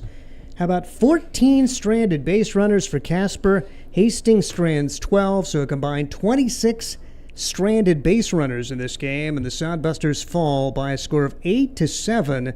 If you're tuning in late, Hastings got off to a great start. 3 runs on 5 hits in the bottom of the first after Derek Rocket worked a 1-2-3 first. I think this is going to be a good day. Then the wheels fell off and then some in the second. 13 men came to the plate for Casper against Rocket. He battled his way through it. He threw 55 pitches in the second inning. And Casper scored 8 runs on 6 hits. Hastings, though, would come back in the third. They scored 3 and actually had the tying runs in scoring position, couldn't get him home. They added a run in the fourth, had the tying and go-ahead runs on during that inning, stranded the bases loaded both the third and fourth, and little did we know there would be no more runs scored. 8-7 would be the final. As first of all, the pitching, Derek Rocket, I know very disappointed in that second inning, but give him credit. Comes out, puts a 0 on the board in the third, gets a couple outs in the fourth, battles his way to kind of save the bullpen, throws 95 pitches, and then how about Elijah Thomas? Just arrived when the Hastings Sodbusters were on the road in Casper. He comes in after working an inning yesterday, 4 1/3 innings, allowing no runs, 3 hits, strikes out 3, and walks 4 through 82 pitches, and then Brock Cross came in and worked another scoreless inning as he worked that ninth, allowing the no runs, no hits, had a strikeout after the first 2 reached via the hit against Thomas, just his second and third hits allowed of the day. Cross getting a hard hit ball that was played well by Ryan Jarvis, who entered the game as a defensive replacement. The ball got hit right at him, and he was able to make the play, then a strikeout, and then a pop-up that really doesn't pay tribute enough to Christian Luero, who made an outstanding diving grab to keep it a 1-run contest, but the Sodbusters just could not get anything against the bullpen of Casper, as those guys kind of had a bullpen-style game. Ramos got the start, goes 2 2/3 innings, allows 6 runs on 9 hits. He walked 1. Moreno came in. They had a chance to get to him a couple of times, but only 1 run on 4 hits. He walked 2 and had a chance to get to him, but could not. And then Nick Kambulu, he was able to work his way through a couple of jams. He hit 4 in 2 innings, but did not allow a run or a hit. Didn't walk anybody. It didn't strike out anybody. Sodbusters had all kinds of opportunities, but a couple of double plays proved costly in those frames. And then Cooper Hack on to finish it out here as he was able to work a scoreless ninth. Did allow a walk, but struck out 2 to finish things off for Casper. He picks up the save as This Casper team able to pick up the victory against the Hastings Sodbusters. As far as at the plate, you see a game which features 24 hits. There's going to be some offensive standouts. And Jackson Crane had hits in each of his first 3 at-bats. He ends up going 3 for 5 at RBI, 2 runs scored. You had Luke Causey go 3 for 4 with 2 runs scored. A multi-hit game for Weston Johnston. 2 for 4, 2 runs batted in, a run scored. 2 for 4 for Brock Cross, an RBI. Then a 1 for 5 day for Christian Loera. He had a run scored. 1 for 3 for Jude Greaves, an RBI and a run scored. Chase Phillips 1 for 3 with a run batted in. Jackson Crane, who mentioned his 3 hits, 2 of those were doubles for the Hastings Sodbusters. So a lot of offense, plenty of opportunities. Just couldn't get the big hit late, and they end up falling by a score of 8-7. Casper getting a multi-hit game for Matt Marsick. Doesn't he always against the Hastings Sodbusters? Another one of those guys that feels like he's never going to graduate. 2 for 4 with a run scored for him. 2 for 4 for Wilcox. Caden Wilcox going 2 for 4 with that run scored. A 2 for 4 day for Cody Clausius. He ends up 2 for 5, actually, with 2 runs batted in and a run scored. And their number 9 hitter, Sean Glatz, ends up going 2 for 4 on the day. So 11 hits for them as this Casper squad goes to 10-6 on the year. Hastings falls to 11-4 as it gets a little tighter in the Independence League. Hastings now just a game and a half up on Casper with 1 more to play against the Spuds. Then the Sodbusters will be on the road for 4 days, play 5 games in that span, but get a chance to hear from Josh Printer. Wild and wacky day at the ballpark. Kids showed a lot of courage. Your initial impression of the way things went today? A lot better than yesterday. We came out ready to go today and we jumped on them early and ended up just giving them. If we eliminated that big 8-run inning, I mean, obviously we eliminated that. We were in that game. We ended up just give them too big of an inning and kind of had back to the wall the whole rest of the game. So just eliminate that. Talk about eliminating the big innings and just keep fighting, keep playing how we've been. We've been playing good ball. Had 13 or so hits. So seeing it good at the plate. Pitchers, Elijah came in was huge for us. Brock came in a big spot. CeeLo ended up bailing him out there. Had made an amazing play over in left field, kept us in a game, and yeah, just came up short today. And you look at maybe some of the things to build on. I know Derek really disappointed in that second inning, but how about him coming out, putting a 0 up in the third, looked like he was going to get through the fourth to help your bullpen, and then Elijah, wow, I mean, for him to pitch into the ninth really saves the rest of the dudes. 1,000%. That was huge by Elijah.